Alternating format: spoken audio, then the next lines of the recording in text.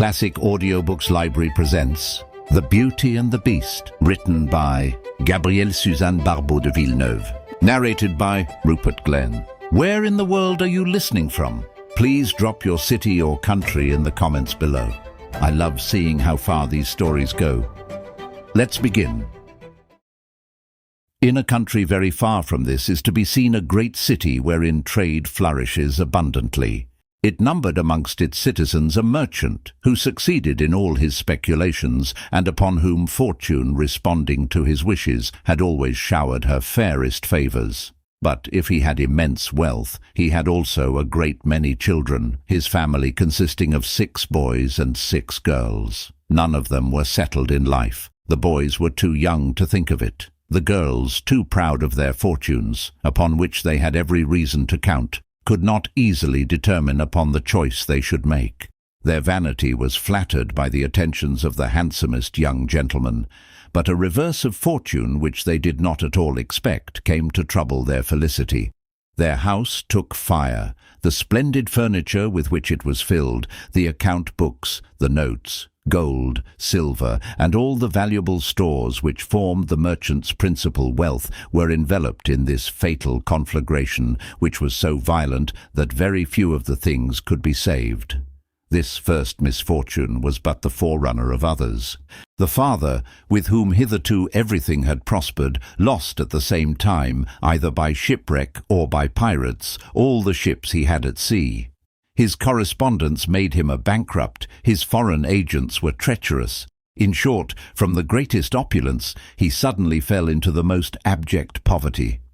He had nothing left but a small country house, situated in a lonely place, more than 100 leagues from the city in which he usually resided. Impelled to seek a place of refuge from noise and tumult, he took his family to this retired spot, who were in despair at such a revolution. The daughters of this unfortunate merchant were especially horrified at the prospect of the life they should have to lead in this dull solitude. For some time they flattered themselves that when their father's intention became known, their lovers, who had hitherto sued in vain, would be only too happy to find they were inclined to listen to them. They imagined that the many admirers of each would be all striving to obtain the preference. They thought if they wished only for a husband, they would obtain one. But they did not remain very long in such a delightful illusion.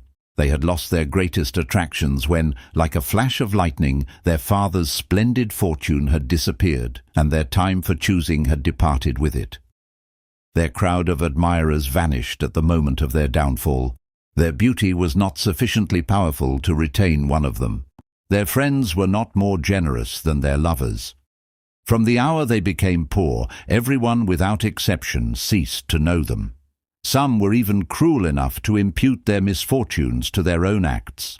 Those whom the father had most obliged were his most vehement calumniators. They reported that all his calamities were brought on by his own bad conduct, his prodigality, and the foolish extravagance of himself and his children. This wretched family, therefore, could not do better than depart from a city wherein everybody took a pleasure in insulting them in their misfortunes. Having no resource whatever, they shut themselves up in their country house, situated in the middle of an almost impenetrable forest, and which might well be considered the saddest abode in the world. What misery they had to endure in this frightful solitude! They were forced to do the hardest work.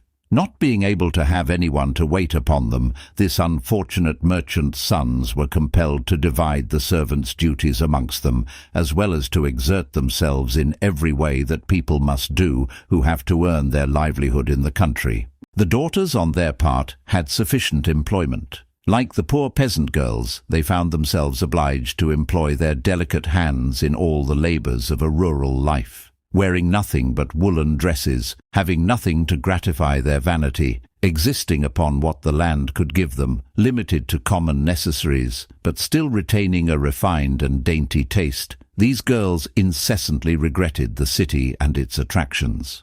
The recollection even of their younger days passed so rapidly in a round of mirth and pleasure was their greatest torment. The youngest girl, however, displayed greater perseverance and firmness in their common misfortune. She bore her lot cheerfully, and with a strength of mind much beyond her years, not but what at first she was truly melancholy. Alas, who would not have felt such misfortunes? But after deploring her father's ruin, could she do better than resume her former gaiety, make up her mind to the position she was placed in, and forget a world which she and her family had found so ungrateful, and the friendship of which she was so fully persuaded was not to be relied upon in the time of adversity? Anxious to console herself and her brothers by her amiable disposition and sprightliness, there was nothing she did not do to amuse them. The merchant had spared no cost in her education, nor in that of her sisters. At this sad period she derived all the advantage from it she desired. As she could play exceedingly well upon various instruments, and sing to them charmingly, she asked her sisters to follow her example, but her cheerfulness and patience only made them more miserable. These girls, who were so inconsolable in their ill fortune, thought their youngest sister showed a poor and mean spirit, and even silliness, to be so merry in the state it had pleased Providence to reduce them to. "How happy she is," said the eldest. "She was intended for such coarse occupations. With such low notions, what would she have done in the world?" Such remarks were unjust. This young person was much more fitted to shine in society than either of them. She was a perfectly beautiful young creature. Her good temper rendered her adorable. A generous and tender heart was visible in all her words and actions. Quite as much alive to the reverses that had just overwhelmed her family as either of her sisters, by a strength of mind which is not common in her sex, she concealed her sorrow, and rose superior to her misfortunes. So much firmness was considered to be insensibility. But one can easily appeal from a judgment pronounced by jealousy. Every intelligent person who saw her in her true light was eager to give her the preference over her sisters. In the midst of her greatest splendor, although distinguished by her merit, she was so handsome that she was called the Beauty. Known by this name only, what more was required to increase the jealousy and hatred of her sisters? Her charms, and the general esteem in which she was held, might have induced her to hope for a much more advantageous establishment than her sisters. But feeling only for her father's misfortunes, far from retarding his departure from a city in which she had enjoyed so much pleasure, she did all she could to expedite it. This young girl was as contented in their solitude as she had been in the midst of the world. To amuse herself in her hours of relaxation, she would dress her hair with flowers, and, like the shepherdesses of former times, forgetting in a rural life all that had most gratified her in the height of opulence, every day brought to her some new, innocent pleasure. 2 years had already passed, and the family began to be accustomed to a country life, when a hope of returning prosperity arrived to discompose their tranquillity.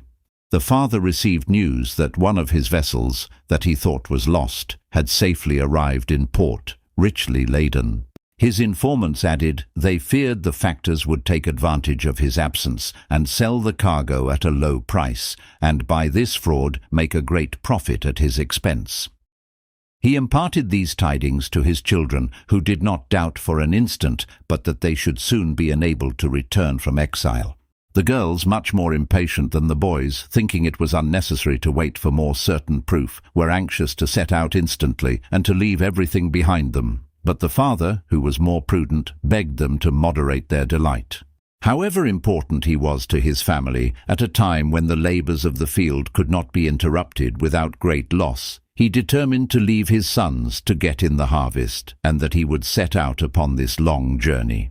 His daughters, with the exception of the youngest, expected they would soon be restored to their former opulence. They fancied that, even if their father's property would not be considerable enough to settle them in the great metropolis, their native place, he would at least have sufficient for them to live in a less expensive city.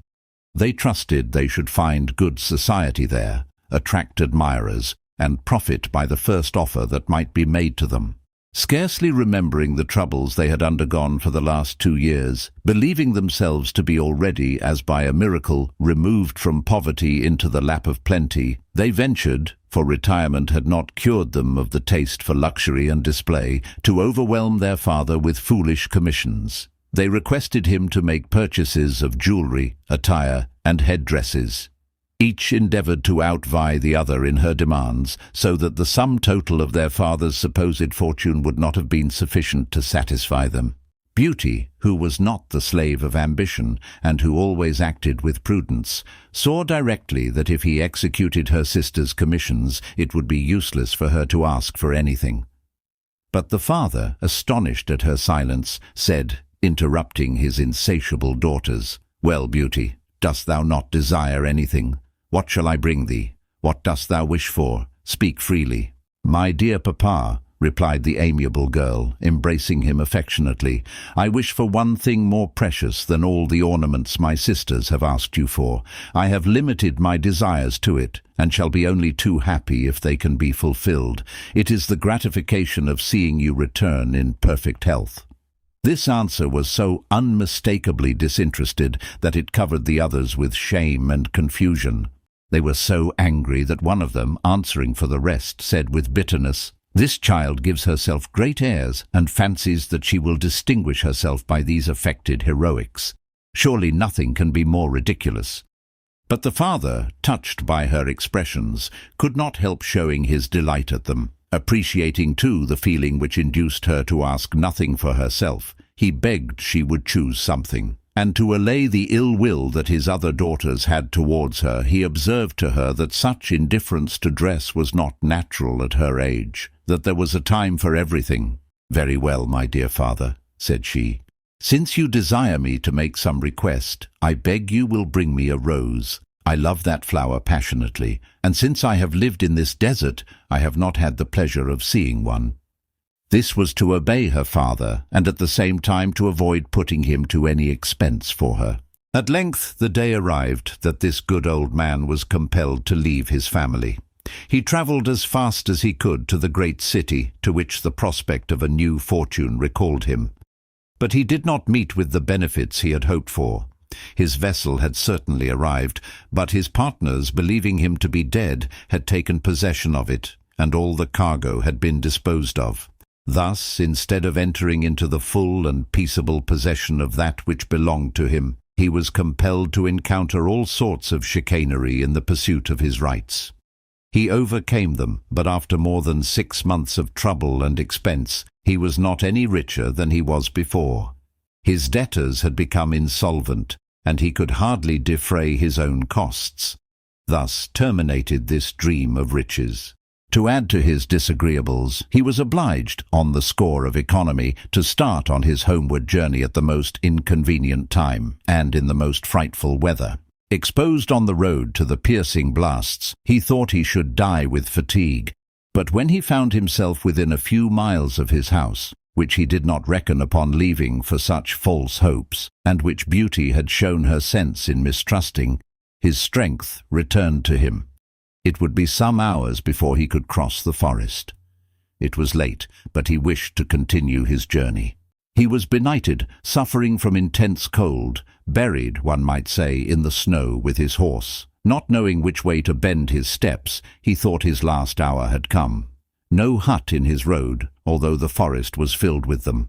A tree, hollowed by age, was the best shelter he could find, and only too happy was he to hide himself in it. This tree, protecting him from the cold, was the means of saving his life, and the horse, a little distance from his master, perceiving another hollow tree, was led by instinct to take shelter in that. The night, in such a situation, appeared to him to be never-ending. Furthermore, he was famished, frightened at the roaring of the wild beasts that were constantly passing by him. Could he be at peace for an instant? His trouble and anxiety did not end with the night. He had no sooner the pleasure of seeing daylight than his distress was greater. The ground appeared so extraordinarily covered with snow, no road could he find, no track was to be seen. It was only after great fatigue and frequent falls that he succeeded in discovering something like a path upon which he could keep his footing. Proceeding without knowing in which direction, chance led him into the avenue of a beautiful castle which the snow seemed to have respected.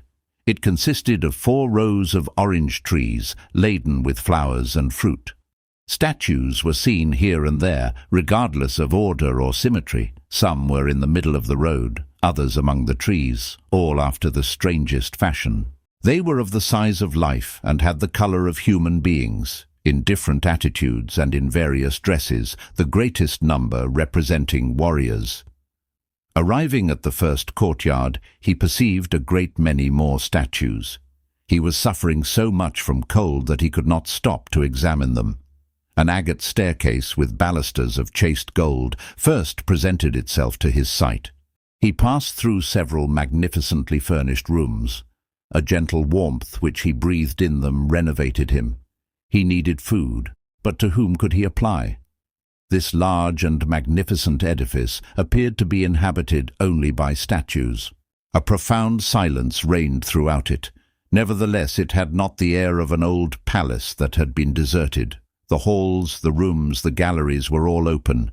No living thing appeared to be in this charming place. Weary of wandering over this vast dwelling, he stopped in a saloon wherein was a large fire. Presuming that it was prepared for someone who would not be long in appearing, he drew near the fireplace to warm himself, but no one came.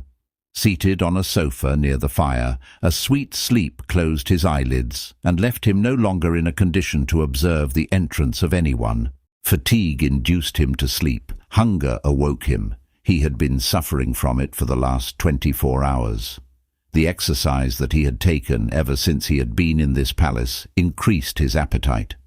When he awoke and opened his eyes, he was astonished to see a table elegantly laid. A light repast would not have satisfied him, but the viands, magnificently dressed, invited him to eat of everything.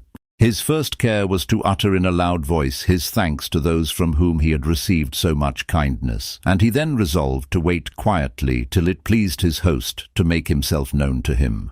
As fatigue caused him to sleep before his repast, so did the food produce the same effect, and his repose was longer and more powerful. In fact, this second time he slept for at least 4 hours. Upon awaking, in the place of the first table, he saw another of porphyry, upon which some kind hand had set out a collation consisting of cakes, preserved fruits, and liqueurs. This was likewise for his use. Profiting, therefore, by the kindness shown him, he partook of everything that suited his appetite, his taste, and his fancy. Finding at length no one to speak to or to inform him whether this palace was inhabited by a man or by a god, fear began to take possession of him, for he was naturally timid. He resolved, therefore, to repass through all the apartments and overwhelm with thanks the genius to whom he was indebted for so much kindness, and in the most respectful manner solicit him to appear. All his attentions were useless, no appearance of servants, no result by which he could ascertain that the palace was inhabited. Thinking seriously of what he should do, he began to fancy, for what reason he could not imagine, that some good spirit had made this mansion a present to him, with all the riches that it contained. This idea seemed like inspiration, and without further delay, making a new inspection of it, he took possession of all the treasures he could find. More than this, he settled in his own mind what share of it he should allow to each of his children, and selected the apartments which would particularly suit them, enjoying the delight beforehand which his journey would afford them. He entered the garden, where, in spite of the severity of the winter, the rarest flowers were exhaling the most delicious perfume in the mildest and purest air. Birds of all kinds, blending their songs with the confused noise of the waters, made an agreeable harmony. The old man, in ecstasies at such wonders, said to himself, "My daughters will not, I think, find it very difficult to accustom themselves to this delicious abode. I cannot believe that they will regret, or that they will prefer the city to this mansion. Let me set out directly," cried he, in a transport of joy rather uncommon for him. "I shall increase my happiness in witnessing theirs. I will take possession at once." Upon entering this charming castle, he had taken care, notwithstanding he was nearly perished, to unbridle his horse and let him wend his way to a stable which he had observed in the forecourt. An alley, ornamented by palisades, formed by rose bushes in full bloom, led to it. He had never seen such lovely roses. Their perfume reminded him that he had promised to give Beauty a rose. He picked one and was about to gather enough to make 6 bouquets when a most frightful noise made him turn round. He was terribly alarmed upon perceiving at his side a horrible beast, which, with an air of fury, laid upon his neck a kind of trunk resembling an elephant's, and said with a terrific voice, "Who gave thee permission to gather my roses? Is it not enough that I kindly allowed thee to remain in my palace? Instead of feeling grateful, rash man, I find thee stealing my flowers. Thy insolence shall not remain unpunished." The good man, already too much overpowered by the unexpected appearance of this monster, thought he should die of fright at these words, and quickly throwing away the fatal rose. "Ah, my lord," said he, prostrating himself before him, "have mercy on me. I am not ungrateful. Penetrated by all your kindness, I did not imagine that so slight a liberty could possibly have offended you." The monster very angrily replied, "Hold thy tongue, thou foolish talker. I care not for thy flattery, nor for the titles thou bestowest on me. I am not my lord, I am the beast, and thou shalt not escape the death thou deservest." The merchant, dismayed at so cruel a sentence, and thinking that submission was the only means to preserve his life, said, in a truly affecting manner, that the rose he had dared to take was for one of his daughters, called Beauty. Then, whether he hoped to escape from death, or to induce his enemy to feel for him, he related to him all his misfortunes. He told him the object of his journey, and did not omit to dwell on the little present he was bound to give Beauty, adding that was the only thing she had asked for, while the riches of a king would hardly have sufficed to satisfy the wishes of his other daughters, and so came to the opportunity which had offered itself to satisfy the modest desire of Beauty, and his belief that he could have done so without any unpleasant consequences, asking pardon, moreover, for his involuntary fault. The beast considered for a moment, then, speaking in a milder tone, he said to him, "I will pardon thee, but upon condition that thou wilt give me one of thy daughters. I require someone to repair this fault." "Just heaven," replied the merchant. "How can I keep my word? Could I be so inhuman as to save my own life at the expense of one of my children's? Under what pretext could I bring her here?" "There must be no pretext," interrupted the beast. "I expect that whichever daughter you bring here, she will come willingly, or I will not have either of them. Go, see if there be not one amongst them sufficiently courageous and loving thee enough to sacrifice herself to save thy life.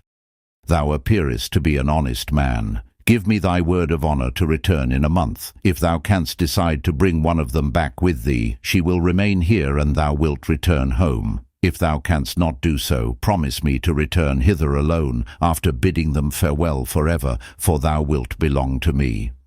Do not fancy," continued the monster, grinding his teeth, "that by merely agreeing to my proposition thou wilt be saved. I warn thee, if thou thinkest so to escape me, I will seek for thee, and destroy thee and thy race, although 100,000 men appear to defend thee." The good man, although quite convinced that he should not vainly put to the proof the devotion of his daughters, accepted, nevertheless, the monster's proposition. He promised to return to him at the time named, and give himself up to his sad fate, without rendering it necessary for the beast to seek for him.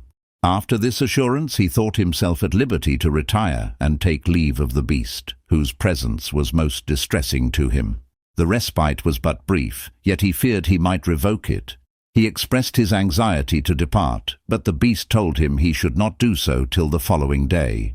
"Thou wilt find," said he, "a horse ready at break of day. He will carry thee home quickly. Adieu, go to supper, and await my orders." The poor man, more dead than alive, returned to the saloon in which he had feasted so heartily. Before a large fire, his supper already laid invited him to sit and enjoy it. The delicacy and richness of the dishes had no longer, however, any temptation for him. Overwhelmed by his grief, he would not have seated himself at the table, but that he feared that the beast was concealed somewhere, and observing him, and that he would excite his anger by any slight of his bounty. To avoid further disaster, he made a momentary truce with his grief, and, as well as his afflicted heart would permit, he tasted, in turn, the various dishes. At the end of the repast, a great noise was heard in the adjoining apartment, and he did not doubt that it was his formidable host. As he could not manage to avoid his presence, he tried to recover from the alarm which this sudden noise had caused him. At the same moment, the beast, who appeared, asked him abruptly if he had made a good supper. The good man replied, in a modest and timid tone, that he had, thanks to his attention, eaten heartily. "Promise me," replied the monster, "to remember your word to me, and to keep it as a man of honor in bringing me one of your daughters." The old man, who was not much entertained with this conversation, swore to him that he would fulfill what he had promised, and return in a month alone or with one of his daughters, if he should find one who loved him sufficiently to follow him on the conditions he must propose to her. "I warn thee again," said the beast, "to take care not to deceive her as to the sacrifice which thou must exact from her, or the danger she will incur. Paint to her my face, such as it is. Let her know what she is about to do. Above all, let her be firm in her resolution. There will be no time for reflection when thou shalt have brought her hither. There must be no drawing back. Thou wilt be equally lost without obtaining for her the liberty to return." The merchant, who was overcome at this discourse, reiterated his promise to conform to all that was prescribed to him.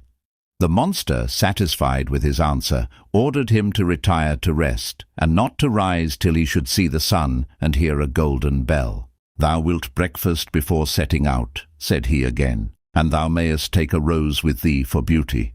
The horse which shall bear thee will be ready in the courtyard. I reckon on seeing thee again in a month if thou art an honest man. If thou failest in thy word, I shall pay thee a visit."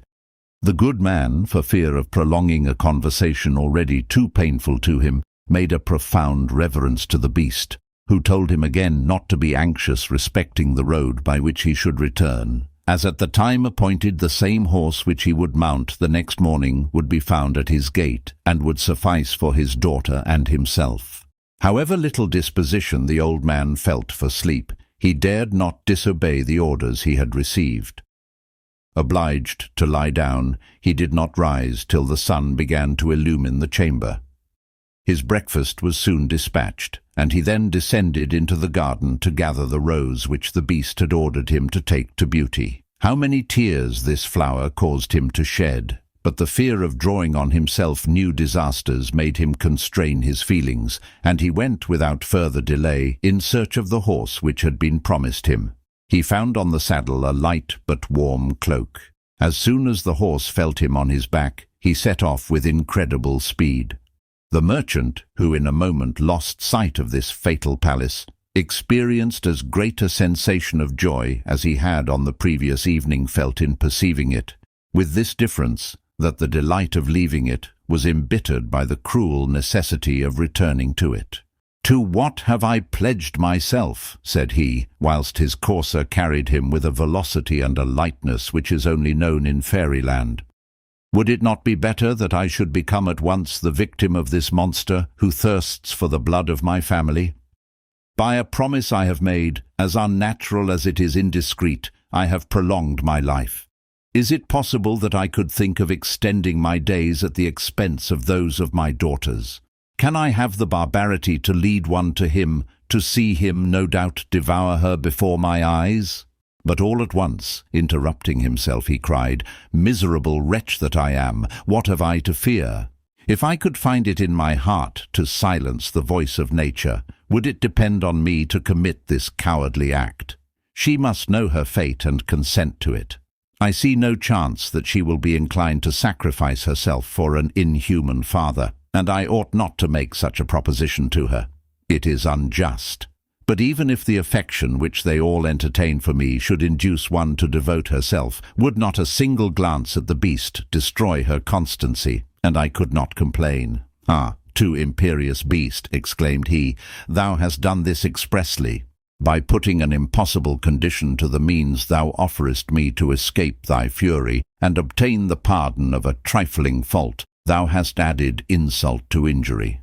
But," continued he, I cannot bear to think of it. I hesitate no longer, and I would rather expose myself without turning away from thy rage than attempt a useless mode of escape, which my paternal love trembles to employ. Let me retrace, said he, the road to this frightful palace, and without deigning to purchase so dearly the remnant of a life which can never be but miserable, without waiting for the month which is accorded me to expire, return and terminate this day my miserable existence.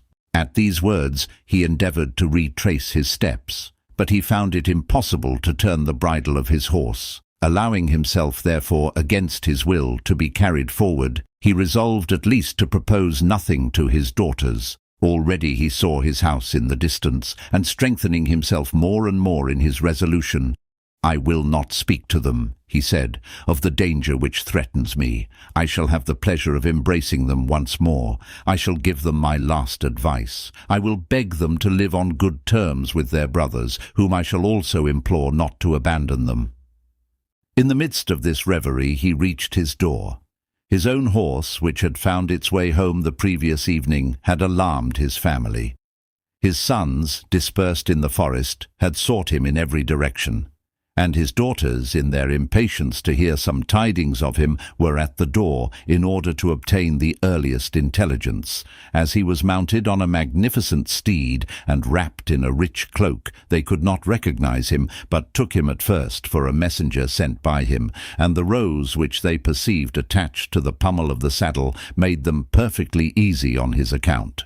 When this afflicted father, however, approached nearer, they recognized him, and thought only of evincing their satisfaction at seeing him return in good health. But the sadness depicted in his face, and his eyes filled with tears, which he vainly endeavored to restrain, changed their joy into anxiety. All hastened to inquire the cause of his trouble.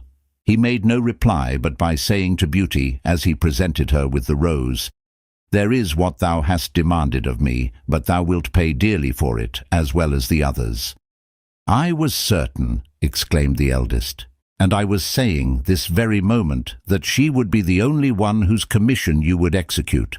At this time of the year, a rose must have cost more than you would have had to pay for us all 5 together, and, judging from appearances, the rose will be faded before the day is ended. Never mind, however, you were determined to gratify the fortunate Beauty at any price."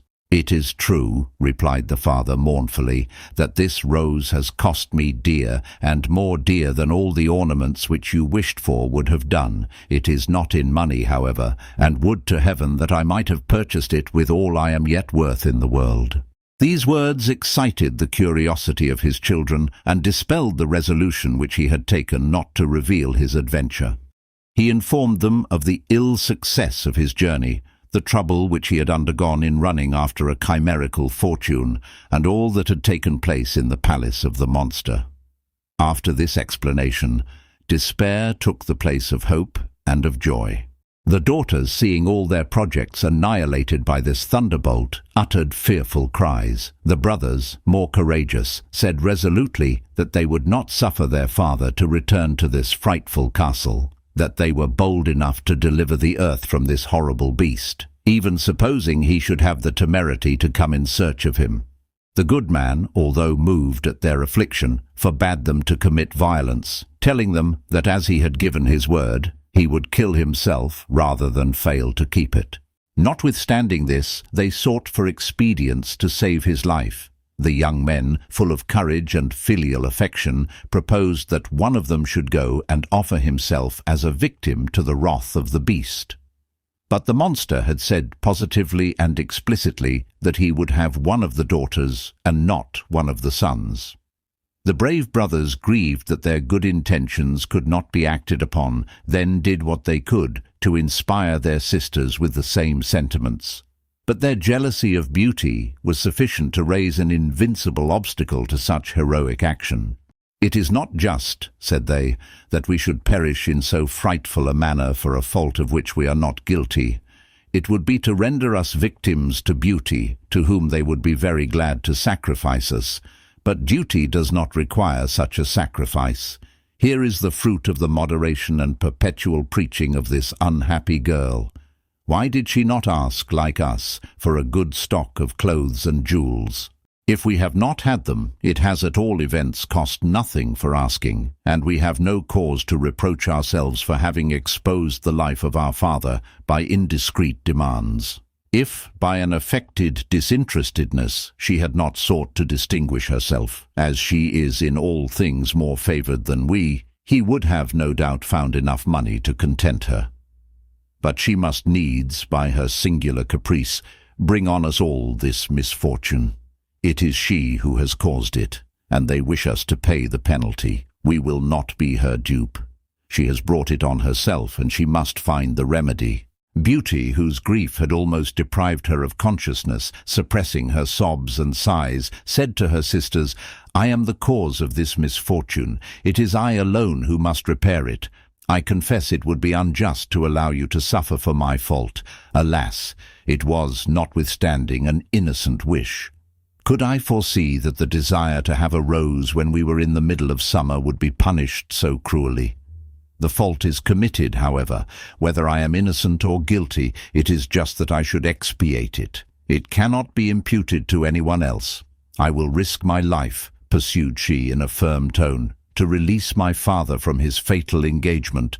I will go to find the beast, too happy in being able to die in order to preserve the life of him from whom I received mine, and to silence your murmurs.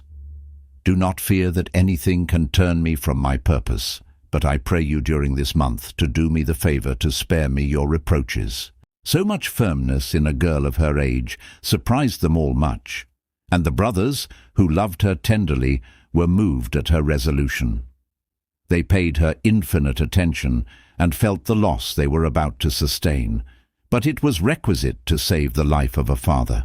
This pious motive closed their mouths, and well persuaded that it was a thing decided on, far from thinking of combating so generous a purpose, they contented themselves by shedding tears and giving their sister all the praise which her noble resolution merited, all the more from her being only 16 years of age, and having the right to regret a life which she was about to sacrifice in so cruel a manner. The father alone would not consent to the design of his youngest daughter, but the others reproached him insolently with the charge that Beauty alone was cared for by him, in spite of the misfortune which she had caused, and that he was sorry that it was not one of the elders who should pay for her imprudence. This unjust language forced him to desist. Besides, Beauty assured him that if he would not accept the exchange, she would make it in spite of him, for she would go alone to seek the beast, and so perish without saving him. "How do we know?" said she, forcing herself to assume more tranquillity than she really felt. "Perhaps the dreadful fate which appears to await me conceals another as happy as this seems terrible." Her sisters, hearing her speak thus, smiled maliciously at the wild idea. They were enchanted at the delusion in which they believed her to be indulging. But the old man, conquered by all her reasons, and remembering an ancient prediction by which he had learnt that this daughter should save his life, and that she should be a source of happiness to all her family, ceased to oppose the will of Beauty. Insensibly they began to speak of their departure as a thing almost indifferent. It was she who gave the tone to the conversation, and in their presence she appeared to consider it as a happy event. It was only, however, to console her father and brothers, and not to alarm them more than necessary. Although discontented with the conduct of her sisters towards her, who appeared even impatient to see her depart, and thought the month passed too slowly, she had the generosity to divide all her little property and the jewels which she had at her own disposal amongst them. They received with pleasure this new proof of her generosity, but without abating their hatred of her. An extreme joy took possession of their hearts when they heard the horse neigh which was sent to carry away a sister, whose amiability their jealous natures would not allow them to perceive. The father and the sons alone were so afflicted that they could not contain themselves at this fatal moment. They proposed to strangle the horse. Beauty, however, preserving all her tranquillity, showed them again on this occasion the absurdity of such a design and the impossibility of executing it. After having taken leave of her brothers, she embraced her hard-hearted sisters, taking such a tender farewell of them that she drew from them some tears, and they believed for the space of a few minutes that they were almost as much afflicted as their brothers.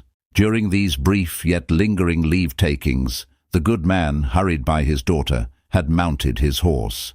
She placed herself behind him with as much alacrity as though she were going to make an agreeable journey. The animal rather flew than walked, but this extreme speed did not inconvenience her in the least. The paces of this singular horse were so gentle that Beauty felt no more shaken by him than she would have been by the breath of a zephyr. In vain during the journey did her father offer 100 times to allow her to dismount and to go himself alone to find the beast. "Consider, my dear child," said he, "there is still time. This monster is more terrible than thou canst imagine. However firm thy resolution may be, I cannot but fear it will fail on beholding him. Then it will be too late. Thou wilt be lost, and we shall both perish together."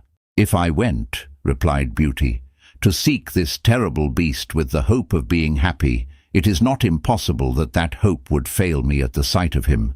But as I reckon on a speedy death, and believe it to be unavoidable, what does it signify whether he who shall destroy me be agreeable or hideous?"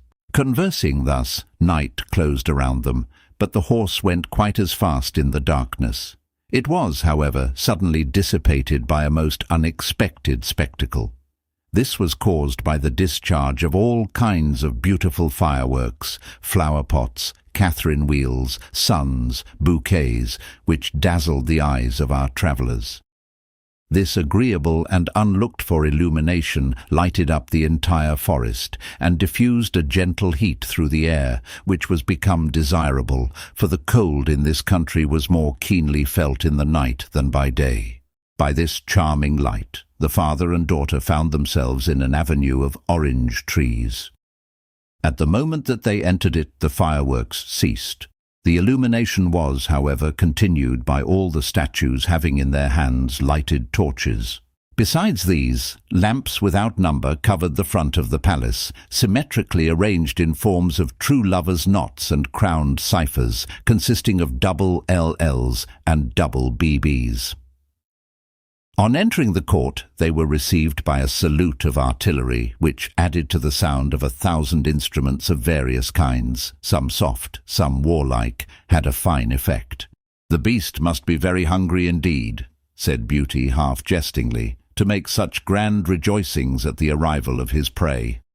However, in spite of her agitation at the approach of an event which, according to all appearance, was about to be fatal to her, she could not avoid paying attention to the magnificent objects which succeeded each other, and presented to her view the most beautiful spectacle she had ever seen, nor help saying to her father that the preparations for her death were more brilliant than the bridal pomp of the greatest king in the world.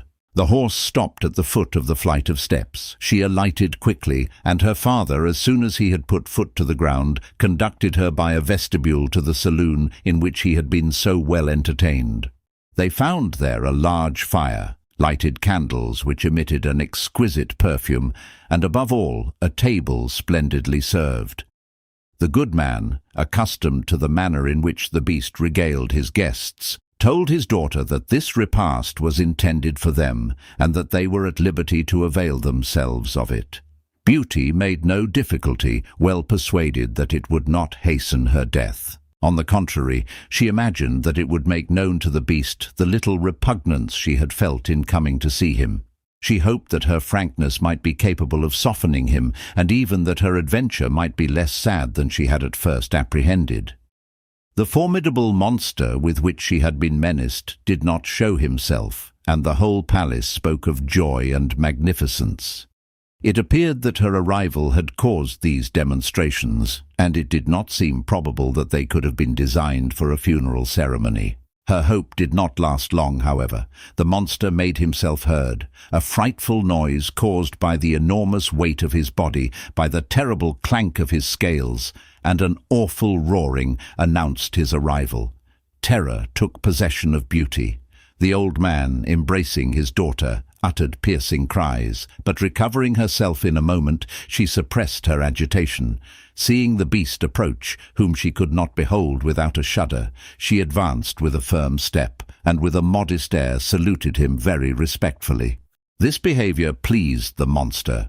After having contemplated her, he said to the old man in a tone which, without being one of anger, might, however, fill with terror the boldest heart, "Good evening, my good friend." And turning to Beauty, he said also to her, "Good evening, Beauty."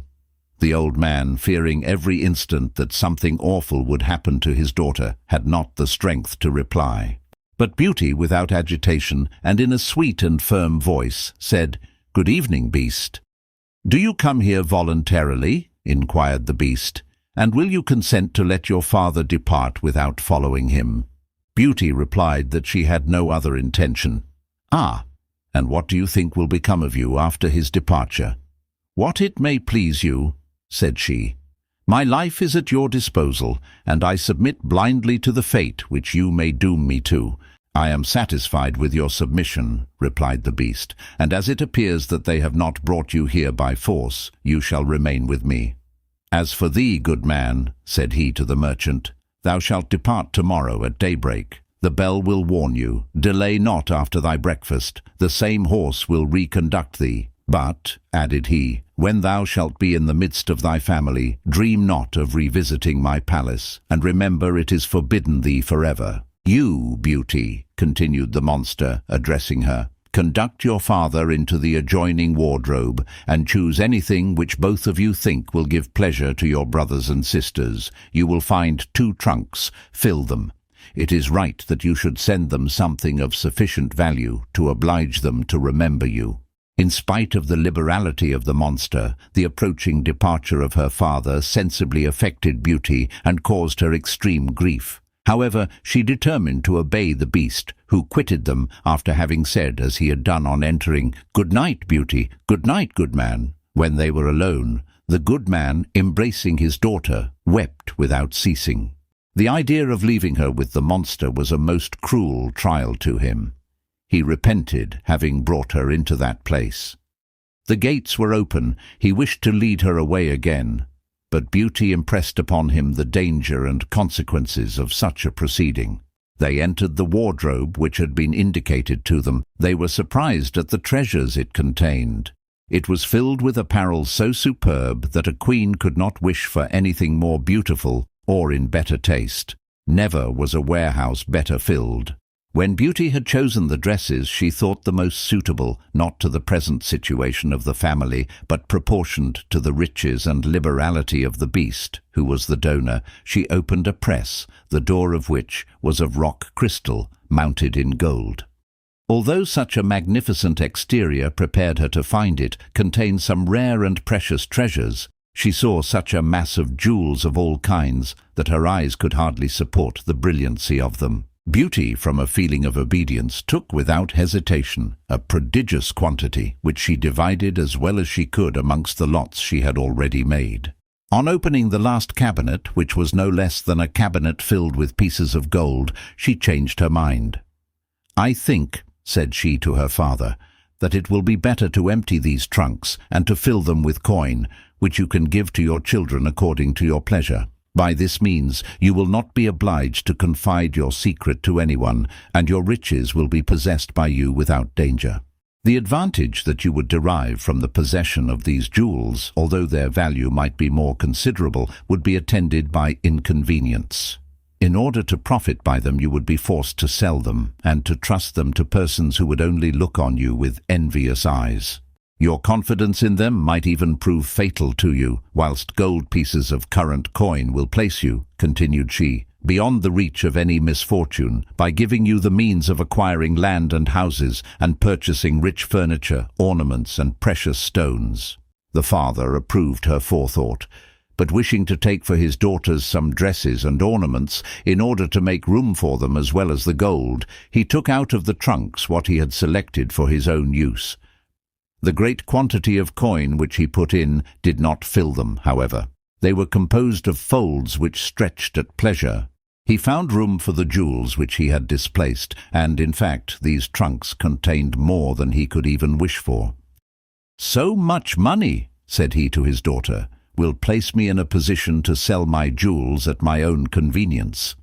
Following thy counsel, I will hide my wealth from the world, and even from my children. If they knew me to be as rich as I shall be, they would torment me to abandon my country life, which, however, is the sole one wherein I have found happiness, and not experience the perfidy of false friends with whom the world is filled." But the trunks were so immensely heavy that an elephant would have sunk under their weight, and the hope which he had begun to cherish appeared to him a dream, and nothing more. "The beast mocks us," said he, "and feigns to give me wealth, which he makes it impossible for me to carry away." "Suspend your judgment," replied Beauty. "You have not provoked his liberality by any indiscreet request, nor by any greedy or interested looks. Raillery would be without point. I think, as the monster has bestowed it on you, that he will certainly find the means of allowing you to enjoy it. We have only to close the trunks and leave them here. No doubt he knows by what coach to send them." Nothing could be more prudent than this advice. The good man, conformably to it, re-entered the saloon with his daughter. Seated together on the sofa, they saw the breakfast instantly served. The father ate with more appetite than he had done the preceding night.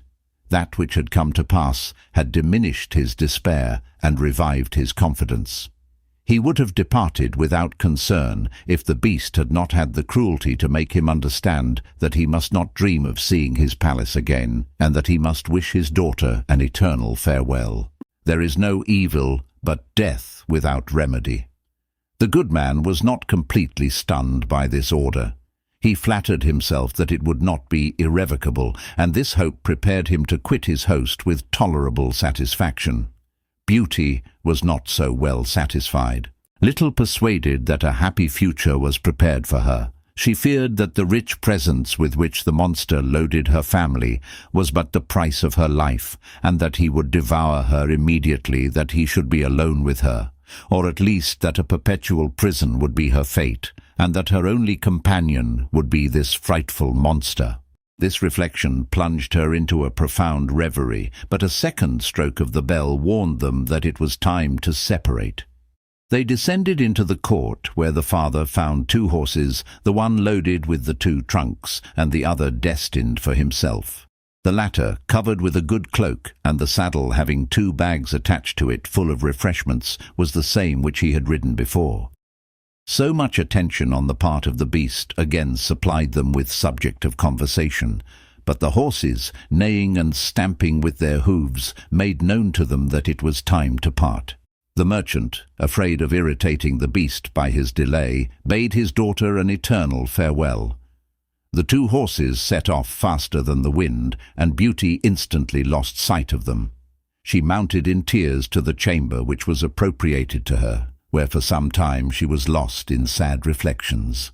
At length, being overcome with sleep, she felt a wish to seek repose, which during a month past she had not enjoyed.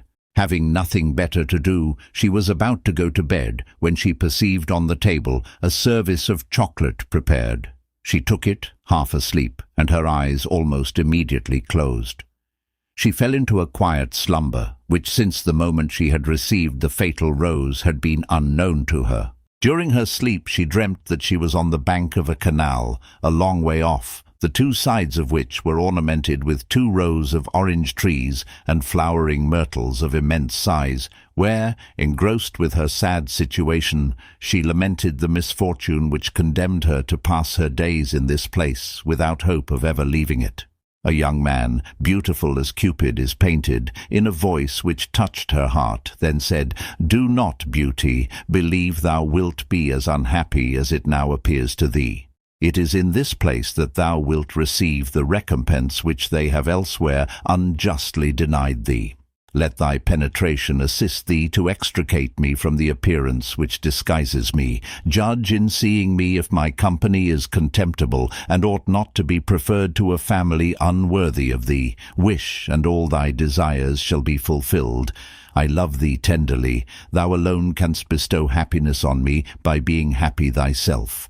Never deny me this. excelling all other women as far in the qualities of thy mind as thou excellest them in beauty, we shall be perfectly happy together." This charming apparition, then kneeling at her feet, made her the most flattering promises in the most tender language. He pressed her in the warmest terms to consent to his happiness, and assured her that she should be entirely her own mistress. "What can I do?" said she to him with eagerness. "Follow the first impulse of gratitude," said he. "Judge not by thine eyes, and above all abandon me not, but release me from the terrible torment which I endure." After this first dream, she fancied she was in a magnificent cabinet with a lady, whose majestic mien and surprising beauty created in her heart a feeling of profound respect. This lady said to her in an affectionate tone, "Charming beauty, regret not that thou hast left. A more illustrious fate awaits thee, but if thou wouldst deserve it, beware of allowing thyself to be prejudiced by appearances." Her sleep lasted more than 5 hours, during which time she saw the young man in 100 different places and under 100 different circumstances. Sometimes he offered her a fine entertainment. Sometimes he made the most tender protestations to her. How pleasant her sleep was!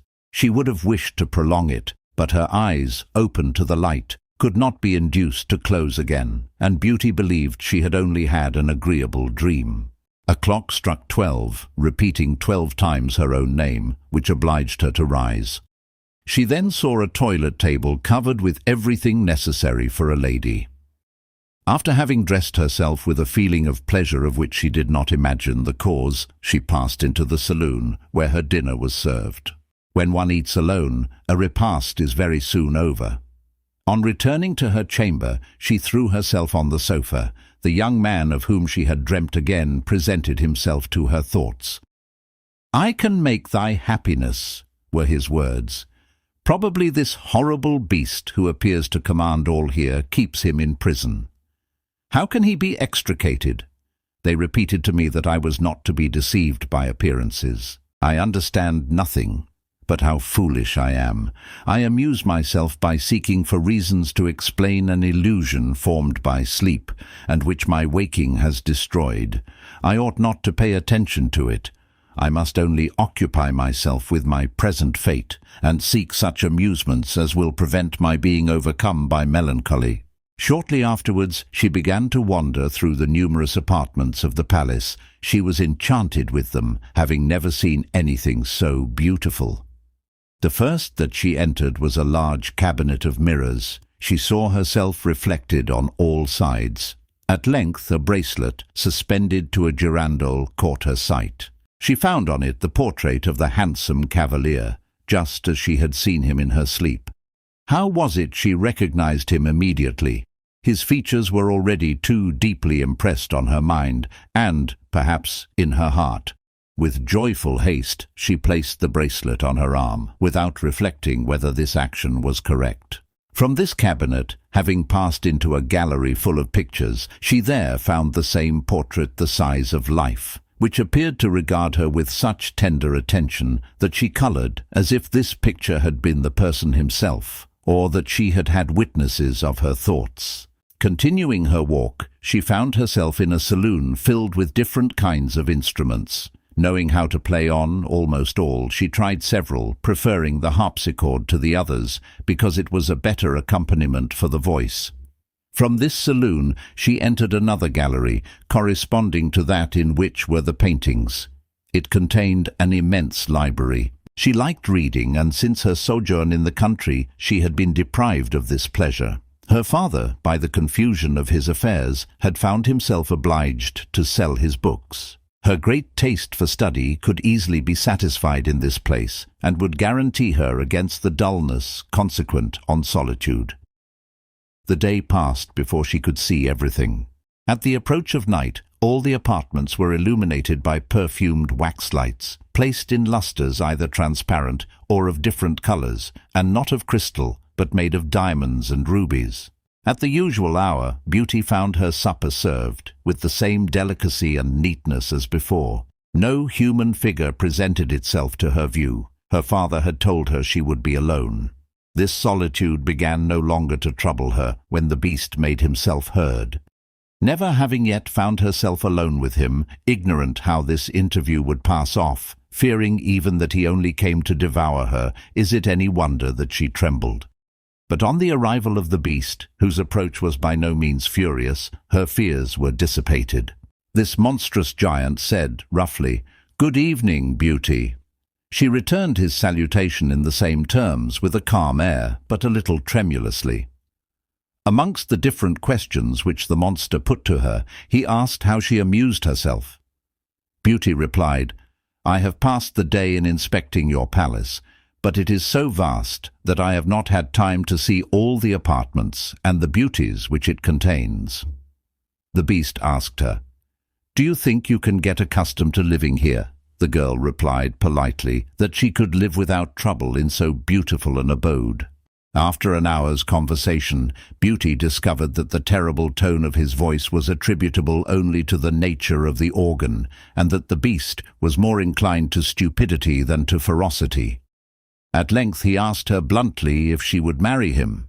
At this unexpected demand her fears were renewed, and uttering a terrible shriek, she could not help exclaiming, "Oh, heavens, I am lost." "Not at all," replied the beast quietly. "But without frightening yourself, reply properly. Say precisely yes or no." Beauty replied, trembling, "No, beast." "Well, as you object, I will leave you," replied the docile monster. "Good evening, Beauty." "Good evening, beast," said the frightened girl with much satisfaction. Extremely relieved by finding that she had no violence to fear, she lay quietly down and went to sleep. Immediately her dear unknown returned to her mind. He appeared to say to her tenderly, "How overjoyed I am to see you once more, dear Beauty, but what pain has your severity caused me? I know that I must expect to be unhappy for a long time." Her ideas again changed. The young man appeared to offer her a crown, and sleep presented him to her in 100 different manners. Sometimes he seemed to be at her feet, sometimes abandoning himself to the most excessive delight, at others shedding a torrent of tears, which touched the depths of her soul. This mixture of joy and sadness lasted all the night. On waking, having her imagination full of this dear object, she sought for his portrait, to compare it once more with her recollections, and to see if she were not deceived. She ran to the picture gallery, where she recognized him still more perfectly. How long she was admiring him! But feeling ashamed of her weakness, she contented herself at length by looking at the miniature on her arm. At length, to put an end to these tender reflections, she descended into the garden, the fine weather seeming to invite her to a stroll. Her eyes were enchanted. They had never seen anything in nature so beautiful. The groves were ornamented with admirable statues and numberless fountains, which cooled the air and shot up to such a height that the eye could scarcely follow them. What surprised her most was that she recognized the places wherein she had dreamt she had seen the unknown. Especially at the sight of the Grand Canal, bordered with orange and myrtle trees, she could not but think of her vision, which appeared no longer a fiction. She thought to explain the mystery by imagining that the beast kept someone shut up in his palace. She resolved to be enlightened on the subject that same evening, and to question the monster from whom she expected a visit at the usual hour. She walked for the rest of the day as long as her strength permitted, without being able to see all. The apartments which she had not been able to inspect the evening before were no less worthy of her admiration than the others. Besides the instruments and curiosities with which she was surrounded, she found in another cabinet plenty to occupy her. It was filled with purses and shuttles for knotting, scissors for cutting out, and fitted up for all sorts of ladies' work. In fact, everything was to be found there. In this gallery care had been taken to place a cage filled with rare birds, all of which, on the arrival of Beauty, formed an admirable concert. They came also and perched on her shoulders, and these loving little creatures vied with each other as to which should nestle closest to her. "Amiable prisoners," said she, "I think you charming, and I am vexed that you should be so far from my apartment. I should often like the pleasure of hearing you sing." What was her surprise when, as she said these words, she opened a door and found herself in her own chamber, which she believed was very distant from this gallery, having only arrived in it after turning and threading a labyrinth of apartments which composed this pavilion. A panel which had concealed from her the neighborhood of the birds opened into the gallery and was very convenient, as it completely shut out the noise of them when quiet was desirable. Beauty, continuing her route, perceived another feathered group. These were parrots of all kinds and of all colors. All at her approach began to chatter. One said, "Good day" to her. The other asked her for some breakfast. One more gallant begged a kiss. Several sang opera airs, others declaimed verses composed by the best authors, and all exerted themselves to entertain her. They were as gentle and as affectionate as the inhabitants of the aviary. Their presence was a real pleasure to her. She was delighted to find something she could talk with, for silence was not agreeable to her. She put several questions to some of them, who answered her like very intelligent creatures. She selected one from amongst them as the most amusing. The others, jealous of this preference, complained sadly. She consoled them by some caresses, and the permission to pay her a visit whenever they pleased. Not far from this spot she saw a numerous troop of monkeys of all sizes, great and small, sappageous, some with human faces, others with beards, blue, green, black, and crimson.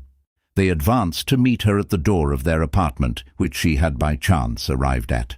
They made her low bows, accompanied by countless capers, and testified by action how highly sensible they were of the honor she had done them. To celebrate her visit, they danced upon the tightrope, and bounded about with a skill and an agility beyond example. Beauty was much pleased with the monkeys, but she was disappointed at not finding anything which could enlighten her respecting the handsome unknown. Losing all hope of doing so, and looking upon her dream as altogether an illusion, she did her best to drive the recollection of it from her mind, but her efforts were vain.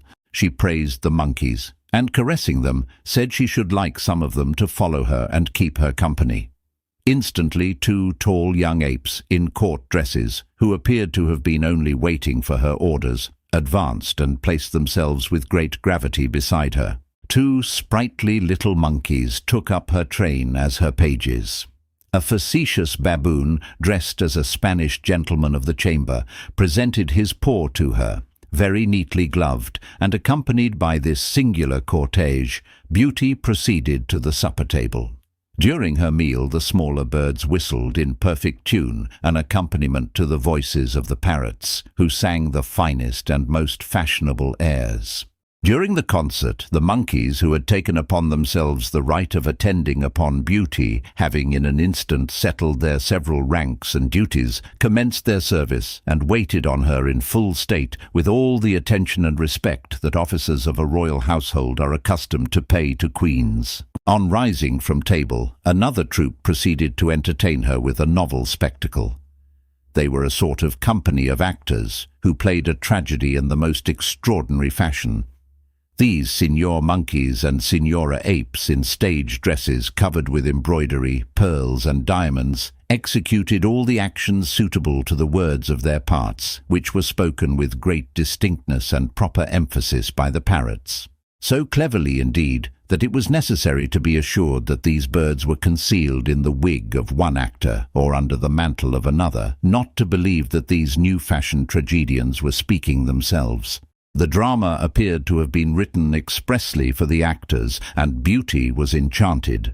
At the end of the tragedy, one of the performers advanced and paid Beauty a very well-turned compliment, and thanked her for the indulgence with which she had listened to them. All then departed, except the monkeys of her household and those selected to keep her company. After supper, the beast paid her his usual visit, and after the same questions and the same answers, the conversation ended with a "Good night, Beauty." The lady apes of the bedchamber undressed their mistress, put her to bed, and took care to open the window of the aviary, that the birds, by a warbling much softer than their songs by day, might induce slumber, and afford her the pleasure of again beholding her lover. Several days passed without her experiencing any feeling of dullness. Every moment brought with it fresh pleasures. The monkeys in 3 or 4 lessons succeeded each one in teaching a parrot who, acting as an interpreter, replied to Beauty's questions with as much promptitude and accuracy as the monkeys themselves had done by gestures.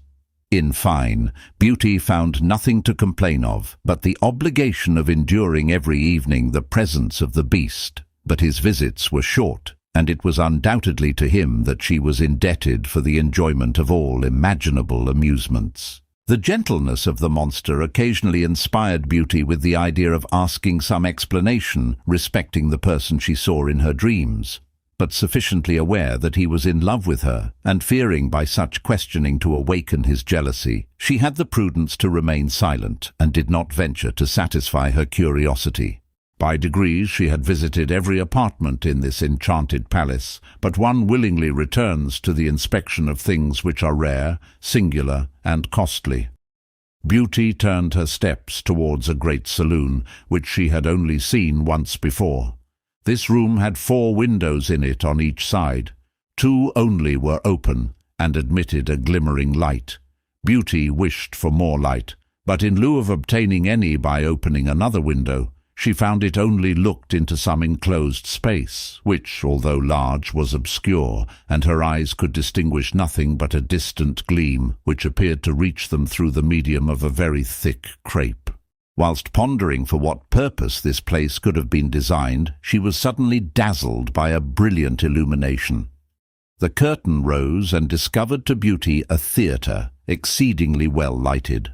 On the benches and in the boxes she beheld all that was most handsome and well made of either sex. A sweet symphony which instantly commenced, terminated only to permit other actors than monkey and parrot performers to represent a very fine tragedy, which was followed by a little piece quite equal in its own style to that which had preceded it. Beauty was fond of plays. It was the only pleasure she had regretted when she left the city.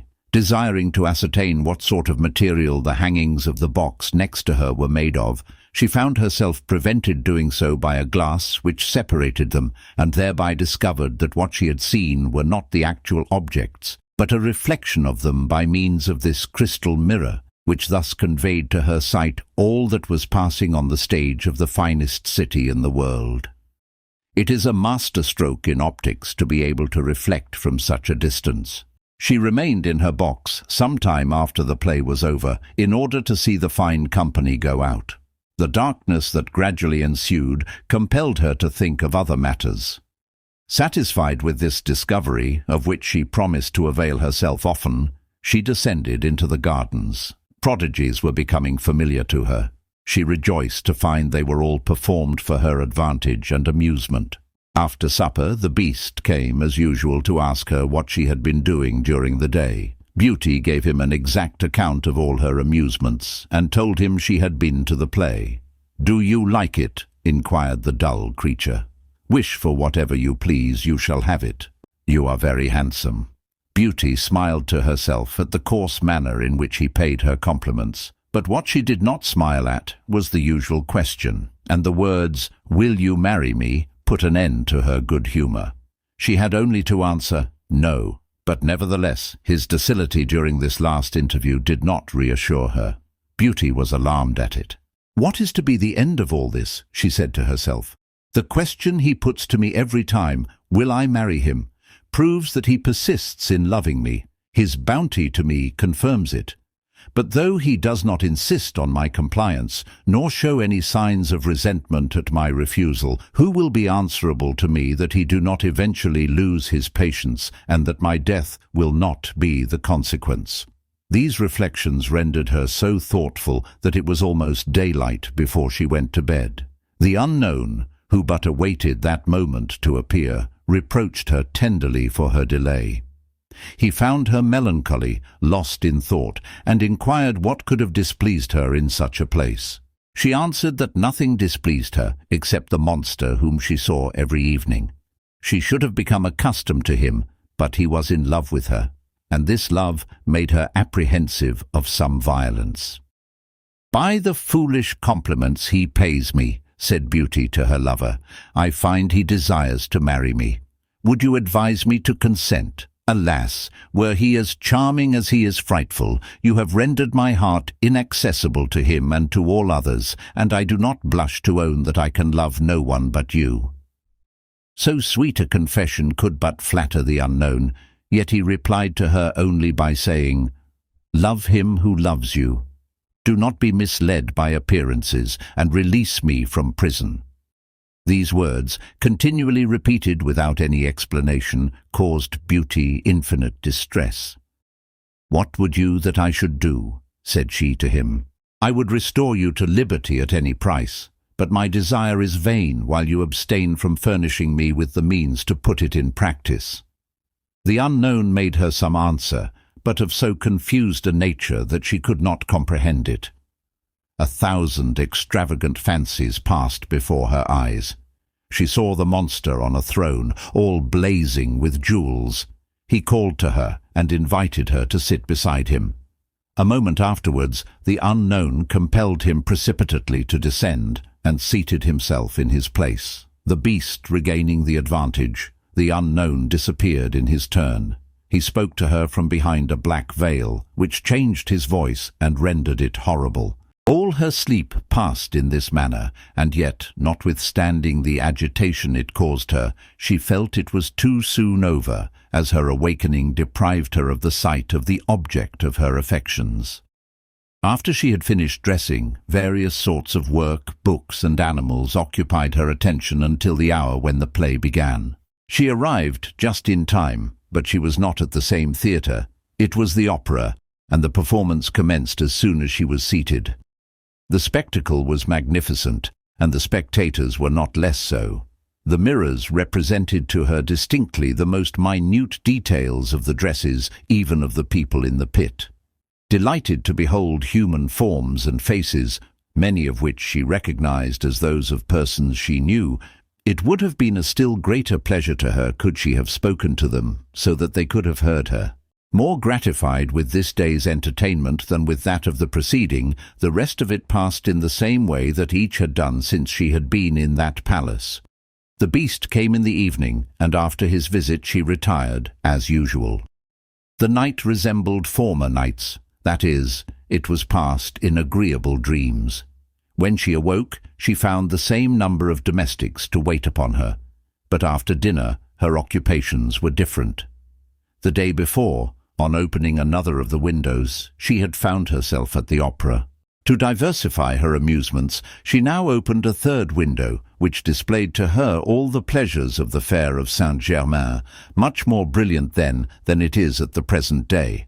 But as the hour had not quite arrived when the best company resorted to it, she had leisure to observe and examine everything. She saw the rarest curiosities, the most extraordinary productions of nature and works of art. The minutest trifles were visible to her. The puppet show was not unworthy of her attention, whilst waiting for more refined entertainments. The comic opera was in its splendor. Beauty was very much delighted. At the termination of the performances, she saw all the well-dressed people visiting the tradesmen's shops. She recognized amongst the crowd several professional gamesters who flocked to this place as their workshop. She observed persons who, having lost their money by the cleverness of those they played with, went out with less joyous countenances than they exhibited as they entered. The prudent gamblers who did not stake their whole fortunes on the hazard of a card, and who played to profit by their skill, could not conceal from Beauty their sleight of hand. She longed to warn the victims of the tricks they were plundered by, but at a distance from them of more than 1,000 leagues it was not in her power to do so. She heard and saw everything distinctly, without its being possible for her to make herself heard or seen by others. The reflections and echoes which conveyed to her all these sights and sounds had no returning power. Placed above the air and wind, everything came to her like a thought. The consideration of this fact deterred her from making vain attempts. It was past midnight before she thought it was time to retire. The need of some refreshment might have hinted to her the lateness of the hour, but she had found in her box liqueurs and baskets filled with everything requisite for a collation. Her supper was light and of short duration. She was in a hurry to go to bed. The beast observed her impatience and came merely to say good night, that she might have more time to sleep and the unknown liberty to reappear. The following days resembled each other. She found in her windows an inexhaustible source of fresh entertainments. The first of the other three afforded her the pleasure of witnessing Italian comedy. The second, a sight of the Tuileries, the resort of all the most distinguished and handsome of both sexes. The last window was very far from being the least agreeable. It enabled her to see everything of consequence that was going on in the world. The scene was amusing and interesting in all sorts of ways. Sometimes it was the reception of a grand embassy, at others the marriage of some illustrious personages, and occasionally some exciting revolutions. She was at this window during the last revolt of the Janissaries, and witnessed the whole of it to the very end. At all times she was certain to find something here to entertain her. The weariness she had felt at first in listening to the beast had entirely departed. Her eyes had become accustomed to his ugliness. She was prepared for his foolish questions, and if their conversations had lasted longer, perchance she would have not been displeased. But 4 or 5 sentences, always the same, uttered in a coarse manner, and productive only of a yes or no, were not much to her taste. As the slightest desires of beauty appeared to be anticipated, she bestowed more care upon her toilet, although certain that no one could see her. But she owed this attention to herself, and it was a pleasure to her to dress herself in the habits of all the various nations on the face of the earth. She could do this the more easily, as her wardrobe furnished her with everything she chose, and presented her every day with some novelty. Contemplating her mirror in these various dresses, it revealed to her that she was to be admired in all lands, and her attendant animals, each according to their talent, repeated to her unceasingly the same fact: the monkeys by their actions, the parrots by their language, and the other birds by their songs. So delightful a life ought to have perfectly contented her, but we weary of everything. The greatest happiness fades when it is continual, derived always from the same source, and we find ourselves exempted from fear and from hope. Beauty had experienced this. The remembrance of her family arose to trouble her in the midst of her prosperity. Her happiness could not be perfect as long as she was denied the pleasure of informing her relations of it. As she had become more familiar with the beast, either from the habit of seeing him or from the gentleness which she had discovered in his nature, she thought she might venture to ask him a question. She did not take this liberty, however, until she had obtained from him a promise that he would not be angry. The question she put to him was, were they the only 2 persons in that castle? "Yes, I protest to you," replied the beast in a rather excited tone. "And I assure you that you and I, the monkeys and the other animals, are the only breathing creatures in this place." The beast said no more, and departed more abruptly than usual. Beauty had asked this question only with a view of ascertaining whether her lover was not confined in the palace. She would have wished to see and speak with him. It was a happiness she would have purchased at the price of her own liberty and of all the pleasures by which she was surrounded. That charming youth existing only in her imagination, she now looked upon this palace as a prison which would be one day her tomb. These melancholy ideas crowded also upon her mind at night. She dreamed she was on the banks of a great canal. She was weeping when her dear unknown, alarmed at her sad state, said to her, pressing her hand tenderly between his own, "What is the matter, my beloved beauty? Who can have offended you, and what can possibly have disturbed your tranquillity? By the love I bear you, I conjure you to explain the cause of your distress. Nothing shall be refused to you. You are sole sovereign here. Everything is at your command. Whence arises the sorrow that overpowers you? Is it the sight of the beast that afflicts you? You must be relieved from it."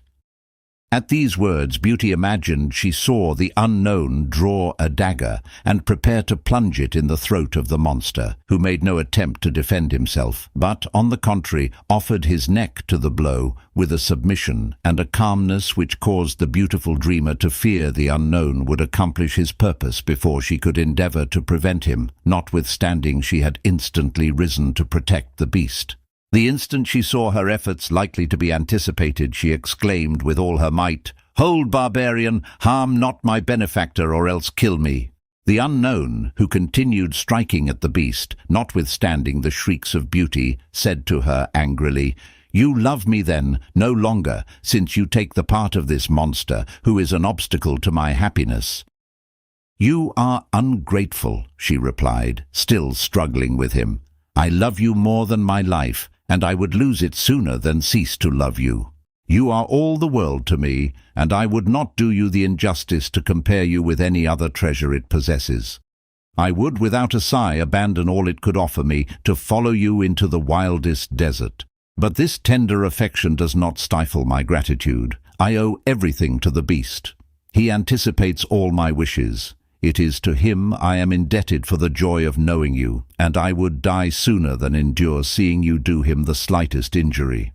After several similar struggles, the objects vanished, and Beauty fancied she saw the lady who had appeared to her some nights before, and who said to her, "Courage, Beauty, be a model of female generosity. Show thyself to be as wise as thou art charming. Do not hesitate to sacrifice thy inclination to thy duty. Thou takest the true path to happiness. Thou wilt be blessed, provided thou art not misled by deceitful appearances." When Beauty awoke, she pondered on this mysterious vision, but it still remained an enigma to her. Her desire to see her father superseded during the day the anxiety caused by these dreams of the monster and the unknown. Thus, neither tranquil at night nor contented by day, although surrounded by the greatest luxuries, the only distraction she could find was in the theatre. She went to the Italians, but after the first scene she quitted that performance for the opera, which she left almost as quickly. Her melancholy followed her everywhere. She frequently opened each of the 6 windows as many times without finding 1 minute's respite from her cares. Days and nights of equal and unceasing agitation began seriously to affect her appearance and her health. She took great pains to conceal from the beast the sorrow which preyed upon her, and the monster, who had frequently surprised her with the tears in her eyes, upon hearing her say that she was only suffering from a headache, pressed his inquiries no further. One evening, however, her sobs having betrayed her, and feeling it impossible longer to dissimulate, she acknowledged to the beast, who begged to know what had caused her afflictions, that she was yearning to see her family. At this declaration the beast sank down without power to sustain himself, and heaving a deep sigh, or rather uttering a howl that might have frightened anyone to death, he replied, "How, Beauty? Would you then abandon an unfortunate beast? Could I have imagined you possessed so little gratitude? What have I left undone to make you happy? Should not the attentions I have paid you preserve me from your hatred? Unjust as you are, you prefer the house of your father and the jealousy of your sisters to my palace and my affections. You would rather tend the flocks with them than enjoy with me all the pleasures of existence. It is not love for your family, but antipathy to me that makes you anxious to depart." "No, beast," replied Beauty, timidly and soothingly. "I do not hate you, and should regret to lose the hope of seeing you again, but I cannot overcome the desire I feel to embrace my relations. Permit me to go away for 2 months, and I promise you that I will return with pleasure to pass the rest of my days with you, and never ask you another favor." While she spoke, the beast stretched on the ground, his head thrown back, only evinced that he still breathed by his sorrowful sighs. He answered her in these words, "I can refuse you nothing, but it will perhaps cost me my life. No matter. In the cabinet nearest to your apartment you will find 4 chests. Fill them with anything you like for yourself or for your family. If you break your word, you will repent it and regret the death of your poor beast when it will be too late. Return at the end of 2 months, and you will still see me alive." For your journey back to me, you will need no equipage. Merely take leave of your family the previous night before you retire to rest. And when you are in bed, turn your ring, the stone inside your hand, and say with a firm voice, I desire to return to my palace and behold my beast again. Good night, fear nothing, sleep in peace. You will see your father early tomorrow morning. Adieu, beauty. As soon as she was alone, she hastened to fill the chests with all the treasures and beautiful things imaginable. They only appeared to be full when she was tired of putting things into them. After these preparations, she went to bed. The thoughts of seeing her family so soon kept her awake great part of the night, and sleep only stole upon her towards the hour when she should have been stirring. She saw in her dreams her amiable unknown, but not as formerly. Stretched upon a bed of turf, he appeared a prey to the keenest sorrow. Beauty, touched at seeing him in such a state, flattered herself she could alleviate his profound affliction by requesting to know the cause of it. But her lover, casting on her a look full of despair, said, Can you ask me such a question, inhuman girl? Are you not aware that your departure dooms me to death? Abandon not yourself to sorrow, dear unknown, replied she. My absence will be brief. I wish but to undeceive my family respecting the cruel fate they imagine has befallen me. I return immediately afterwards to this palace. I shall leave you no more. Ah, could I abandon a residence in which I so delight? Besides, I have pledged my word to the beast that I will return. I cannot fail to keep it. And why must this journey separate us? Be my escort. I will defer my departure another day, in order to obtain the beast's permission. I am sure he will not refuse me. Agree to my proposal, and we shall not part. We will return together.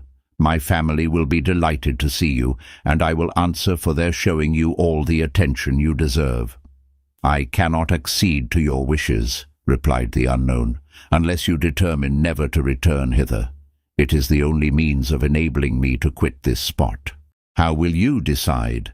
The inhabitants of this palace have no power to compel you to return. Nothing can happen to you beyond the knowledge that you have grieved the beast. You do not consider, rejoined Beauty quickly, that he assured me he should die if I broke my word to him. What matters it to you? Retorted the lover. Is it to be counted a misfortune that your happiness should cost only the life of a monster? Of what use is he to the world? Will anyone be a loser by the destruction of a being who appears upon earth only to be the horror of all nature?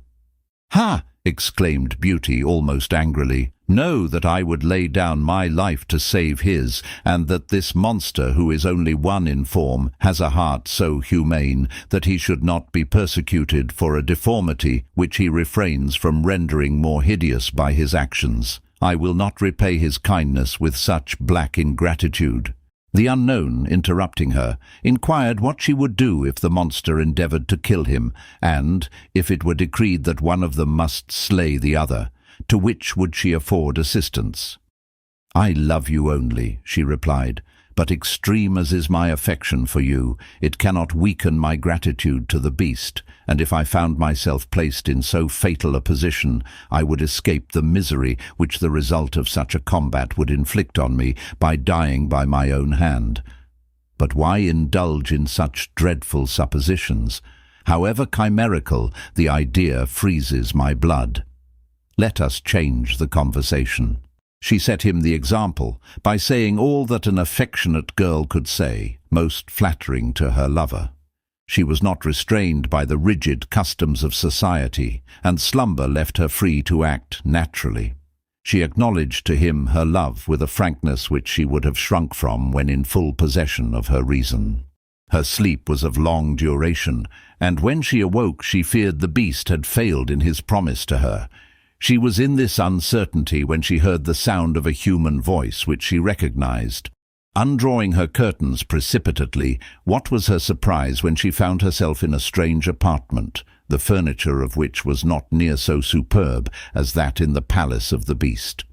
This prodigy induced her to rise hastily and open the door of her chamber. The next room was equally strange to her. But what astonished her still more was to find in it the 4 chests she had filled the previous evening. The transport of herself and her treasures was a proof of the power and bounty of the beast. But where was she? She could not imagine. When at length she heard the voice of her father, and rushing out she flung her arms round his neck. Her appearance astounded her brothers and sisters. They stared at her as at one come from the other world. All her family embraced her with the greatest demonstrations of delight, but her sisters, in their hearts, were vexed at beholding her. Their jealousy was not extinguished. After many caresses on both sides, the good man desired to speak with her privately, to learn from her own lips all the circumstances of so extraordinary a journey, and to inform her of the state of his own fortune, of which he had set apart a large share for herself. He told her that on the evening of the same day that he had left the palace of the beast, he had reached his own house without the least fatigue, that on the road he had cogitated how he could best manage to conceal his trunks from the sight of his children, and wished that they could be carried without their knowledge into a little cabinet adjoining his bedchamber, of which he alone had the key, that he had looked upon this as an impossibility. But that on dismounting at his door he found the horse on which his trunks had been placed had run away, and therefore saw himself suddenly spared the trouble of hiding his treasures. "I assure thee," said the old man to his daughter, "that the loss of these riches did not distress me. I had not possessed them long enough to regret them greatly, but the adventure appeared to me a gloomy prognostic of my fate. I did not hesitate to believe that the perfidious beast would act in the same manner by thee. I feared that the favours he conferred upon thee would not be more durable. This idea caused me great anxiety. To conceal it, I feigned to be in need of rest. It was only to abandon myself without restraint to my grief. I looked upon thy destruction as certain, but my sorrow was soon dissipated. The sight of the trunks I thought I had lost renewed my hopes of thy happiness. I found them placed in my little cabinet, precisely where I had wished them to be. The keys of them, which I had forgotten and left behind me on the table in the saloon wherein we had passed the night, were in the locks. This circumstance, which afforded me a new proof of the kindness of the beast and his constant attention, overwhelmed me with joy. It was then that, no longer doubting the advantageous result of thy adventure, I reproached myself for entertaining such unjust suspicions of the honour of that generous monster, and craved his pardon 100 times for the abuse which, in my distress, I had mentally lavished upon him. Without informing my children of the extent of my wealth, I contented myself with distributing amongst them the presents thou hadst sent them, and showing them some jewels of moderate value. I afterwards pretended to have sold them, and have employed the money in various ways for the improvement of our income. I have bought this house. I have slaves who relieve us from the labours to which necessity had subjected us. My children lead an easy life. That is all I care for. Ostentation and luxury drew upon me in other days the hatred of the envious. I should incur it again did I live in the style of a very wealthy man. Many offers have been made to thy sisters, Beauty. I am about to marry them off immediately, and thy fortunate arrival decides me. Having given to them such portions of the wealth thou hast brought to me as thou shalt think fit, and relieved of all care for their establishment, we will live, my daughter, with thy brothers, whom thy presence were not able to console for thy loss. Or, if thou prefer it, we too will live together independently of them.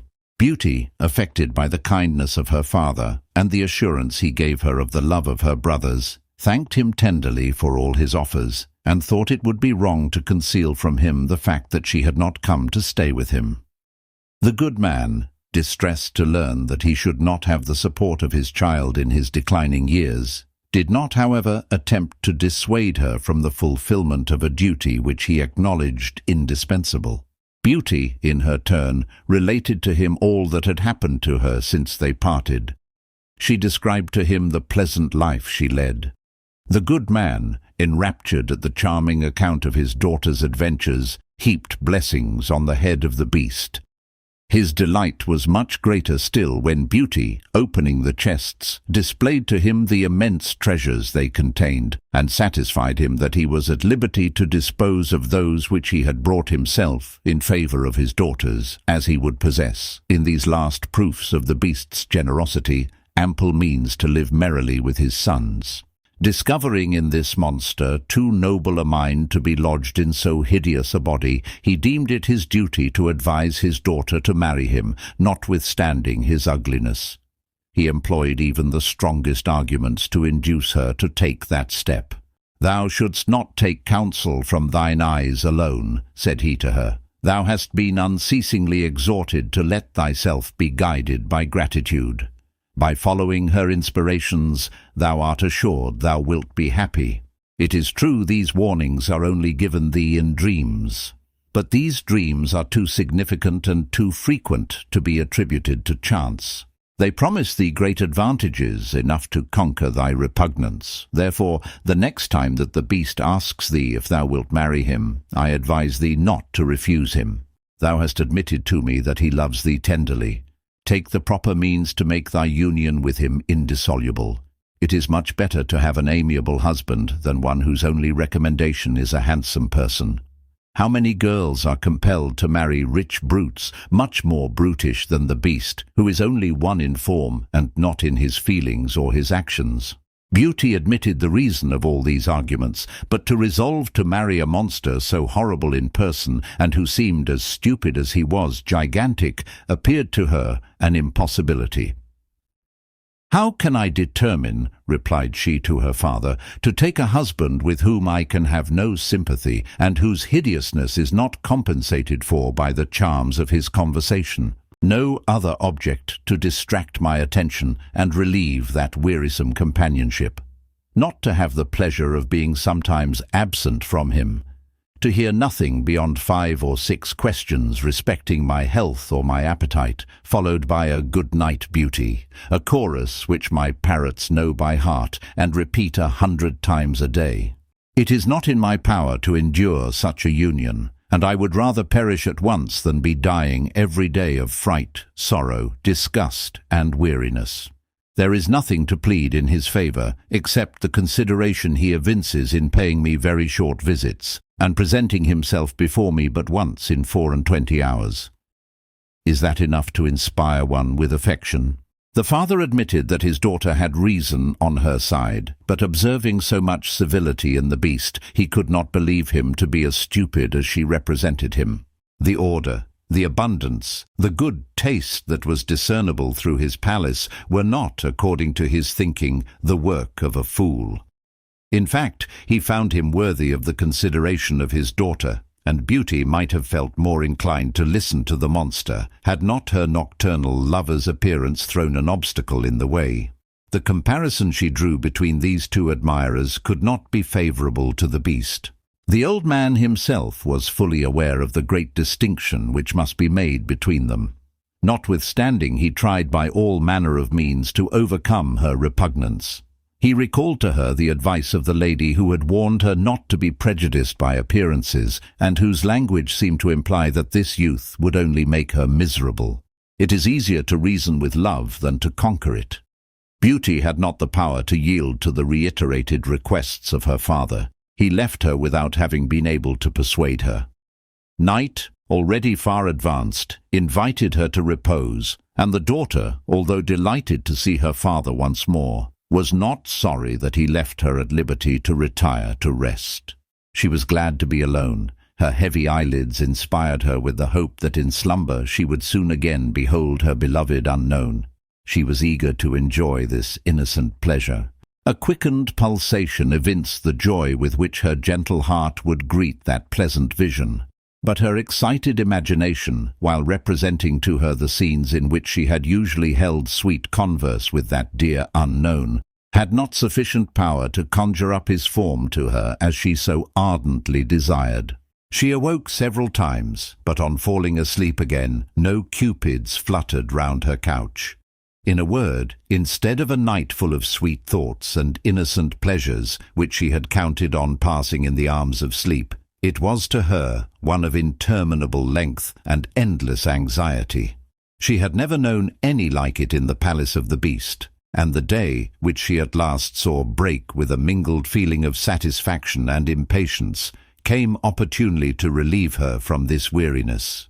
Her father, enriched by the liberality of the beast, had quitted his country house, and in order to facilitate the establishment of his daughters, resided in a very large city, where his new fortune obtained for him new friends, or rather new acquaintances.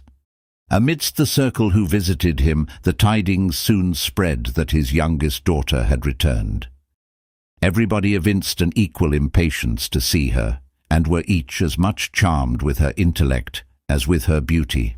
The peaceful days she had passed in her desert palace, the innocent pleasures which a gentle slumber had invariably procured her, the 1,000 amusements which succeeded, so that dullness could never take possession of her spirit. In brief, all the attentions of the monster had combined to render her still more beautiful and more charming than she was when her father first parted from her. She was the admiration of all who saw her. The suitors to her sisters, without condescending to excuse their infidelity by the slightest pretext, fell in love with her, and attracted by the power of her charms, deserted, without a blush, their former mistresses. Insensible to the marked attentions of a crowd of adorers, she neglected nothing that could discourage them and induce them to return to the previous objects of their affection. But, notwithstanding all her care, she could not escape the jealousy of her sisters. The inconstant lovers, far from concealing their new passion, invented every day some fresh entertainment with the view of paying their court to her. They entreated her even to bestow the prize in the games which took place in her honor.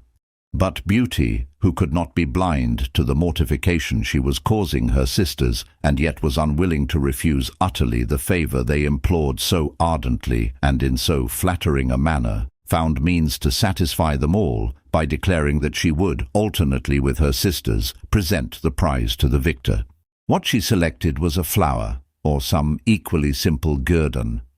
She left to her elder sisters the honor of giving, in their turn, jewels, crowns of diamonds, costly weapons, or superb bracelets, presents which her liberal hand supplied them with, but for which she would not take the slightest credit. The treasures lavished on her by the monster left her in want of nothing. She divided between her sisters everything she had brought that was most rare and elegant, bestowing nothing but trifles herself, and leaving them the pleasure of giving largely. She counted on securing for them the love as well as the gratitude of the youthful combatants. But these lovers sought only to gain her heart, and the simplest gift from her hand was more precious to them than all the treasures that were prodigally heaped upon them by the others. The amusements she partook of amongst her family, though vastly inferior to those she enjoyed in the palace of the beast, entertained her sufficiently to prevent the time hanging heavily on her hands. At the same time, neither the gratification of seeing her father, whom she tenderly loved, nor the pleasure of being with her brothers, who in 100 ways studied to prove to her the extent of their affection, nor the delight of conversing with her sisters, of whom she was very fond, though they were not so of her, could prevent her regretting her agreeable dreams. Her unknown, greatly to her sorrow, came not when she slumbered under her father's roof, to address her in the tenderest language, and the court paid to her by those who had been the admirers of her sisters did not compensate for the loss of that pleasing illusion. Had she even been of a nature to feel flattered by such conquests, she would still have distinguished an immense difference between their attentions, or those of the beast, and the devotion of her charming unknown. Their assiduities were received by her with the greatest indifference. But Beauty, perceiving that, notwithstanding her coolness, they were obstinately bent on rivaling each other in the task of proving to her the intensity of their passion, thought it her duty to make them clearly understand they were losing their time. The first she endeavored to undeceive was one who had courted her eldest sister. She told him that she had only returned for the purpose of being present at the marriage of her sisters, particularly that of her eldest sister, and that she was about to press her father to settle it immediately. Beauty found that she had to deal with a man who saw no longer any charms in her sister. He sighed alone for her, and coldness, disdain, the threat to depart before the expiration of the 2 months, nothing, in short, could discourage him. Much vexed at having failed in her object, she held a similar conversation with the others, whom she had the mortification to find equally infatuated. To complete her distress, her unjust sisters, who looked upon her as a rival, conceived a hatred to her which they could not dissemble. And whilst Beauty was deploring the too great power of her charms, she had the misery of learning that her new adorers, believing each to be the cause of the other's rejection, were bent in the maddest way on fighting it out amongst themselves. All these annoyances induced her to determine upon returning sooner than she had contemplated. Her father and brothers did all they could to detain her, but the slave of her word and firm in resolution, neither the tears of the one nor the prayers of the others could prevail upon her. All that they could extort from her was that she would defer her departure as long as she could. The 2 months had nearly expired, and every morning she determined to bid adieu to her family, without having the heart when night arrived to say farewell. In the combat between her affection and her gratitude, she could not lean to the one without doing injustice to the other. In the midst of her embarrassment, it needed nothing less than a dream to decide her. She fancied she was at the palace of the beast, and walking in a retired avenue, terminated by a thicket full of brambles, concealing the entrance to a cavern, out of which issued horrible groans. She recognized the voice of the beast, and ran to his assistance. The monster, who, in her dream, appeared stretched upon the ground and dying, reproached her with being the cause of his death, and having repaid his affection with the blackest ingratitude. She then saw the lady who had before appeared to her in her sleep, and who said to her in a severe tone that it would be her destruction if she hesitated any longer to fulfill her engagements, that she had given her word to the beast that she would return in 2 months, that the time had expired, that the delay of another day would be fatal to the beast, that the trouble she was creating in her father's house and the hatred of her sisters ought to increase her desire to return to the palace of the beast, where everything combined to delight her. Beauty, terrified by this dream, and fearing to be the cause of the death of the beast, awoke with a start, and went immediately to inform her family that she could no longer delay her departure. This intelligence produced various effects. Her father's tears spoke for him, her brothers protested that they would not allow her to leave them, and her lovers, in despair, swore they would not suffer the house to be robbed of its brightest ornament. Her sisters alone, far from appearing distressed at her departure, were loud in praise of her sense of honor, and affecting to possess the same virtue themselves, had the audacity to assure her that if they had pledged their words to the beast as she had done, they should not have suffered his ugliness to have interfered with their feelings of duty, and that they should have long ere that time been on their road back to the marvelous palace. It was thus they endeavored to disguise the cruel jealousy that rankled in their hearts. Beauty, however, charmed by their apparent generosity, thought only of convincing her brothers and her lovers of the obligation she was under to leave them.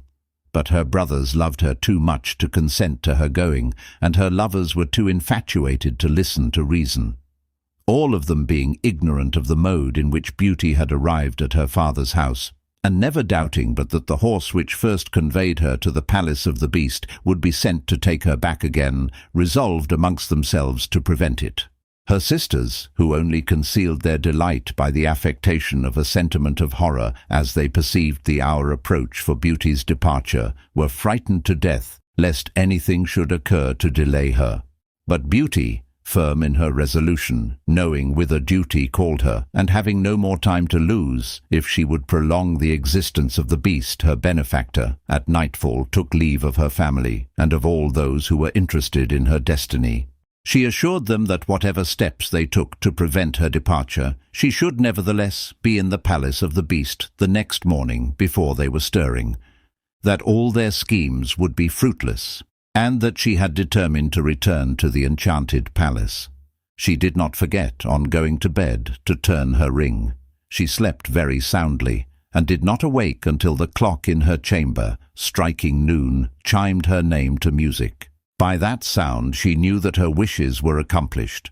As soon as she evinced a disposition to rise, her couch was surrounded by all the animals who had been so eager to serve her, and who unanimously testified their gratification at her return, and expressed the sorrow they had felt at her long absence.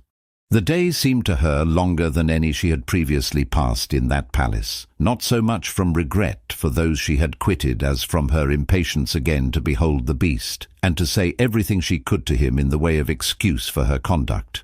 She was also animated by another desire, that of again holding in slumber one of those sweet conversations with her dear unknown, a pleasure she had been deprived of during the 2 months she had passed with her family, and which she could not enjoy anywhere but in that palace.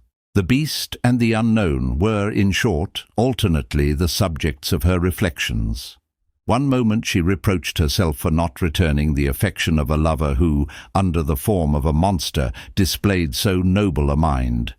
The next she deplored having set her heart upon a visionary object who had no existence except in her dreams. She began to doubt whether she ought to prefer the imaginary devotion of a phantom to the real affection of the beast. The very dream in which the unknown appeared to her was invariably accompanied by warnings not to trust to sight. She feared it was but an idle illusion, born of the vapours of the brain and destroyed by light of day.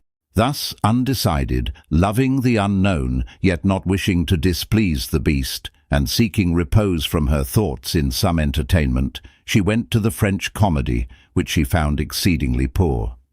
Shutting the window abruptly, she hoped to be better pleased at the opera. She thought the music miserable. The Italians were equally unable to amuse her. Their comedy appeared to her to want smartness, wit, and action. Weariness and distaste accompanied her everywhere, and prevented her taking pleasure in anything. The gardens had no attractions for her. Her court endeavoured to entertain her, but the monkeys lost their labour in frisking, and the parrots and other birds in chattering and singing. She was impatient for the visit of the beast, the noise of whose approach she expected to hear every instant. But the hour so much desired came without the appearance of the monster. Alarmed and almost angry at his delay, she tried in vain to account for his absence. Divided through hope and fear, her mind agitated, her heart a prey to melancholy, she descended into the gardens, determined not to re-enter the palace till she had found the beast. No trace of him could she discover anywhere. She called him. Echo alone answered her. Having passed more than 3 hours in this disagreeable exercise, overcome by fatigue, she sank upon a garden seat. She imagined the beast was either dead or had abandoned the place. She saw herself alone in that palace, without the hope of ever leaving it. She regretted her conversations with the beast, unentertaining as they had been to her, and what appeared to her extraordinary, even to discover she had so much feeling for him. She blamed herself for not having married him, and considering she had been the cause of his death, for she feared her too long absence had occasioned it, heaped upon herself the keenest and most bitter reproaches. In the midst of her miserable reflections, she perceived that she was seated in that very avenue in which, during the last night she had passed under her father's roof, she had dreamed she saw the beast expiring in some strange cavern. Convinced that chance had not conducted her to this spot, she rose and hurried towards the thicket, which she found was not impenetrable. She discovered another hollow, which appeared to be that she had seen in her dream. As the moon gave but a feeble light, the monkey pages immediately appeared with a sufficient number of torches to illuminate the chasm, and to reveal to her the beast stretched upon the earth, as she thought, asleep.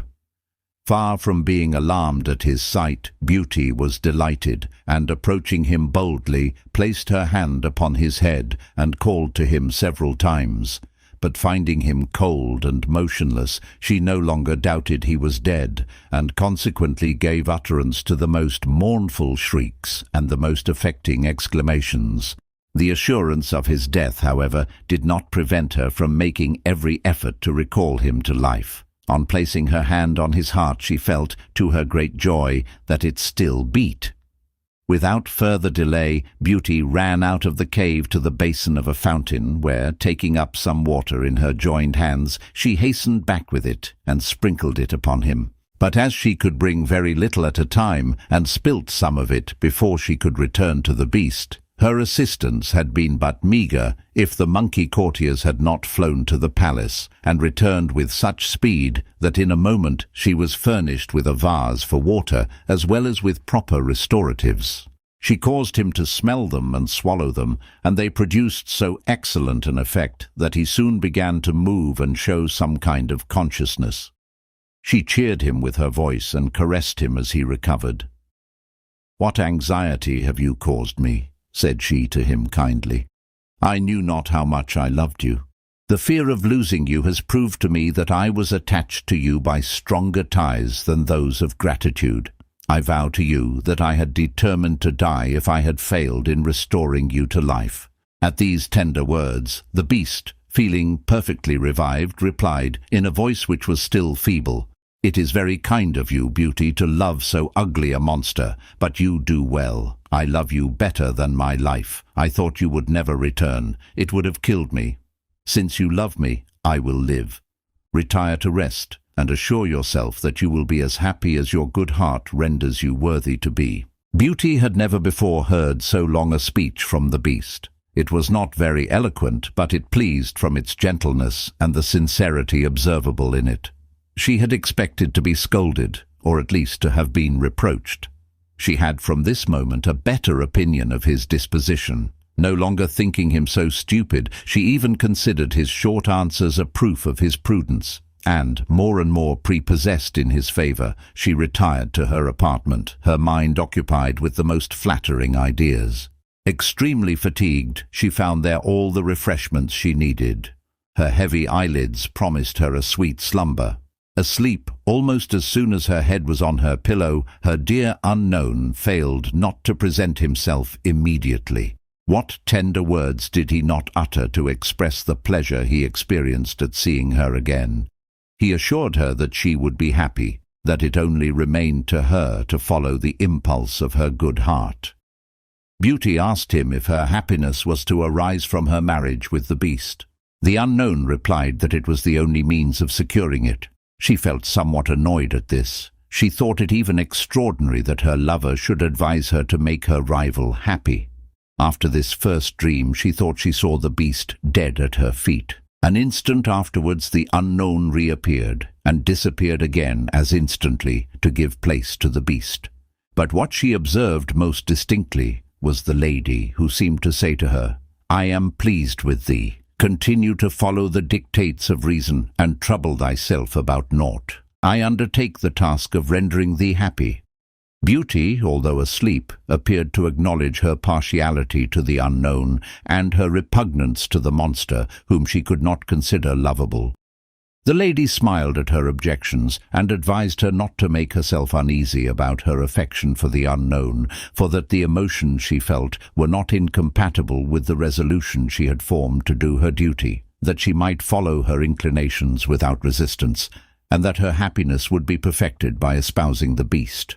This dream, which only ended with her sleep, furnished her with an inexhaustible source of reflection. In this vision, as in those which had preceded it, she found more coherence than is usually displayed in dreams, and she therefore determined to consent to this strange union. But the image of the unknown rose unceasingly to trouble her. It was the sole obstacle, but not a slight one. Still uncertain as to the course she ought to take, she went to the opera, but without terminating her embarrassment. At the end of the performance she sat down to supper.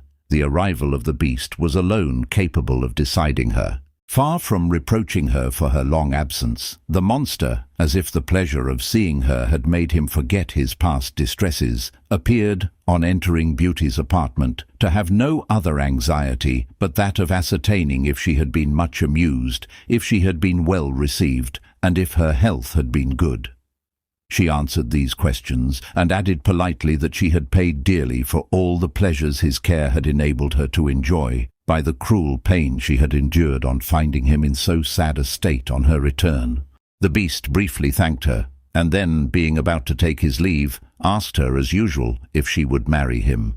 Beauty was silent for a short time, but at last, making up her mind, she said to him, trembling, "Yes, Beast, I am willing, if you will pledge me your faith, to give you mine." "I do," replied the Beast, "and I promise you never to have any wife but you." "Then," rejoined Beauty, "I accept you for my husband, and swear to be a fond and faithful wife to you." She had scarcely uttered these words when a discharge of artillery was heard, and that she might not doubt it being a signal of rejoicing, she saw from her windows the sky all in a blaze with the light of 20,000 fireworks, which continued rising for 3 hours. They formed true lovers' knots, while on elegant escutcheons appeared Beauty's initials, and beneath them, in well-defined letters, "Long live Beauty and her husband." After this display had terminated, the Beast took his departure, and Beauty retired to rest. No sooner was she asleep than her dear unknown paid her his usual visit. He was more richly attired than she had ever seen him. "How deeply am I obliged to you, charming Beauty," said he. "You have released me from the frightful prison in which I have groaned for so long a time. Your marriage with the Beast will restore a king to his subjects, a son to his mother, and life to a whole kingdom. We shall all be happy."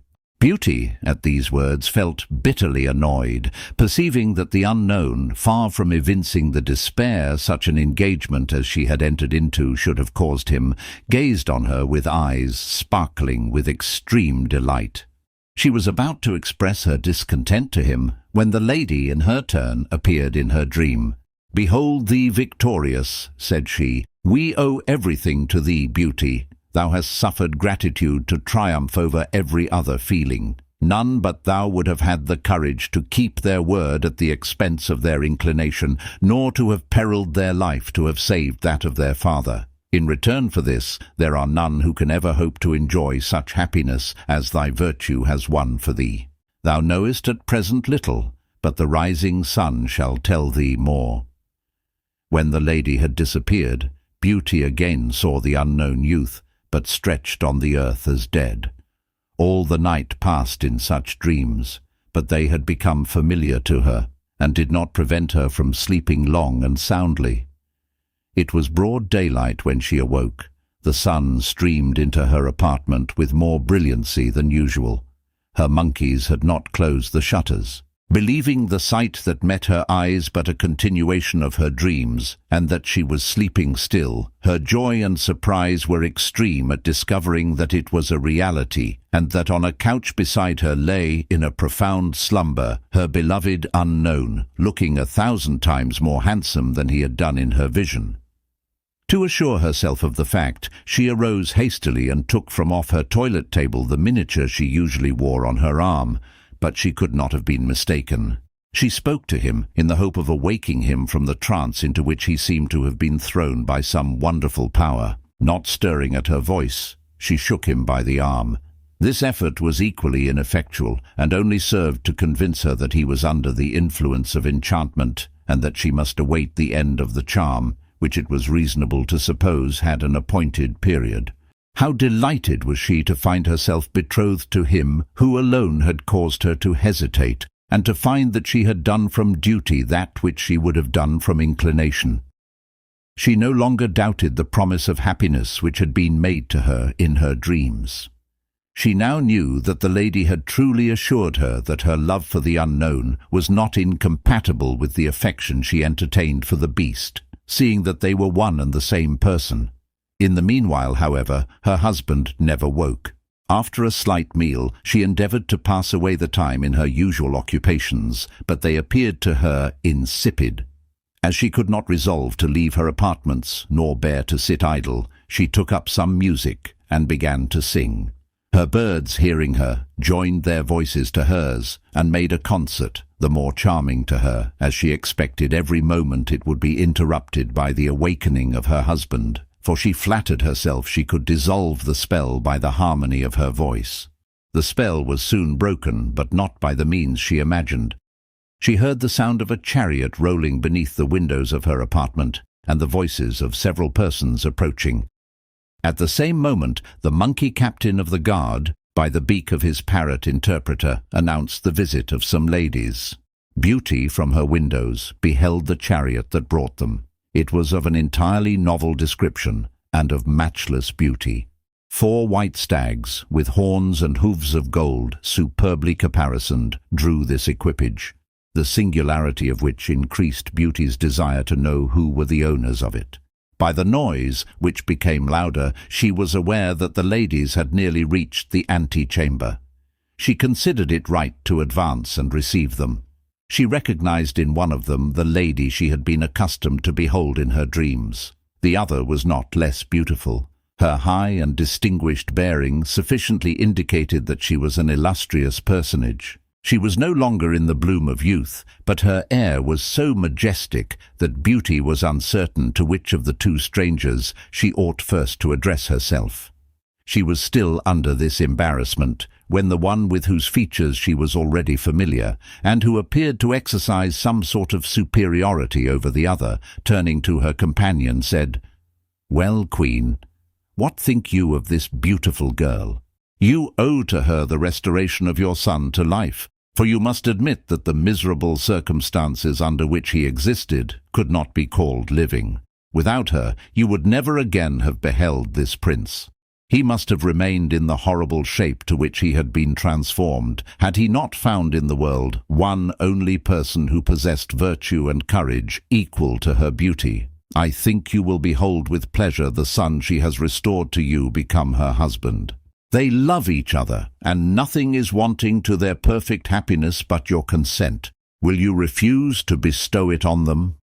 The Queen, at these words, embracing Beauty affectionately, exclaimed, "Far from refusing my consent, their union will afford me the greatest felicity. Charming and virtuous child, to whom I am under so many obligations, tell me who you are, and the names of the sovereigns who are so happy as to have given birth to so perfect a princess." "Madam," replied Beauty modestly, "it is long since I had a mother. My father is a merchant more distinguished in the world for his probity and his misfortunes than for his birth." At this frank declaration, the astonished Queen recoiled a pace or 2 and said, "What? You are only a merchant's daughter? Ah, great fairy," she added, casting a mortified look on her companion, and then remained silent.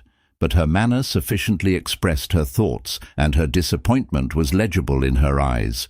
"It appears to me," said the fairy haughtily, "that you are discontented with my choice. You regard with contempt the condition of this young person, and yet she was the only being in the world who was capable of executing my project, and who could make your son happy." "I am very grateful to her for what she has done," replied the Queen. "But, powerful spirit," she continued, "I cannot refrain from pointing out to you the incongruous mixture of that noblest blood in all the world which runs in my son's veins, with that of the obscure race from which the person has sprung to whom you would unite him. I confess I am little gratified by the supposed happiness of the prince, if it must be purchased by an alliance so degrading to us, and so unworthy of him. Is it impossible to find in the world a maiden whose birth is equal to her virtue? I know many excellent princesses by name. Why am I not permitted to hope that I may see him the possessor of one of those?" At this moment the handsome unknown appeared. The arrival of his mother and the fairy had aroused him, and the noise they had made was more effective than all the efforts of Beauty, such being the nature of the spell. The Queen held him a long time in her arms, without speaking a word. She found again a son whose fine qualities rendered him worthy of all her affection. What joy for the prince to see himself released from a horrible form, and a stupidity more painful to him because it was affected and had not obscured his reason. He had recovered the liberty to appear in his natural form by means of the object of his love, and that reflection made it still more precious to him. After the first transports which nature inspired him with at the sight of his mother, the prince hastened to pay those thanks to the fairy which duty and gratitude prompted. He did so in the most respectful terms, but as briefly as possible, in order to be at liberty to turn his attentions towards Beauty. He had already, by tender glances, expressed to her his feelings, and was about to confirm with his lips, in the most touching language, what his eyes had spoken when the fairy stopped him and bade him be the judge between her and his mother. "Your mother," said she, "condemns the engagement you have entered into with Beauty. She considers that her birth is too much beneath yours. For my part, I think that her virtues make up for that inequality. It is for you, Prince, to say with which of us your own feelings coincide, and that you may be under no restraint in declaring to us your real sentiments. I announce to you that you have full liberty of choice. Although you have pledged your word to this amiable person, you are free to withdraw it. I will answer for her that Beauty will release you from your promise without the least hesitation, although through her kindness you have regained your natural form. And I assure you also that her generosity will cause her to carry disinterestedness to the extent of leaving you at liberty to dispose of your hand in favor of any person on whom the Queen may advise you to bestow it. What say you, Beauty?" pursued the fairy, turning towards her. "Have I been mistaken in thus interpreting your sentiments? Would you desire a husband who would become so with regret?" "Assuredly not, madam," replied Beauty. "The prince is free. I renounce the honor of being his wife. When I accepted him, I believed I was taking pity on something below humanity. I engaged myself to him only with the object of conferring on him the most signal favor. Ambition had no place in my thoughts. Therefore, great fairy, I implore you to exact no sacrifice from the Queen, whom I cannot blame for the scruples she entertains under such circumstances." "Well, Queen, what say you to that?" inquired the fairy in a disdainful and displeased tone. "Do you consider that princesses, who are so by the caprice of fortune, better deserve the high rank in which it has placed them than this young maiden? For my part, I think she should not be prejudiced by an origin from which she has elevated herself by her conduct." The Queen replied with some embarrassment, "Beauty is incomparable. Her merit is infinite. Nothing can surpass it. But, madam, can we not find some other mode of rewarding her? Is it not to be effected without sacrificing to her the hand of my son?"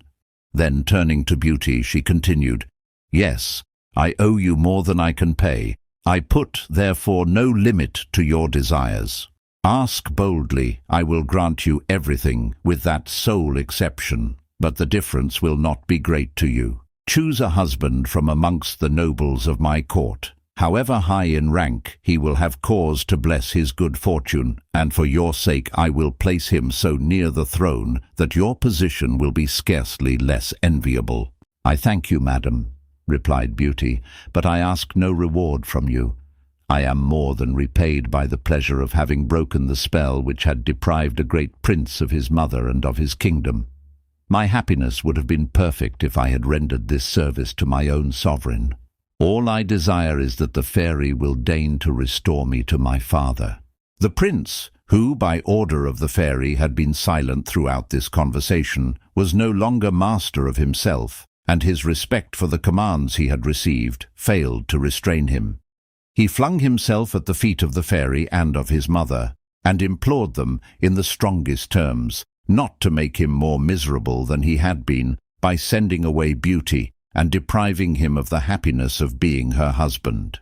At these words, Beauty, gazing on him with an air full of tenderness but mingled with a noble pride, said, "Prince, I cannot conceal from you my affection. Your disenchantment is a proof of it, and I should in vain endeavor to disguise my feelings. I confess without a blush that I love you better than myself. Why should I dissimulate? We may disavow evil impulses, but mine are perfectly innocent and are authorized by the generous fairy to whom we are both so much indebted. But if I could resolve to sacrifice my feelings when I thought it my duty to do so for the beast, you must feel assured that I shall not falter on this occasion when it is no longer the interest of the monster that is at stake, but your own. It is enough for me to know who you are, and that I am to renounce the glory of being your wife. I will even venture to say that if, yielding to your entreaties, the Queen should grant the consent you ask, it would not alter the case, for in my own reason, and even in my love, you would meet with an insurmountable obstacle. I repeat that I ask no favor but that of being allowed to return to the bosom of my family, where I shall forever cherish the remembrance of your bounty and your affection." "Generous fairy!" exclaimed the prince, clasping her hands in supplication. "For mercy's sake, do not allow beauty to depart. Make me, rather, again the monster that I was, for then I shall be her husband." She pledged her word to the beast, and I prefer that happiness to all those she has restored me to, if I must purchase them so dearly." The fairy made no answer. She but looked steadily at the queen, who was moved by so much true affection, but whose pride remained unshaken. The despair of her son affected her, yet she could not forget that Beauty was the daughter of a merchant, and nothing more. She, notwithstanding, feared the anger of the fairy, whose manner and silence sufficiently evinced her indignation. Her confusion was extreme. Not having power to utter a word, she feared to see a fatal termination to a conference which had offended the protecting spirit. No one spoke for some minutes, but the fairy at length broke the silence, and casting an affectionate look upon the lovers, she said to them, "I find you worthy of each other. It would be a crime to part two such excellent persons. You shall not be separated, I promise you, and I have sufficient power to fulfill my promise." The queen shuddered at these words, and would have made some remonstrance, but the fairy anticipated her by saying, "For you, queen, the little value you set upon virtue, unadorned by the vain titles which alone you respect, would justify me in heaping on you the bitterest reproaches. But I excuse your fault arising from pride of birth, and I will take no other vengeance beyond doing this little violence to your prejudices, and for which you will not be long without thanking me." Beauty, at these words, embraced the knees of the fairy, and exclaimed, "Ah, do not expose me to the misery of being told all my life that I am unworthy of the rank to which your bounty would elevate me.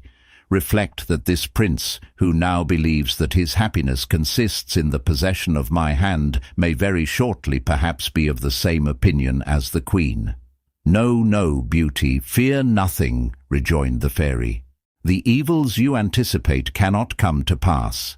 I know a sure way of protecting you from them, and should the prince be capable of despising you after marriage, he must seek some other reason than the inequality of your condition. Your birth is not inferior to his own. Nay, the advantage is even considerably on your side. For the truth is," said she sternly to the queen, "that you behold your niece, and what must render her still more worthy of your respect is, that she is mine also, being the daughter of my sister, who was not, like you, a slave to rank, which is lustreless without virtue. That fairy, knowing how to estimate true worth, did your brother, the king of the happy island, the honor to marry him. I preserved this fair fruit of their union from the fury of a fairy who desired to be her stepmother. From the moment of her birth, I destined her to be the wife of your son. I desired, by concealing from you the result of my good service, to give you an opportunity of showing your confidence in me. I had some reason to believe that it was greater than it appears to have been. You might have relied upon me for watching over the destiny of the prince. I had given you proofs enough of the interest I took in it, and you needed not to have been under any apprehension that I should expose him to anything that would be disgraceful to himself or to you. I feel persuaded, madam," continued she, with a smile which had still something of bitterness in it, "that you will not object to honor us with your alliance." The queen, astonished and embarrassed, knew not what to answer. The only way to atone for her fault was to confess it frankly and evince a sincere repentance. "I am guilty, generous fairy," said she. "Your bounties should have satisfied me that you would not suffer my son to have formed an alliance unworthy of him. But pardon, I beseech you, the prejudices of my rank, which urged that royal blood could not marry one of humbler birth without degradation. I acknowledge that I deserve you should punish me by giving to Beauty a mother-in-law more worthy of her, but you take too kind an interest in my son to render him the victim of my error. As to you, dear Beauty," she continued, embracing her tenderly, "you must not resent my resistance. It was caused by my desire to marry my son to my niece, whom the fairy had often assured me was living, notwithstanding all appearances to the contrary. She had drawn so charming a portrait of her that without knowing you, I loved you dearly enough to risk offending the fairy in order to preserve to you the throne and the heart of my son." So saying, she recommenced her caresses, which Beauty received with respect. The prince, on his part, enraptured at this agreeable intelligence, expressed his delight in looks alone. "Behold us all satisfied," said the fairy. "And now, to terminate this happy adventure, we only need the consent of the royal father of the princess, but we shall shortly see him here." Beauty requested her to permit the person who had brought her up, and whom she had hitherto looked upon as her father, to witness her felicity. "I admire such consideration," said the fairy. "It is worthy a noble mind, and as you desire it, I undertake to inform him." Then, taking the queen by the hand, she led her away, under the pretext of showing her over the enchanted palace. It was to give the newly betrothed pair the liberty of conversing with each other for the first time, without restraint or the aid of illusion. They would have followed, but she forbade them. The happiness in store for them inspired each with equal delight. They could not entertain the least doubt of their mutual affection. Their conversation, confused and unconnected, their protestations 100 times repeated, were to them more convincing proofs of love than the most eloquent language could have afforded. After having exhausted all the expressions that passion suggests under such circumstances to those that are truly in love, Beauty inquired of her lover by what misfortune he had been so cruelly transformed into a beast. She requested him also to relate to her all the events of his life preceding that shocking metamorphosis. The prince, whose recovery of his natural form had not lessened his anxiety to obey her, without more ado, commenced his narrative in the following words. The story of the beast. "The king, my father, died before I was born. The queen would never have been consoled for his loss if her interest for the child she bore had not struggled with her sorrow. My birth caused her extreme delight. The sweet task of rearing the fruit of the affection of so dearly beloved a husband was destined to dissipate her affliction. The care of my education and the fear of losing me occupied her entirely. She was assisted in her object by a fairy of her acquaintance, who showed the greatest anxiety to preserve me from all kinds of accidents. The queen felt greatly obliged to her, but she was not pleased when the fairy asked her to place me entirely in her hands. The fairy had not the best of reputations. She was said to be capricious in her favors. People feared more than they loved her, and even had my mother been perfectly convinced of the goodness of her nature, she could not have resolved to lose sight of me. By the advice, however, of prudent persons, and for fear of suffering from the fatal effects of the resentment of this vindictive fairy, she did not flatly refuse her. If voluntarily confided to her care, there was no reason to suppose she would do me any injury. Experience had proved that she took pleasure in hurting those only by whom she considered herself offended. The queen admitted this, and was only reluctant to forego the pleasure of gazing on me continually with a mother's eyes, which enabled her to discover charms in me I owed solely to her partiality. She was still irresolute as to the course she should adopt, when a powerful neighbor imagined it would be an easy matter for him to seize upon the dominions of an infant governed by a woman. He invaded my kingdom with a formidable army. The queen hastily raised one to oppose him, and, with a courage beyond that of her sex, placed herself at the head of her troops, and marched to defend our frontiers. It was then that, being compelled to leave me, she could not avoid confiding to the fairy the care of my education. I was placed in her hands after she had sworn by all she held most sacred that she would, without the least hesitation, bring me back to the court as soon as the war was over, which my mother calculated would not last more than a year at the utmost. Notwithstanding, however, all the advantages she gained over the enemy, she found it impossible to return to the capital so soon as she expected. To profit by her victory, after having driven the foe out of our dominions, she pursued him in his own. She took entire provinces, gained battle after battle, and finally reduced the vanquished to sue for a degrading peace, which he obtained only on the hardest conditions. After this glorious success, the Queen returned triumphantly and enjoyed in anticipation the pleasure of beholding me once more. But having learned upon her march that her base foe, in violation of the treaty, had surprised and massacred our garrisons, and repossessed himself of nearly all the places he had been compelled to cede to us, she was obliged to retrace her steps. Honour prevailed over the affection which drew her towards me, and she resolved never to sheathe the sword till she had put it out of her enemy's power to perpetrate more treachery. The time employed in this second expedition was very considerable. She had flattered herself that 2 or 3 campaigns would suffice, but she had to contend with an adversary as cunning as he was false.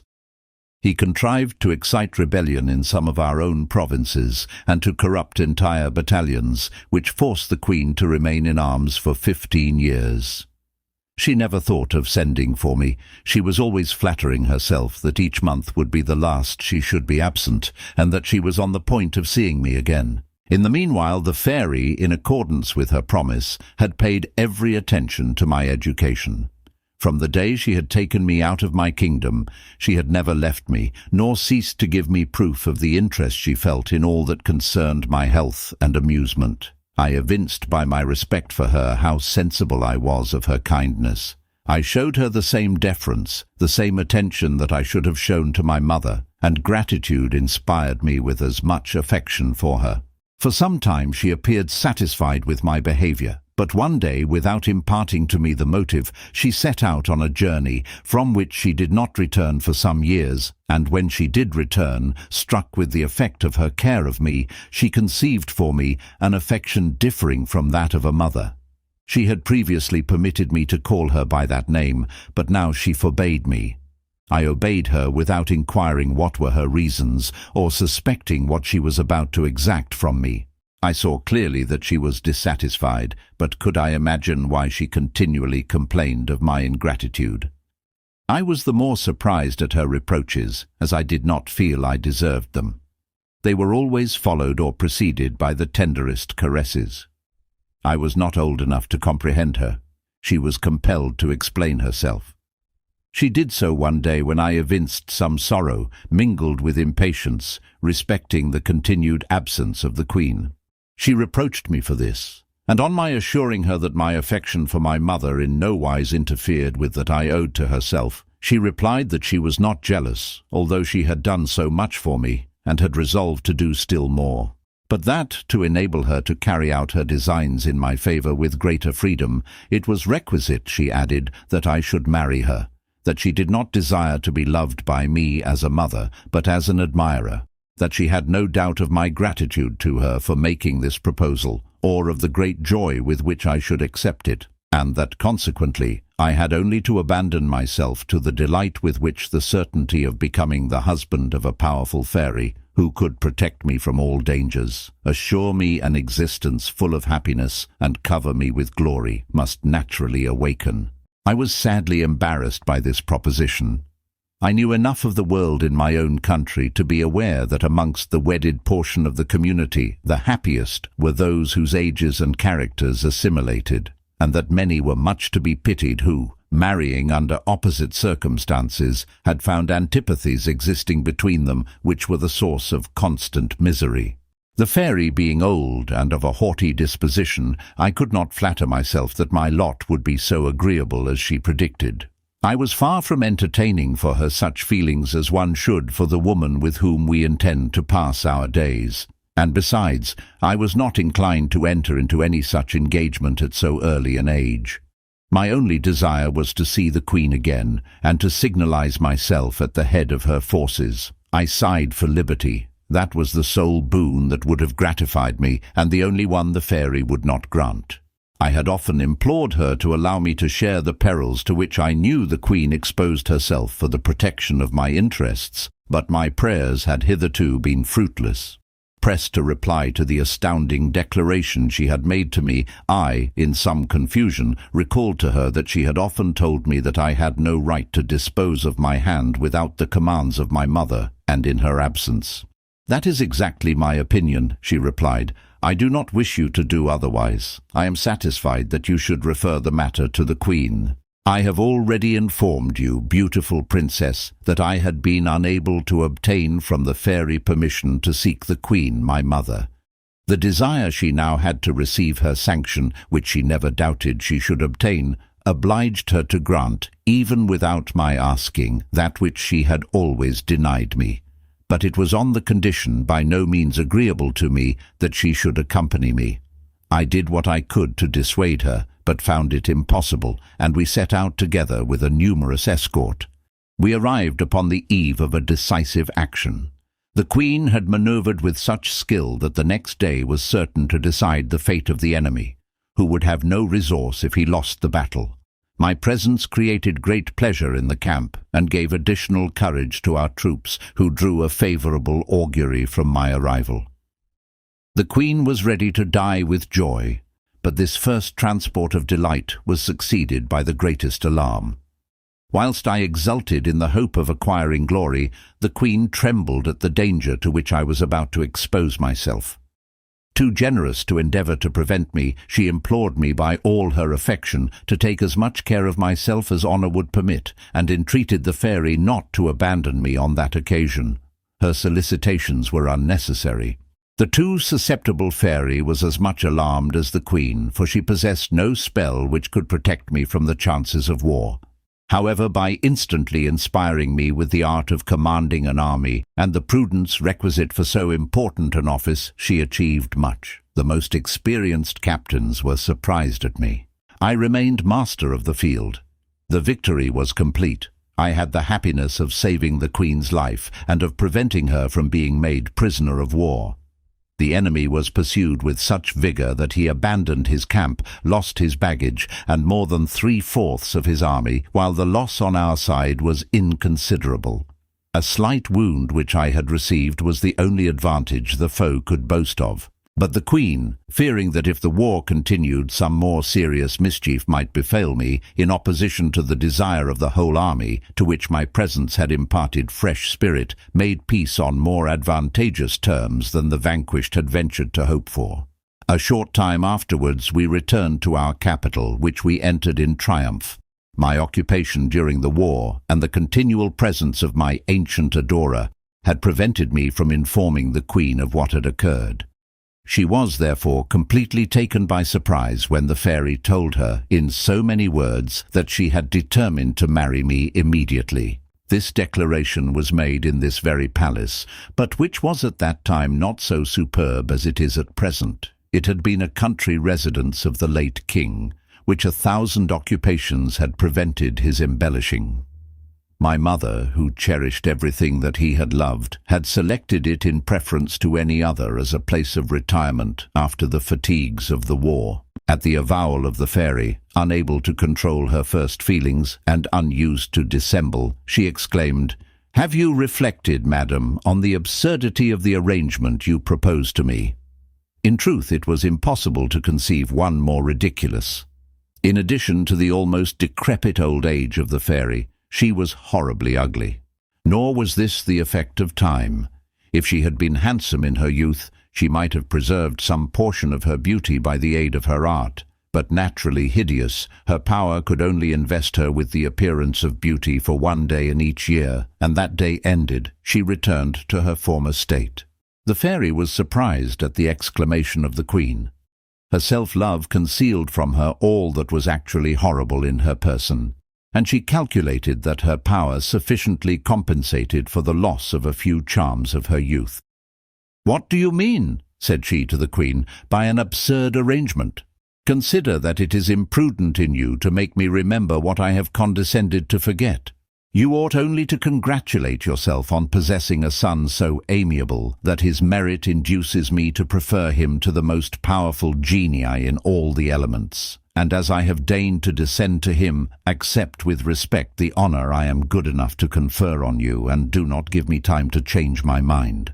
The Queen, as proud as the fairy, had never conceived that there was a rank on earth higher than the throne. She valued little the pretended honour which the fairy offered her. Having always commanded everyone who approached her, she by no means desired to have a daughter-in-law to whom she must herself pay homage. Therefore, far from replying to her, she remained motionless and contented herself with fixing her eyes upon me. I was as much astounded as she was, and fixing my eyes on her in the same manner, it was easy for the fairy to perceive that our silence expressed sentiments very opposite to the joy with which she would have inspired us. "What is the meaning of this?" said she sharply. "How comes it that mother and son are both silent? Has this agreeable surprise deprived you of the power of speech? Or are you blind and rash enough to reject my offer? Say, Prince," said she to me, "are you so ungrateful and so imprudent as to despise my kindness? Do you not consent to give me your hand this moment?" "No, madam, I assure you," replied I quickly. "Although I am sincerely grateful to you for past favours, I cannot agree to discharge my debt to you by such means, and, with the Queen's permission, I decline to part so soon with my liberty.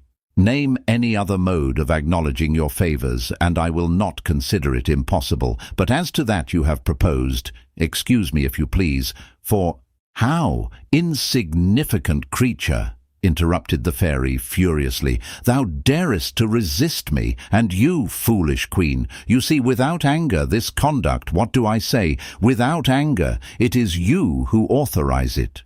For it is your own insolent looks that have inspired him with the audacity to refuse me." The queen, already stung by the contemptuous language of the fairy, was no longer mistress of herself, and accidentally casting her eyes on a looking-glass, before which we happened to be standing at the moment, the wicked fairy thus provoked her. "What answer can I make you," said she, "that you ought not to make to yourself? Deign to contemplate without prejudice the object this glass presents to you, and let it reply for me." The fairy easily comprehended the queen's insinuation. "It is the beauty, then, of this precious son of yours that renders you so vain," said she to her, "and has exposed me to so degrading a refusal. I appear to you unworthy of him. Well," she continued, raising her voice furiously, "having taken so much pains to make him charming, it is fit that I should complete my work, and that I should give you both a cause, as novel as remarkable, to make you remember what you owe to me. Go, wretch," said she to me, "boast that thou hast refused me thy heart and thy hand. Give them to her thou findest more worthy of them than I am." So saying, my terrible lover struck me a blow on the head. It was so heavy that I was dashed to the ground on my face, and felt as though I were crushed by the fall of a mountain. Irritated by this insult, I struggled to rise, but found it impossible. The weight of my body had become so great that I could not lift myself. All that I could do was to sustain myself on my hands, which had in an instant become two horrible paws, and the sight of them apprised me of the change I had undergone. My form was that in which you found me. I cast my eyes for an instant on that fatal glass, and could no longer doubt my cruel and sudden transformation. My despair rendered me motionless. The queen at this dreadful sight was almost out of her mind. To put the last seal upon her barbarity, the furious fairy said to me in an ironical tone, "Go make illustrious conquests, more worthy of thee than an august fairy. And as sense is not required when one is so handsome, I command thee to appear as stupid as thou art horrible, and to remain in this state until a young and beautiful girl shall, of her own accord, come to seek thee, although fully persuaded thou wilt devour her. She must also," continued the fairy, "after discovering that her life is not in danger, conceive for thee a sufficiently tender affection to induce her to marry thee. Until thou canst meet with this rare maiden, it is my pleasure that thou remain an object of horror to thyself and to all who behold thee. As for you, too happy mother of so lovely a child," said she to the queen, "I warn you that if you acknowledge to anyone that this monster is your son, he shall never recover his natural shape. Neither interest nor ambition, nor the charms of his conversation, must assist to restore him to it. Adieu. Do not be impatient. You will not have long to wait. Such a darling will soon find a remedy for his misfortune." "Ah, cruel one!" exclaimed the queen. If my refusal has offended you, let your vengeance light on me. Take my life, but do not, I conjure you, destroy your own work." "You forget yourself, great princess," replied the fairy, in an ironical tone. "You demean yourself too much. I am not handsome enough for you to condescend to entreat me, but I am firm in my resolutions. Adieu, powerful queen. Adieu, beautiful prince. It is not fair that I should longer annoy you with my hateful presence. I withdraw, but I have still charity enough to warn thee," addressing herself to me, "that thou must forget who thou art. If thou sufferest thyself to be flattered by vain respects or by pompous titles, thou art lost irretrievably, and thou art equally lost if thou shouldst dare to avail thyself of the intellect I leave thee possessed of to shine in conversation." With these words she disappeared, and left the queen and me in a state which can neither be described nor imagined.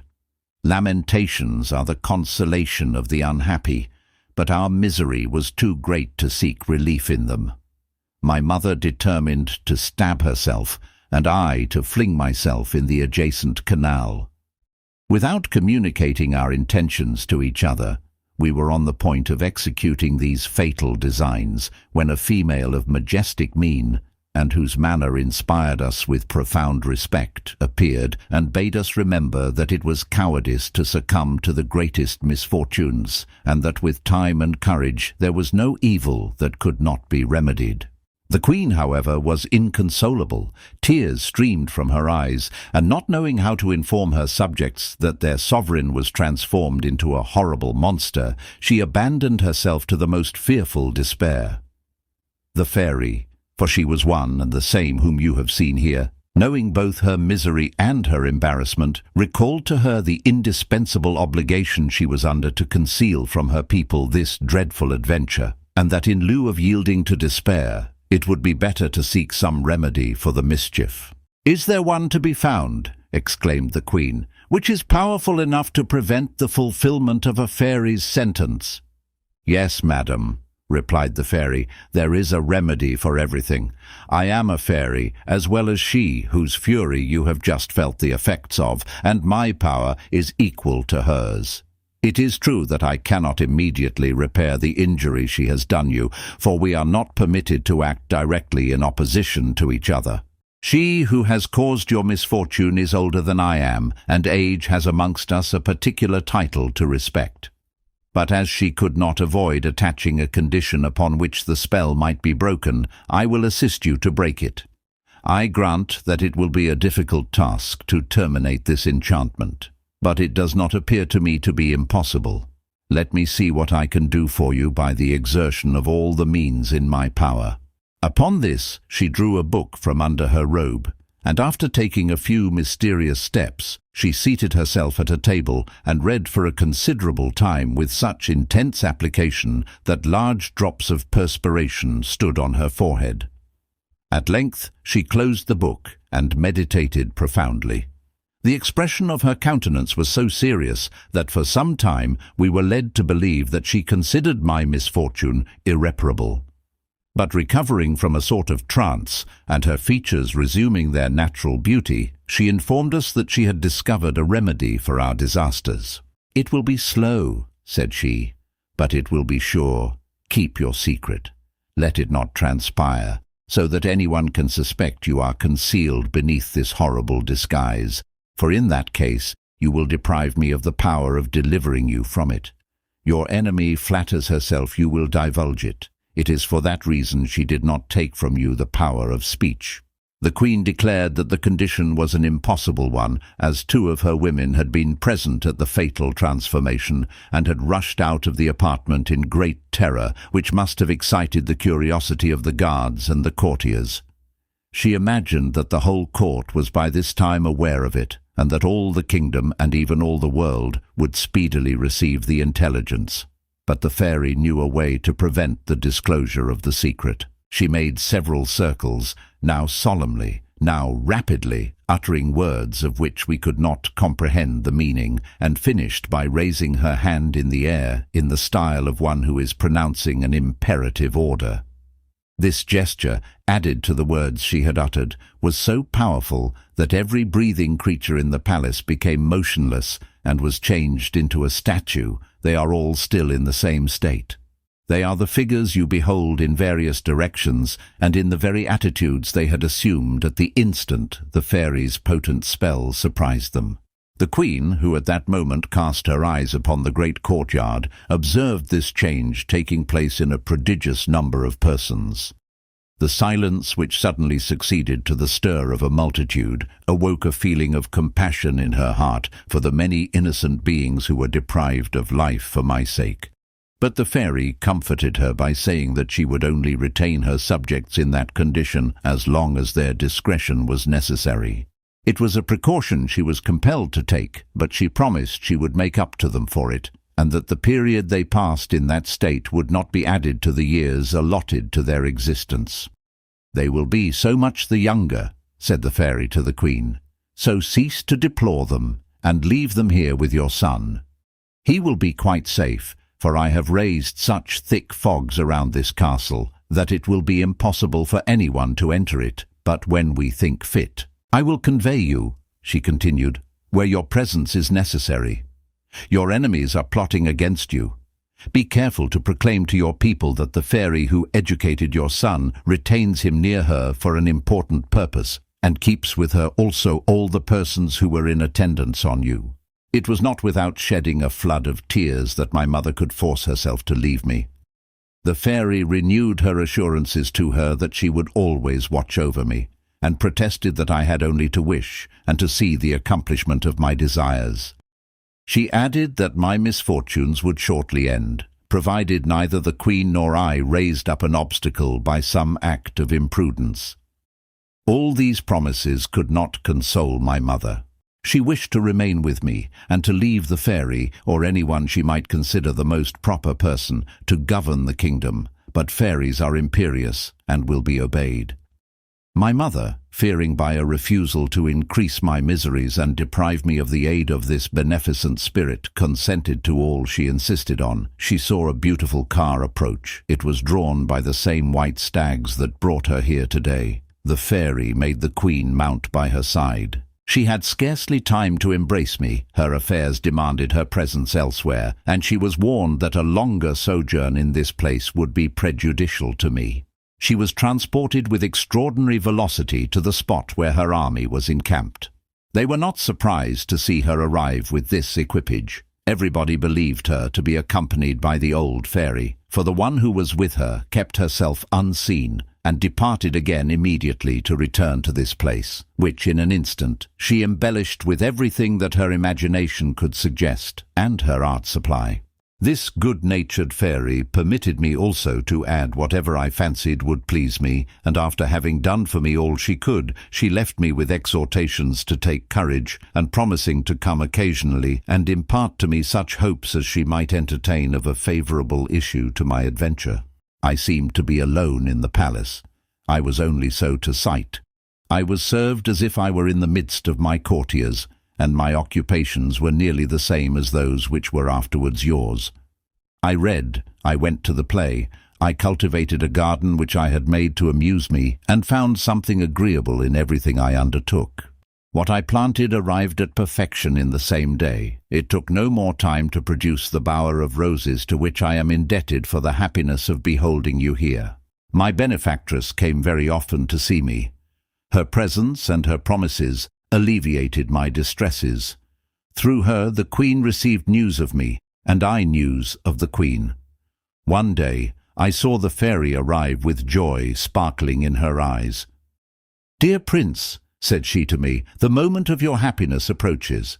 She then informed me that he whom you believed to be your father had passed a very uncomfortable night in the forest. She related to me in a few words the adventure which had caused him to undertake the journey without revealing to me your real parentage. She apprised me that the worthy man was compelled to seek an asylum from the misery he had endured during 24 hours. "I go," said she, "to give orders for his reception. It must be an agreeable one. He has a charming daughter.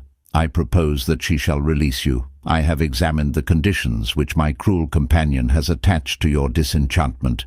It is fortunate that she did not ordain that your deliverer should come hither out of love for you.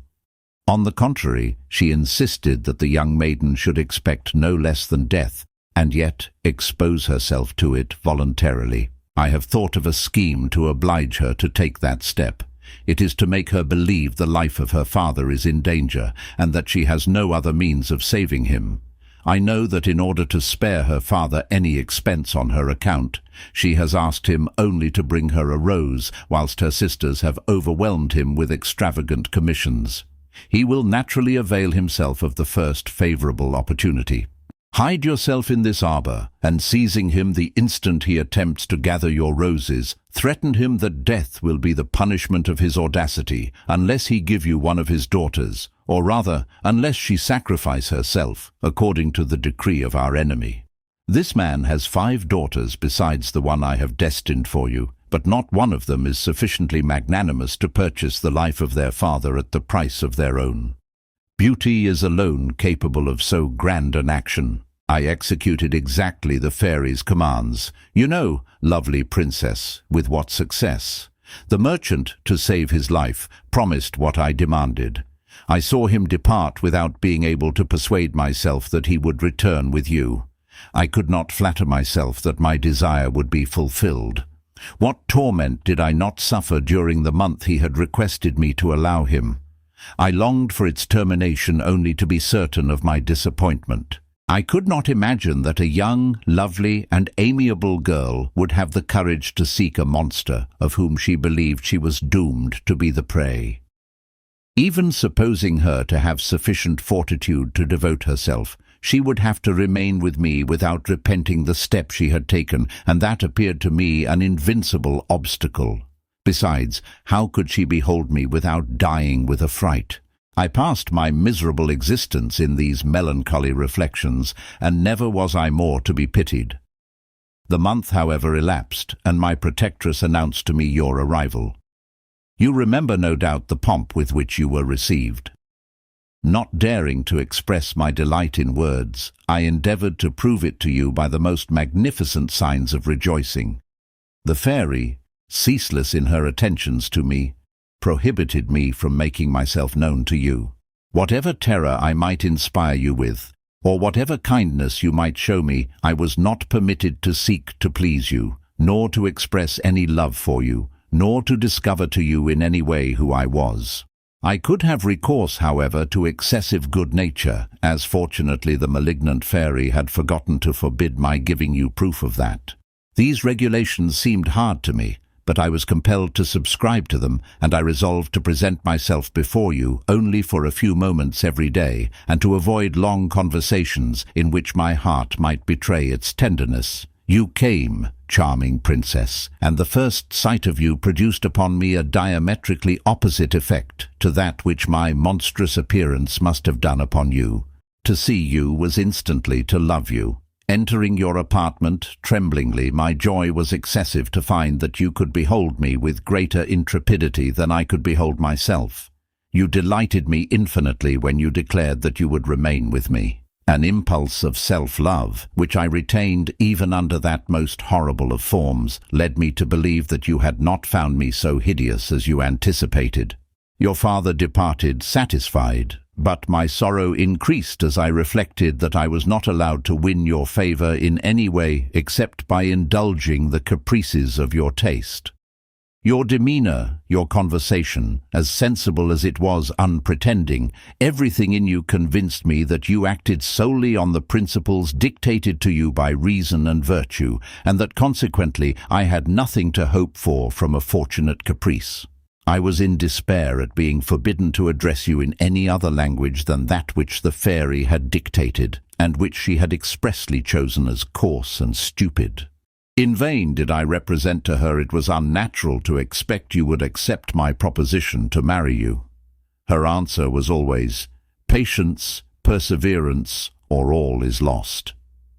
To recompense you for my silly conversation, she assured me she would surround you with all sorts of pleasures, and give me the advantage of seeing you continually, without alarming you, or being compelled to say rude and impertinent things to you. She rendered me invisible, and I had the gratification of seeing you waited on by spirits who were also invisible, or who presented themselves to you in the shapes of various animals. More than this, the fairy caused you to behold my natural form in your nightly slumbers, and in portraits by day, and made it speak to you in your dreams, as I should have spoken to you myself. You obtained a confused idea of my secret and my hopes, which she urged you to realize, and by the means of a starry mirror I witnessed all your interviews, and read in it either all you imagined you uttered, or all that you actually thought. This position, however, did not suffice to render me happy. I was only so in a dream, and my sufferings were real. The intense affection with which you had inspired me obliged me to complain of the restraint under which I lived. But my state was much more wretched when I perceived that these beautiful scenes had no longer any charms for you. I saw you shed tears which pierced my heart and would have destroyed me. You asked me if I was alone here, and I was on the verge of discarding my feigned stupidity and assuring you by the most passionate vows of the fact. They would have been uttered in terms that would have surprised you and caused you to suspect that I was not so coarse a brute as I pretended to be. I was on the point even of declaring myself when the fairy, invisible to you, appeared before me. By a threatening gesture which terrified me, she found a way to close my lips. Oh, heavens! By what means did she impose silence upon me? She approached you with a poniard in her hand, and made signs to me that the first word I uttered would cost you your life. I was so frightened that I naturally relapsed into the stupidity she had ordered me to affect. My sufferings were not yet at an end. You expressed a desire to visit your father. I gave you permission without hesitation. Could I have refused you anything? But I regarded your departure as my death blow, and without the assistance of the fairy, I must have sunk under it. During your absence, that generous being never quitted me. She saved me from destroying myself, which I should have done in my despair, not daring to hope that you would return. The time you had passed in this palace rendered my condition more insupportable than it had been previously, because I felt I was the most miserable of all men, without the hope of making it known to you. My most agreeable occupation was to wander through the scenes which you had frequented, but my grief was increased by no longer seeing you there. The evenings and hours when I used to have the pleasure of conversing with you for a moment redoubled my afflictions, and were still more painful to me. Those 2 months, the longest I had ever known, ended at last, and you did not return. It was then my misery reached its climax, and that the fairy's power was too weak to prevent my sinking under my despair. The precautions she took to prevent my attempting my life were useless. I had a sure way which eluded her power. It was to refrain from food.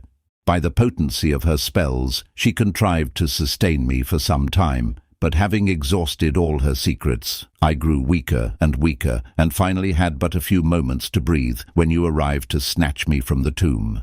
Your precious tears, more efficacious than all the cordials of the disguised genie who attended on me, delayed my soul upon the point of flight.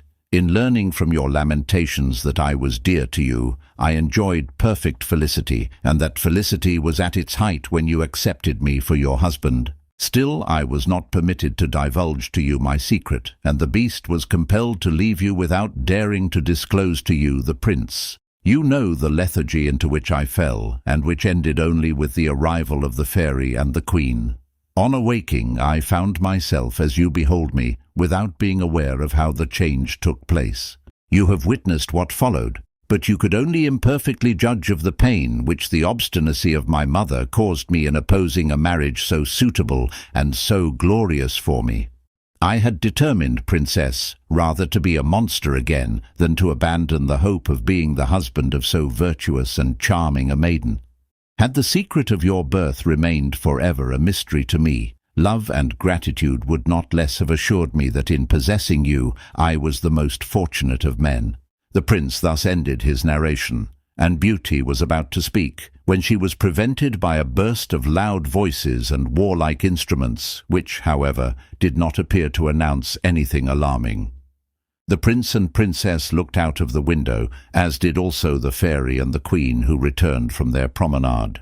The noise was occasioned by the arrival of a personage who, according to all appearances, could be no less than a king. His escort was obviously a royal one, and there was an air of majesty in his demeanour which accorded with the state that accompanied him. The fine form of this sovereign, although of a certain age, testified that there had been few who could have equalled him in appearance when in the flower of his youth. He was followed by 12 of his bodyguard, and some courtiers in hunting dresses, who appeared as much astonished as their master to find themselves in a castle till now quite unknown to them. He was received with the same honours that would have been paid to him in his own dominions, and all by invisible beings. Shouts of joy and flourishes of trumpets were heard, but no one was to be seen. The fairy, immediately on beholding him, said to the queen, "Here is the king your brother, and the father of beauty. He little expects the pleasure of seeing you both here.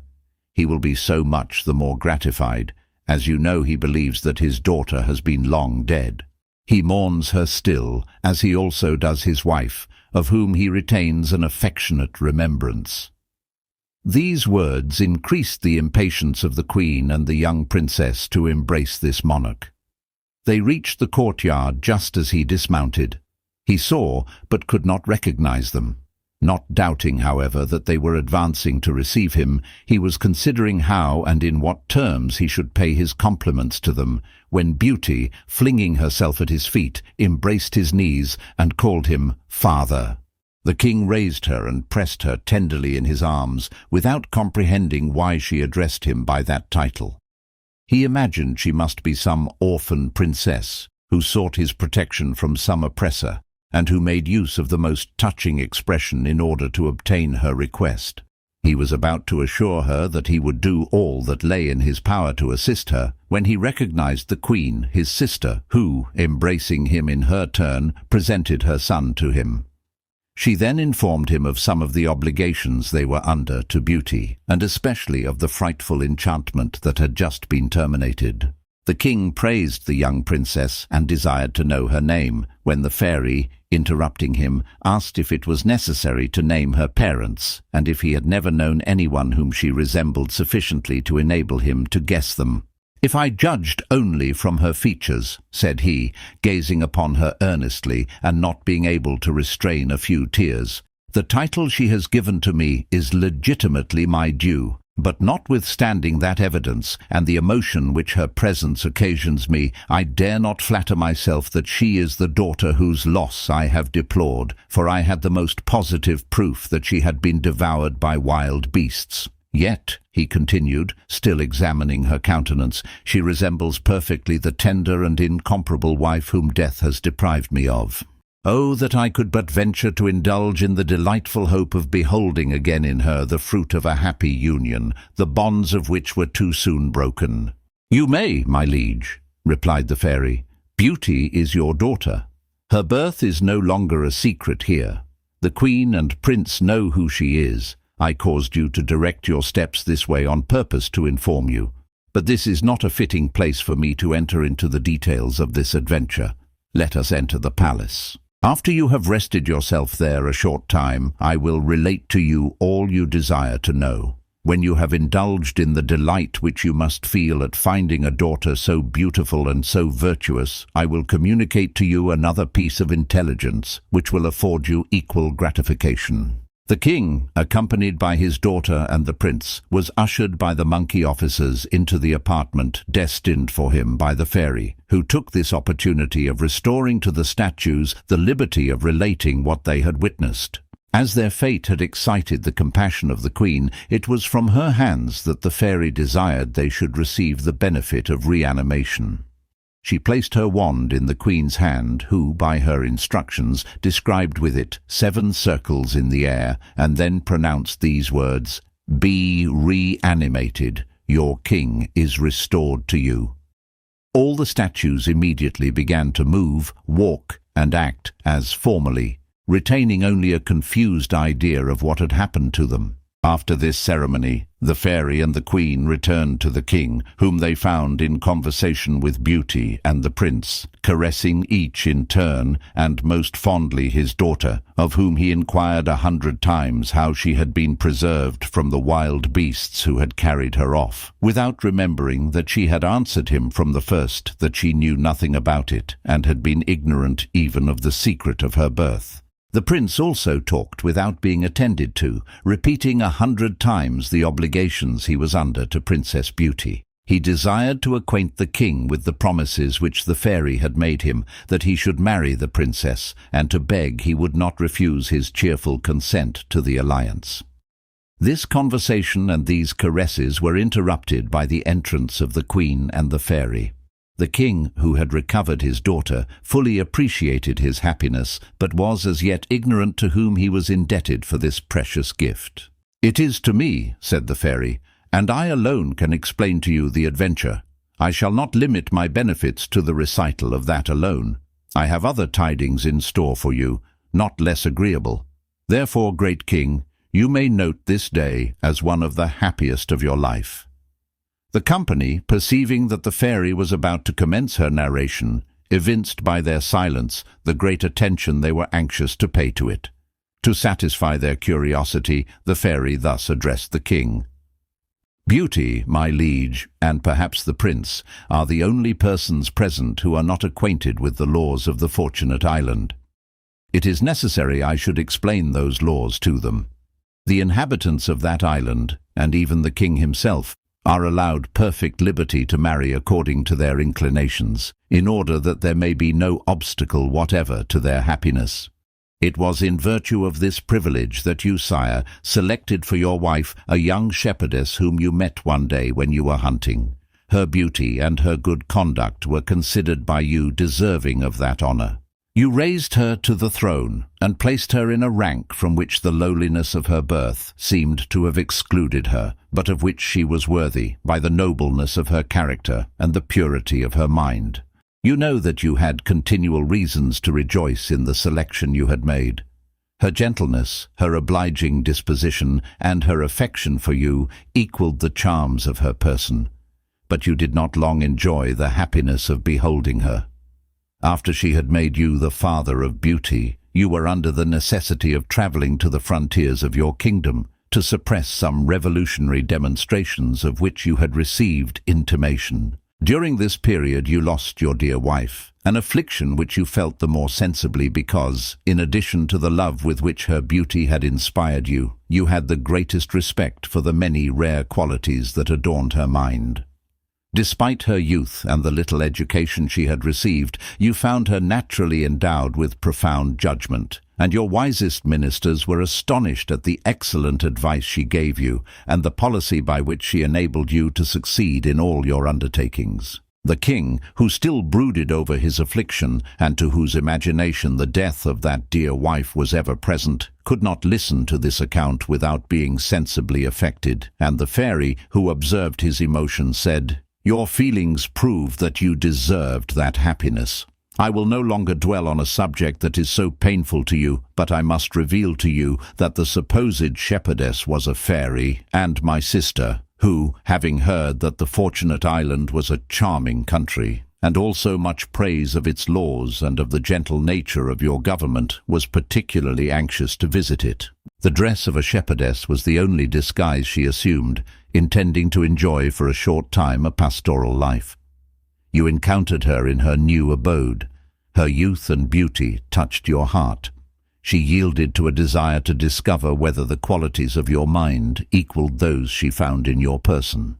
She trusted to her condition and power as a fairy, which could place her at a wish beyond the reach of your assiduities if they became too importunate, or if you should presume to take advantage of the humble position in which you found her. She was not alarmed at the sentiments with which you might inspire her, and persuaded that her virtue was sufficient to guarantee her against the snares of love. She attributed her sensations to a simple curiosity to ascertain if there were still upon the earth men capable of loving virtue unembellished by exterior ornaments, which render it more brilliant and respectable to vulgar souls than its own intrinsic merit, and frequently, by their fatal attractions, obtain the reputation of virtue for the most abominable vices. Under this illusion, far from retreating to our common asylum, as she had at first proposed, she chose to inhabit a little cottage she had raised for herself in the solitude in which you met her, accompanied by a phantom representing her mother.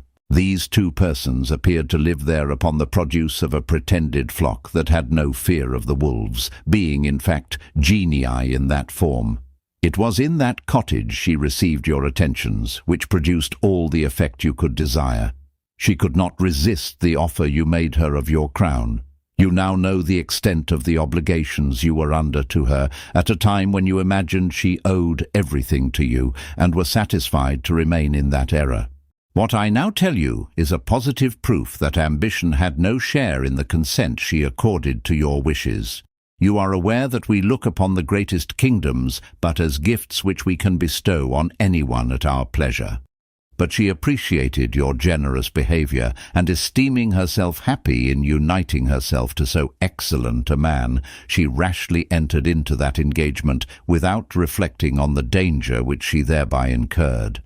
For our laws expressly forbid our union with those who have not as much power as ourselves, more especially when we have not arrived at that age when we are privileged to exercise our authority over others and enjoy the right of presiding in our turn. Previous to that time we are subordinate to our elders, and that we may not abuse our power, we have only the liberty of disposing of our hands in favor of some spirit or sage whose knowledge is at least equal to our own. It is true that after that period we are free to form what alliance we please, but it is seldom that we avail ourselves of that right, and never without scandal to our order. Those who do are generally old fairies, who almost always pay dearly for their folly, for they marry young men who despise them, and, although they are not punished as criminals, they are sufficiently punished by the bad conduct of their husbands, on whom they are not permitted to avenge themselves. It is the only penalty imposed upon them. The disagreements which almost invariably follow the indiscretion they have committed takes from them the desire of revealing to those profane persons from whom they expected respect and attention the great secrets of art. My sister, however, was not placed in either of these positions. Endowed with every charm that could inspire affection, she was not of the required age, but she consulted only her love. She flattered herself she could keep her marriage a secret. She succeeded in so doing for a short time. We rarely make inquiries about those who are absent.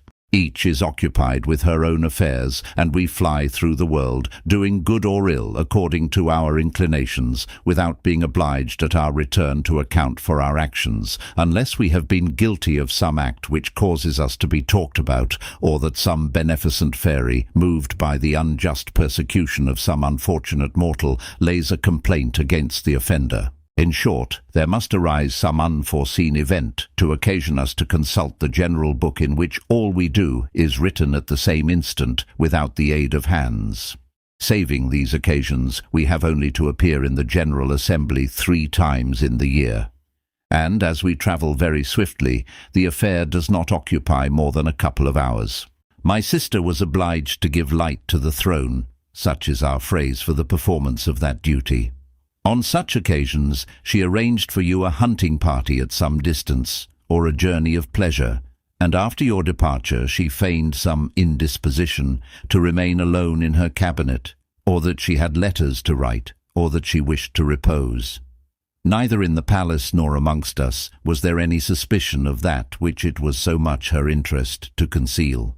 This mystery, however, was not one for me. The consequences were dangerous, and I warned her of them. But she loved you too much to repent the step she had taken. Desiring even to justify it in my eyes, she insisted that I should pay you a visit. Without flattering you, I confess that if the sight of you did not compel me entirely to excuse her weakness, it at least diminished considerably my surprise at it, and increased the zeal with which I labored to keep it a secret. Her dissimulation was successful for 2 years, but at length she betrayed herself. We are obliged to confer a certain number of favors on the world generally, and to return an account of them. When my sister gave in hers, it appeared that she had limited her excursions and her benefits to the confines of the Fortunate Island.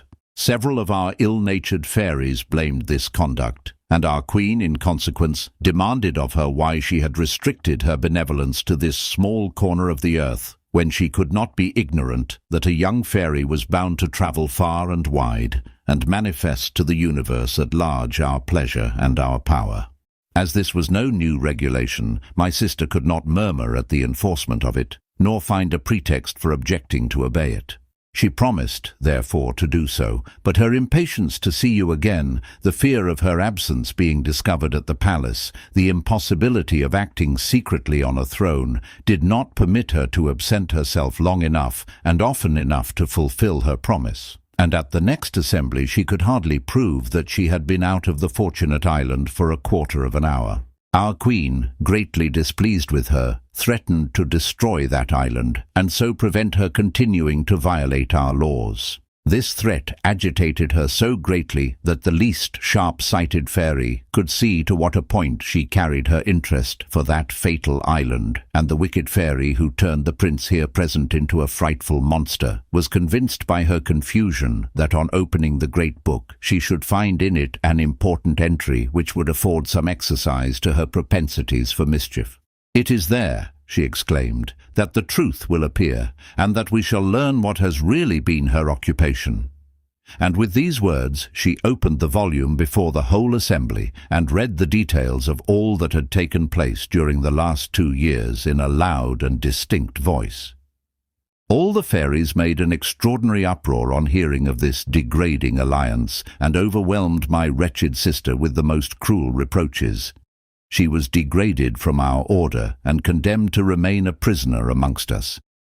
If her punishment had consisted of the first penalty only, she would have consoled herself. But the second sentence, far more terrible, made her feel all the rigor of both. The loss of her dignity little affected her, but loving you fondly, she begged with tears in her eyes that they would be satisfied with degrading her and not deprive her of the pleasure of living as a simple mortal with her husband and her dear daughter.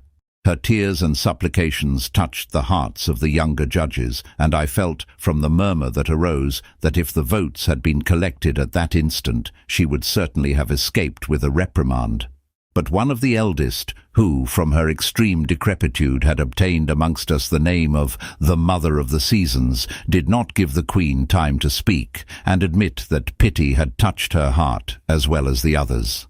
"There is no excuse for this crime," cried the detestable old creature in her cracked voice.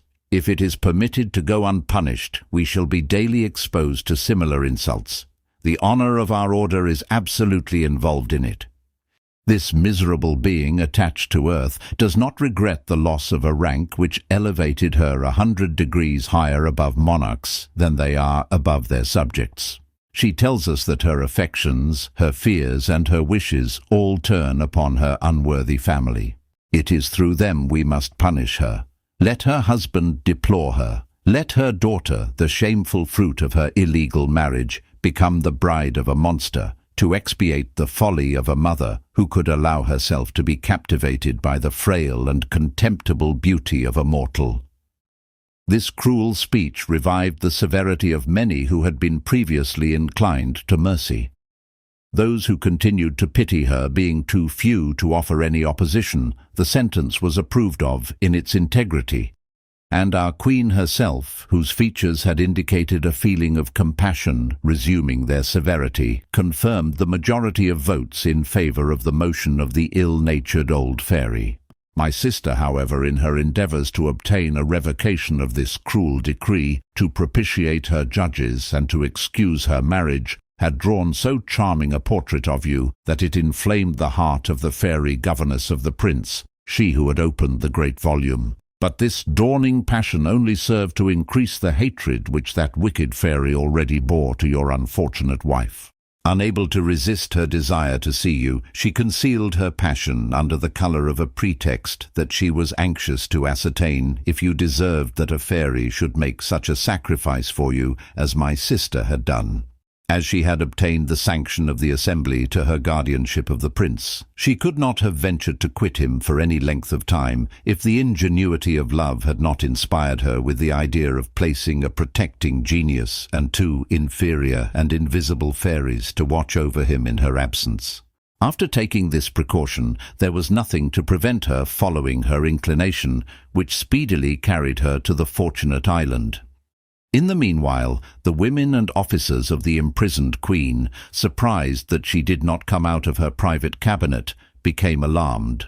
The express orders she had given them not to disturb her induced them to pass the night without knocking at the door, but impatience at last taking place of all other considerations, they knocked loudly, and no one answering, they forced the doors, under the impression that some accident had happened to her. Although they had prepared themselves for the worst, they were not the less astonished at perceiving no trace of her. They called her, they hunted for her, in vain. They could discover nothing to appease the despair into which her disappearance had plunged them. They imagined 1,000 reasons for it, each more absurd than the other.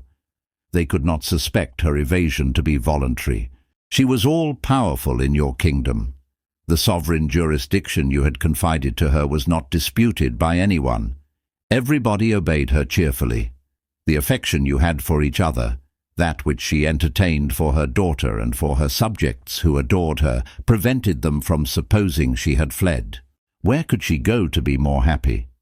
On the other hand, what man would have dared to carry off a queen from the midst of her own guards and the centre of her own palace? Such a ravisher must have left some indications of the road he had taken. The disaster was certain, although the causes of it were unknown. There was another evil to dread, namely, the feelings with which you would receive this fatal news. The innocence of those who were responsible for the safety of the Queen's person by no means satisfied them that they should not feel the effects of your wrath.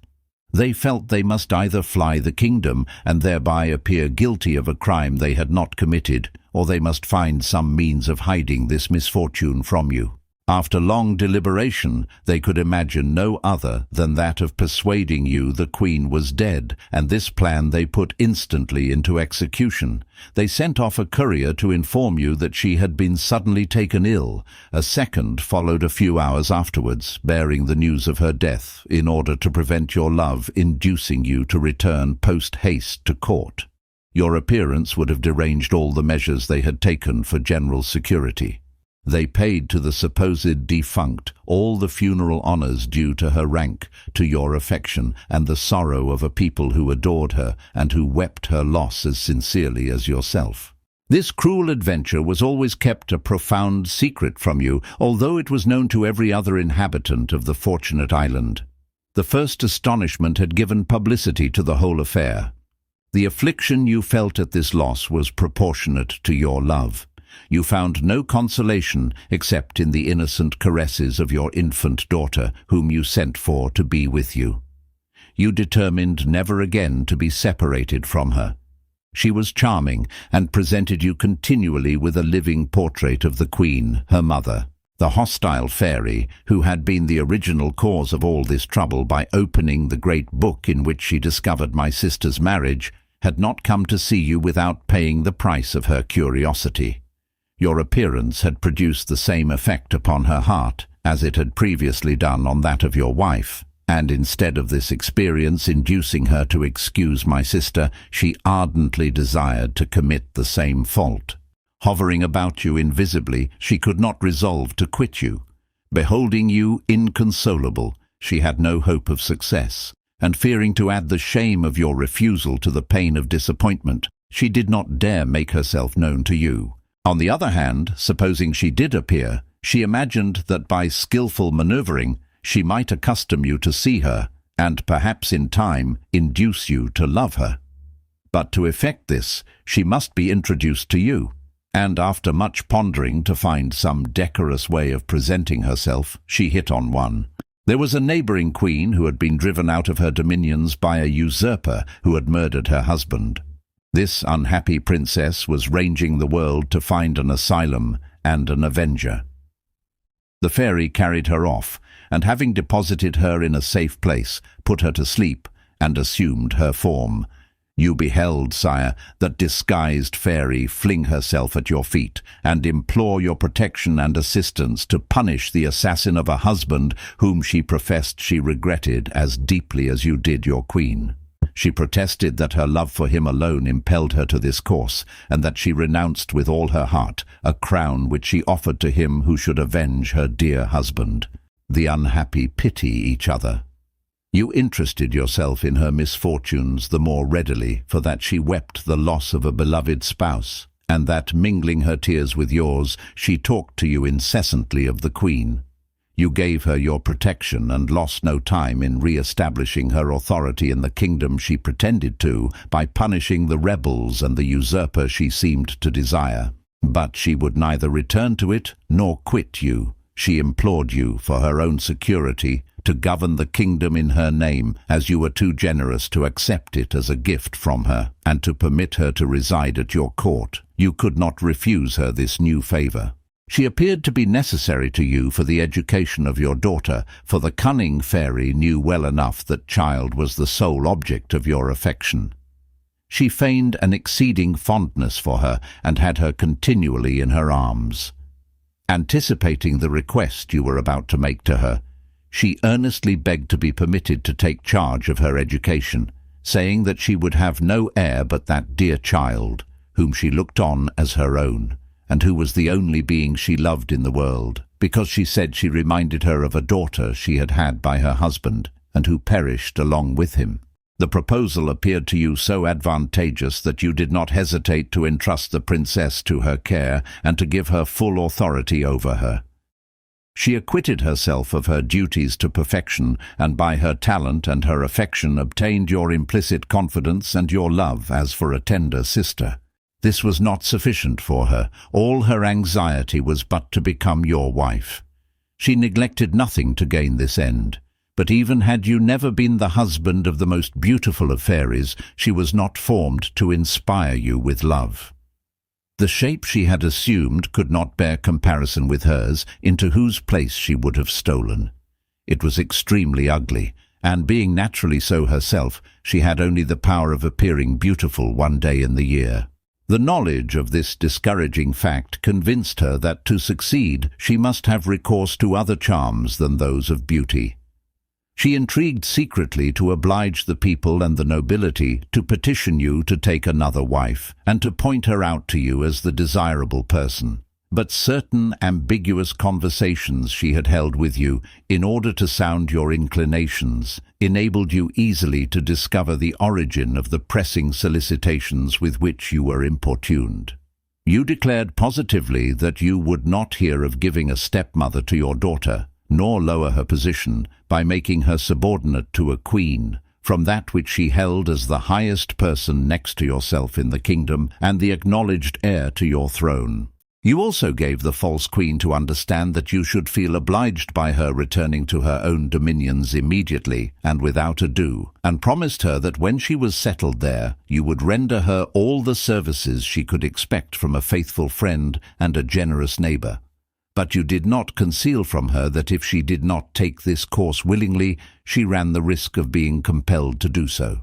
The invincible obstacle you then opposed to her love threw her into a terrific rage, but she affected so much indifference about the matter that she succeeded in persuading you that her attempt was caused by ambition and the fear that eventually you might take possession of her dominions, preferring, notwithstanding the earnestness with which she had appeared to offer them to you, to let you believe she was insincere in that case, rather than you should suspect her real sentiments. Her fury was not less violent because it was suppressed, not doubting that it was beauty who, more powerful in your heart than policy, caused you to reject the opportunity of increasing your empire in so glorious a manner. She conceived for her a hatred as violent as that which she felt for your wife, and resolved to get rid of her, fully believing that if she were dead, your subjects, renewing their remonstrances, would compel you to change your state in order to leave a successor to the throne.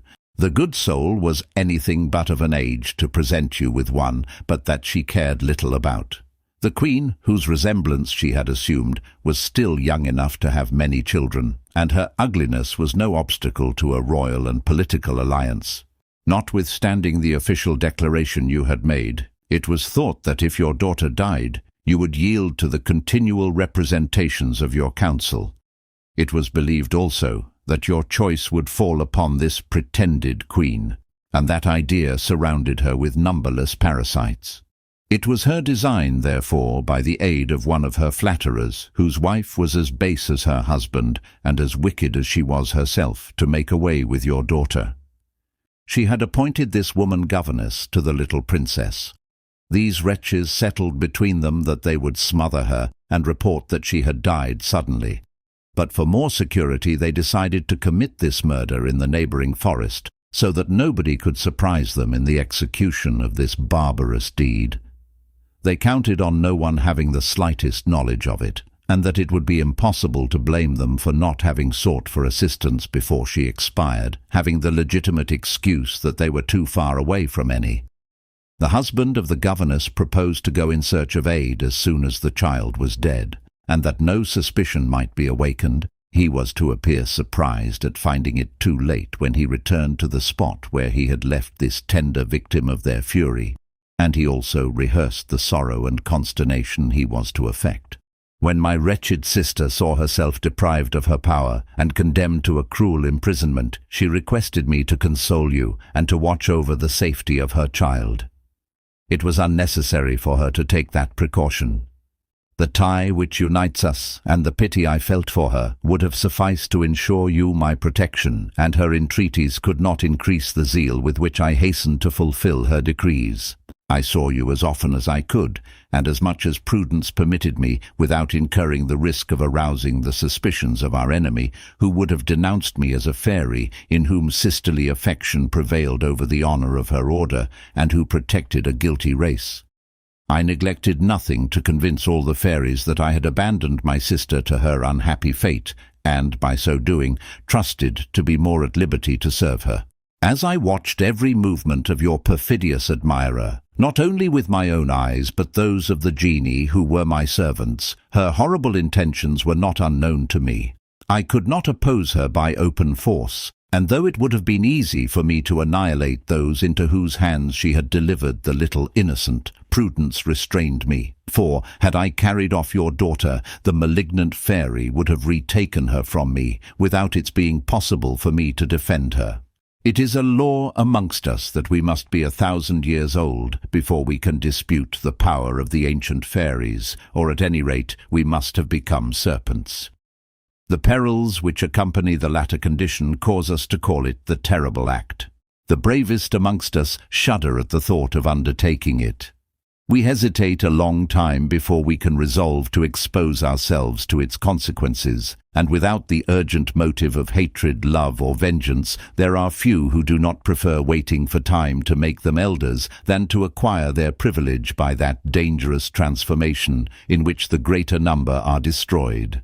I was in this position. I wanted 10 years of the 1,000, and I had no resource but in artifice. I employed it successfully. I took the form of a monstrous she-bear, and hiding myself in the forest, selected for the execution of this detestable deed. When the wretches arrived to fulfill the barbarous order they had received, I flung myself upon the woman who had the child in her arms, and who had already placed her hand on its mouth.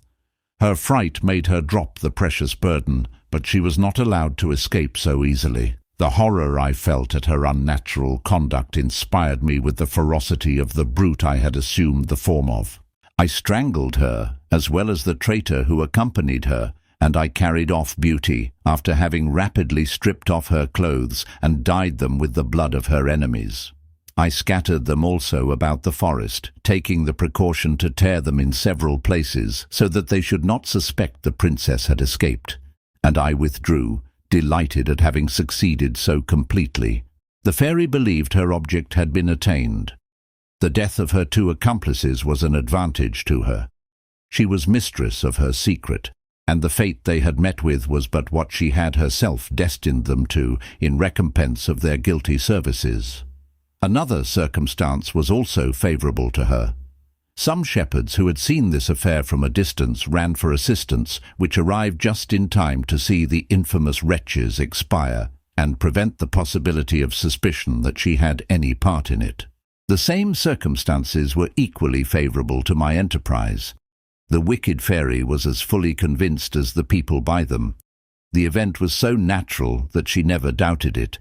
She did not even condescend to exert her skill to satisfy herself of the fact. I was delighted at her fancied security. I should not have been the strongest had she attempted to recover little Beauty, because, in addition to the reasons which made her my superior, and which I have explained to you, she possessed the advantage of having received that child from you. You had deputed to her your authority, which you alone could reassume, and short of your wresting her yourself out of her hands, nothing could interfere with the control she had a right to exercise over the princess till she was married. Preserved from this anxiety, I found myself overwhelmed by another on recollecting that the mother of the seasons had condemned my niece to marry a monster. But she was then not 3 years old, and I flattered myself I should be able by study to discover some expedient to prevent this curse being fulfilled to the letter, and to evade it by some equivocation. I had plenty of time to ponder on it, and my first care was therefore only to find some spot where I could place my precious charge in safety.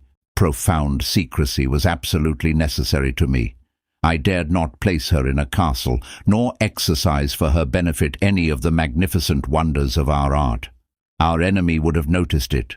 It would have awakened an anxiety, the consequences of which would have been fatal to us. I thought it better to assume an humble garb, and confide the infant to the care of the first person I met with, who appeared to me to be an honest man, and under whose roof I could promise myself she would enjoy the comforts of life. Chance soon favoured my intentions. I found what suited me exactly. It was a small house in a village, the door of which was open. I entered this cottage, which appeared to me that of a peasant in easy circumstances. I saw by the light of a lamp 3 country women asleep beside a cradle, which I concluded contained a baby. The cradle did not at all correspond with the general simplicity of the apartment. Everything about it was sumptuous. I imagined that its little occupant was ill, and that the deep sleep into which its nurses had fallen was the consequence of long watching over it. I approached silently with the intention of curing the infant, and anticipated with pleasure the surprise of these women, on awaking, to find their invalid restored to health, without knowing what to attribute it to. I was about to take the child out of the cradle in order to breathe health into it. But my good intentions were vain. It expired at the instant I touched it. I immediately conceived the idea of taking advantage of this melancholy event and substituting my niece for the dead child, which by good fortune was also a girl. I lost no time in making the exchange, and bearing away the lifeless infant, buried it carefully. I then returned to the house, at the door of which I knocked long and loudly to awaken the sleepers. I told them, feigning a provincial dialect, that I was a stranger to those parts who was in want of a night's lodging. They good-naturedly offered me one, and then went to look at their nursling, whom they found quietly asleep, with all the appearance of being in perfect health. They were astonished and delighted, not dreaming of the deception I had practiced upon them. They informed me that the child was the daughter of a rich merchant, that one of their party had been her nurse, and after having weaned her had restored her to her parents, but that the child, having fallen ill in her father's house, had been sent back to the country in hope that the change of air would be of service to her. They added, with satisfied countenances, that the experiment had succeeded, and produced a better effect than all the remedies which had been resorted to previous to its adoption. They determined to carry her back to her father as soon as it was daylight, in order to afford him, as early as possible, the gratification he would derive from her restoration, for conducing to which also they expected to receive a liberal reward, as the child was his particular favourite, although the youngest of 11. At sunrise they set out, and I feigned to continue my journey, congratulating myself on having so well provided for my niece's safety. To ensure this object more completely, and induce the supposed father still more to attach himself to the little girl, I assumed the form of one of those women who go about telling fortunes, and arriving at the merchant's door just as the nurses reached it with the child, I followed them into the house. He received them with delight, and taking the little girl in his arms became the dupe of his paternal affection, and fancied that the emotions simply caused by his kindly disposition were the mysterious workings of nature at the sight of his offspring. I seized this opportunity of increasing the interest he believed he had in the child. "Look well upon this little one, my good gentleman," said I, in the usual language of the class to which by my dress I appeared to belong. "She will be a great honor to thy family. She will bring thee immense wealth, and save thy life and that of all thy children. She will be so beautiful, that she will be called Beauty by all who behold her." As a reward for my prediction, he gave me a piece of gold, and I withdrew, perfectly satisfied. I had no longer any reason for residing with the race of Adam. To profit by my leisure, I returned to Fairyland, resolving to remain in it some time. I passed my days there quietly, in consoling my sister, in giving her news of her dear daughter, and in assuring her that, far from forgetting her, you cherished her memory as fondly as you had formerly herself. Such, great king, was our situation whilst you were suffering under the fresh calamity which had deprived you of your child, and renewed all the affliction you had felt at the loss of her mother. Although you could not positively accuse the person to whom you had confided the infant of being the wilful cause of the accident, it was still impossible for you not to look upon her with an evil eye.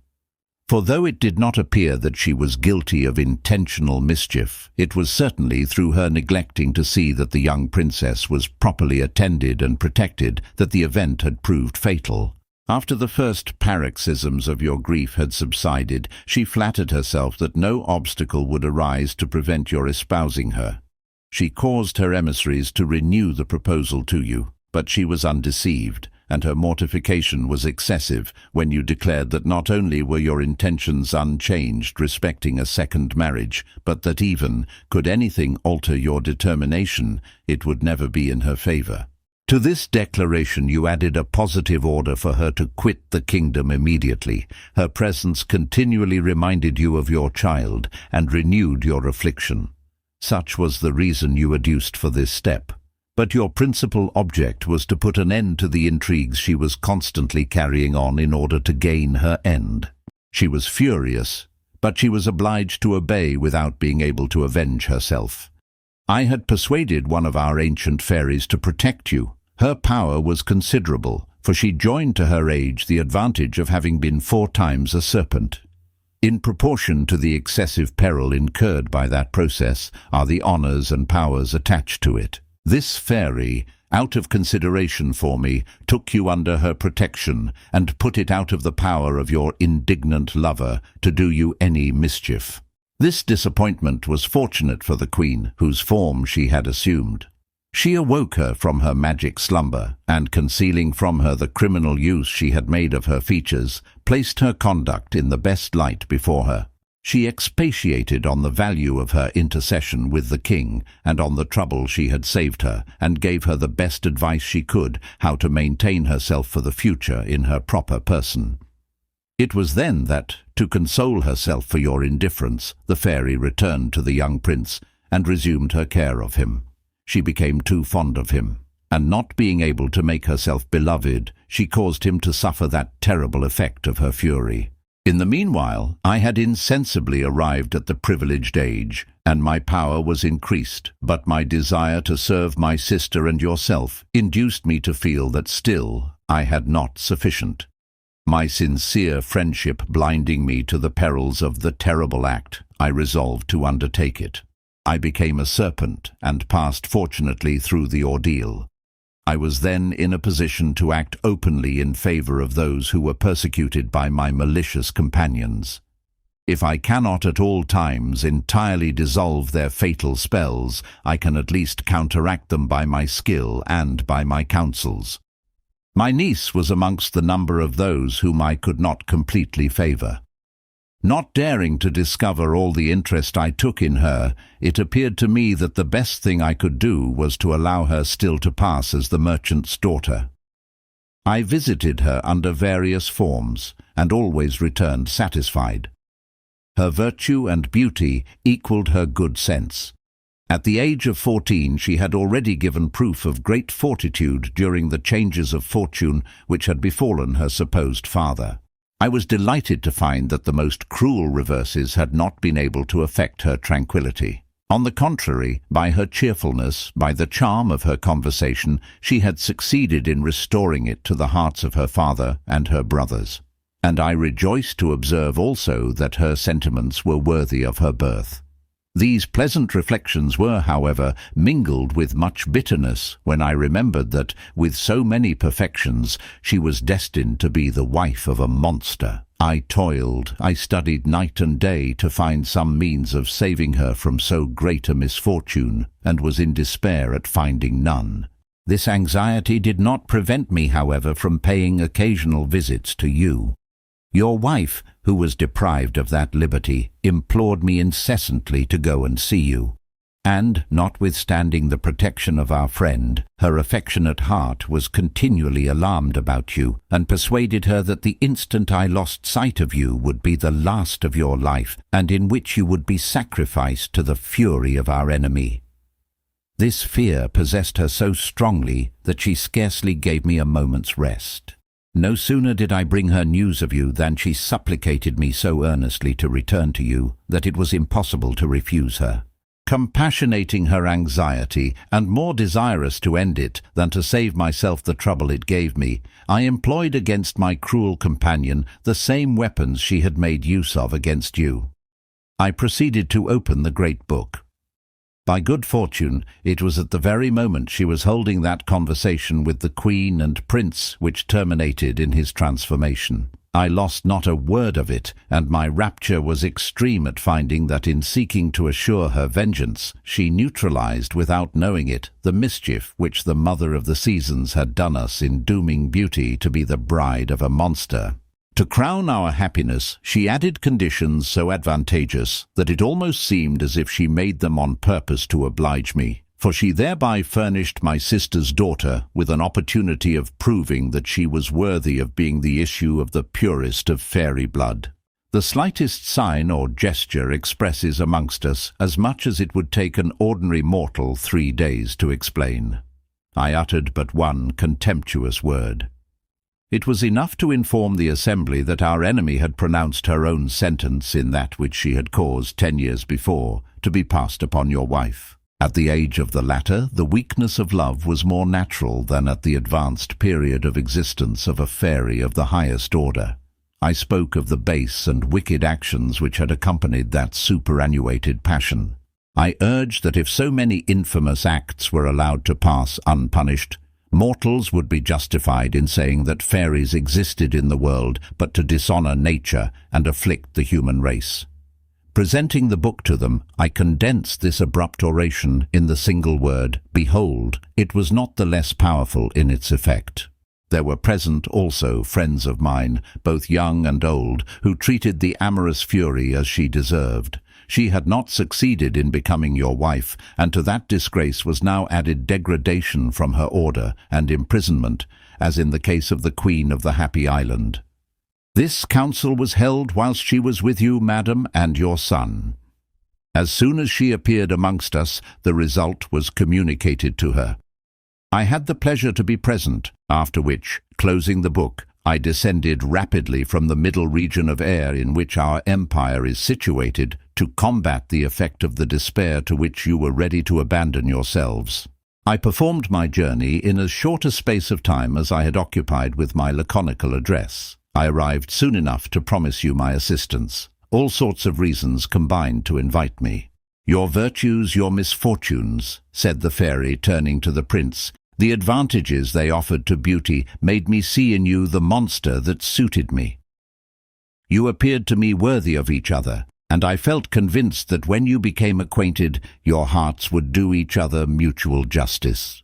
You know," she continued, addressing the Queen, "what I have since done to attain my object, and by what means I obliged Beauty to come to this palace, where the sight of the prince and her interviews with him, in the dreams I conjured up for her, had the effect I desired. They kindled love in her heart without diminishing her virtue or weakening the sense of duty and gratitude which attached her to the monster. In short, I have happily brought my scheme to perfection. Yes, Prince, pursued the fairy, you have no longer anything to fear from your enemy. She is stripped of her power and will never again be able to injure you by other spells. You have exactly fulfilled the conditions she imposed on you. Had you not done so, you would have been still bound by them, notwithstanding her eternal degradation. You have made yourself beloved without the aid of your rank or your intelligence. And you, Beauty, are equally relieved from the curse pronounced upon you by the Mother of the Seasons. You cheerfully accepted a monster for your husband. She has nothing more to exact. All now tends to your happiness." The fairy ceased speaking, and the king threw himself at her feet. "Great fairy," he exclaimed, "how can I thank you for all the favors you have heaped on my family?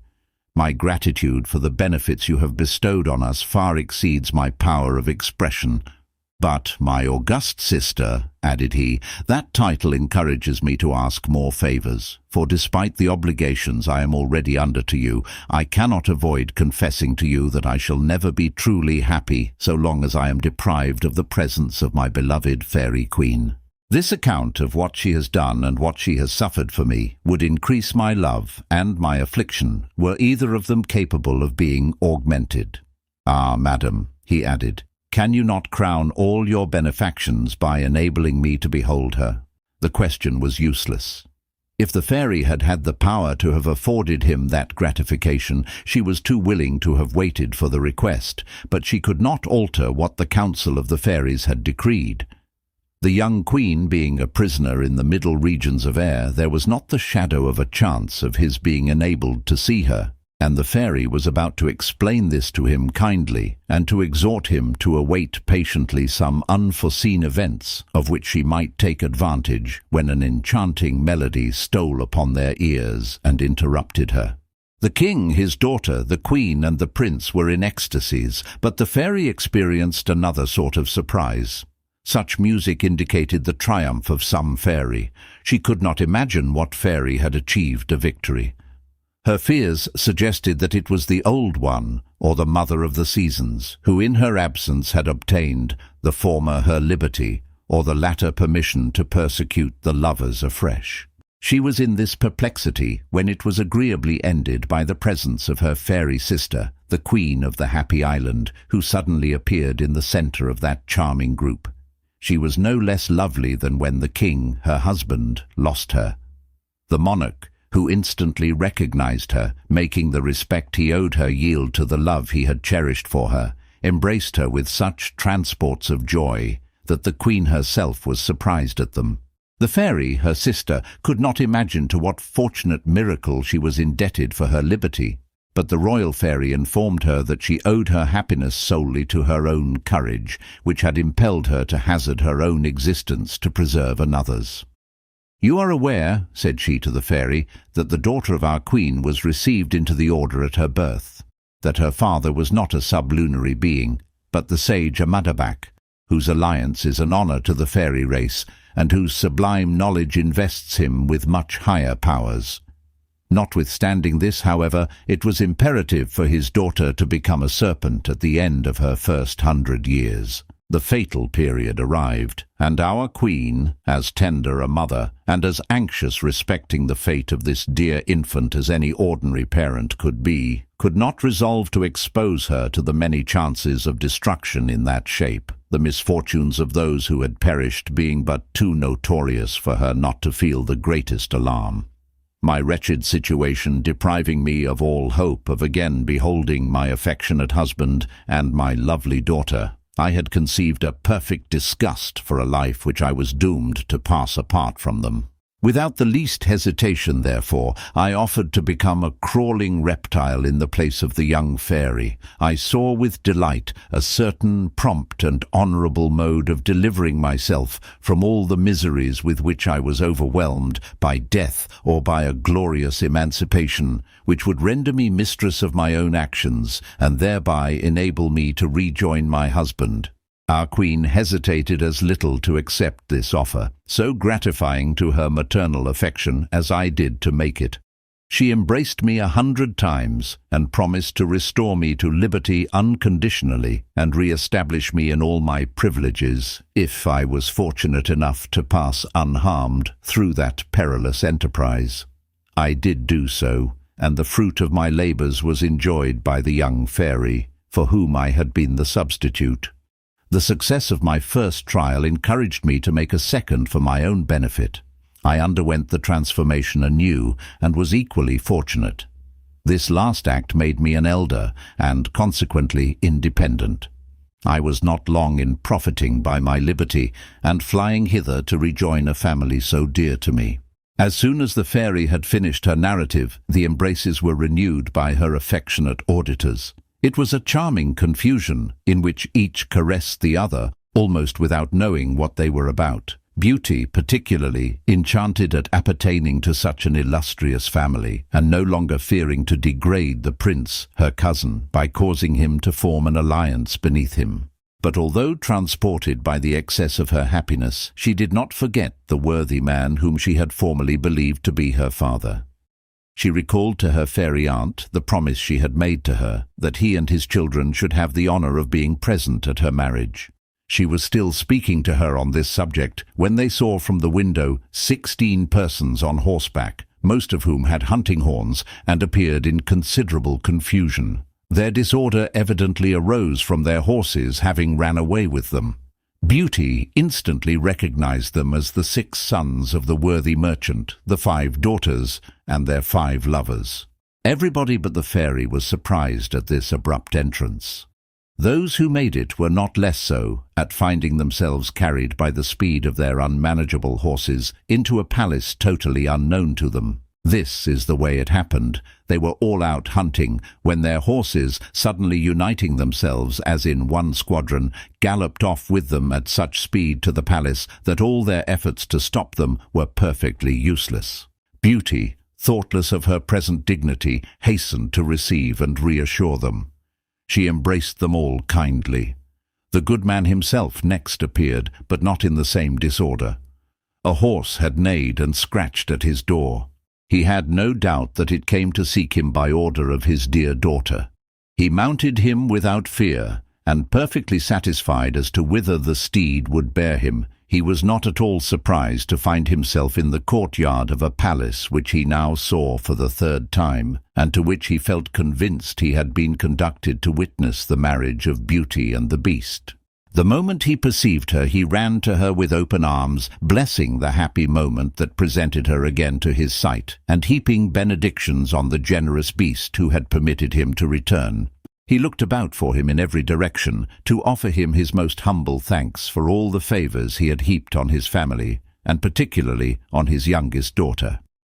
He was vexed at not seeing him, and began to apprehend that his conjectures were erroneous. Still, the presence of all his children seemed to support the idea he had formed, as they would scarcely have been all assembled in that spot if some solemn ceremony, such as that marriage, were not to be celebrated. These reflections, which the good man made to himself, did not prevent him from pressing Beauty fondly in his arms, and bathing her cheek with tears of joy. After allowing due time for this first expression of his feelings, "Enough, good man," said the fairy. "You have sufficiently caressed this princess. It is time that, ceasing to regard her as a father, you should learn that that title does not appertain to you, and that you must now do her homage as your sovereign. She is the princess of the Happy Island, daughter of the king and queen whom you see before you. She is about to become the wife of this prince. Here stands the prince's mother, sister of the king. I am a fairy, her friend, and the aunt of Beauty. As to the prince," added the fairy, observing the expression of the good man's face, "he is better known to you than you imagine, but he is much altered since you last saw him. In a word, he was the beast himself." The father and his sons were enchanted at these wonderful tidings, while the sisters felt a painful jealousy, but they endeavoured to conceal it under the mask of a gratification which deceived no one.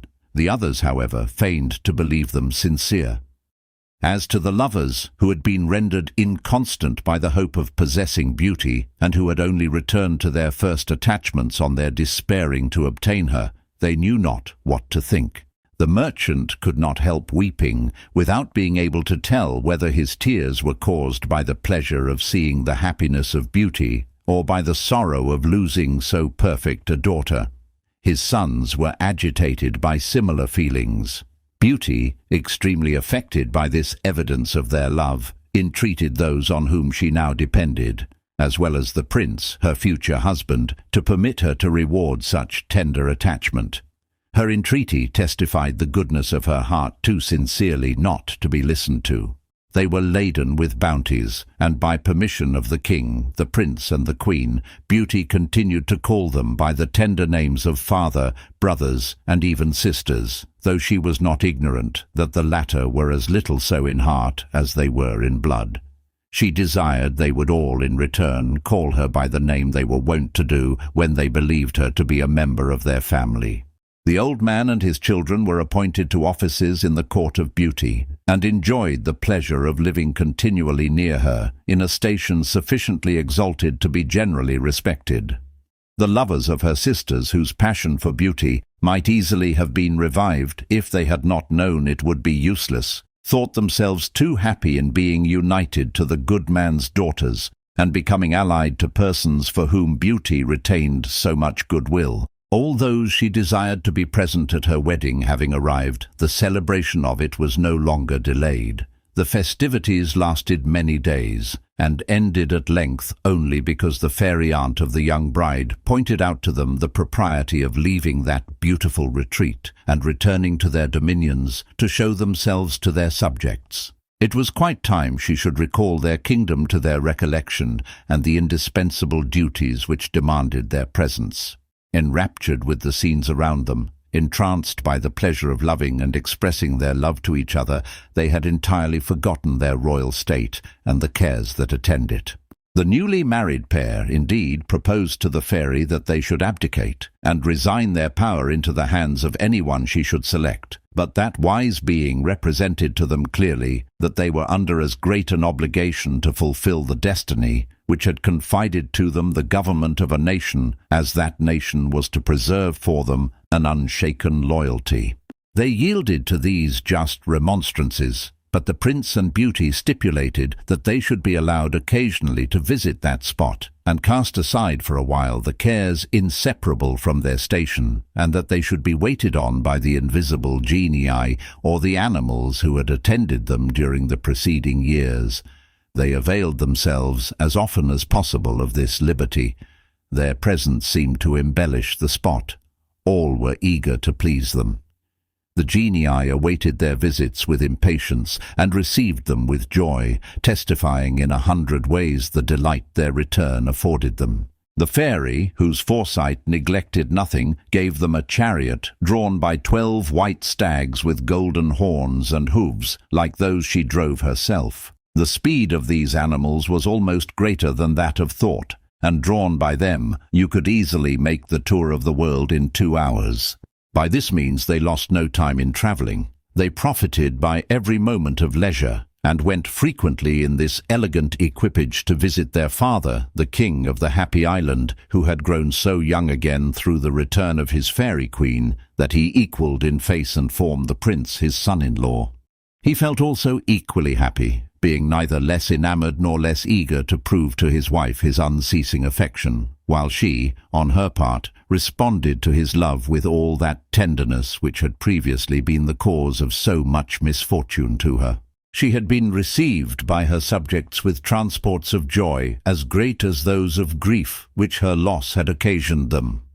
She had always loved them dearly, and her will being now unfettered, she proved as much by showering upon them for many centuries all the benefits they could desire. Her power, assisted by the friendship of the Queen of the Fairies, preserved the life, health, and youth of the king, her husband, for ages.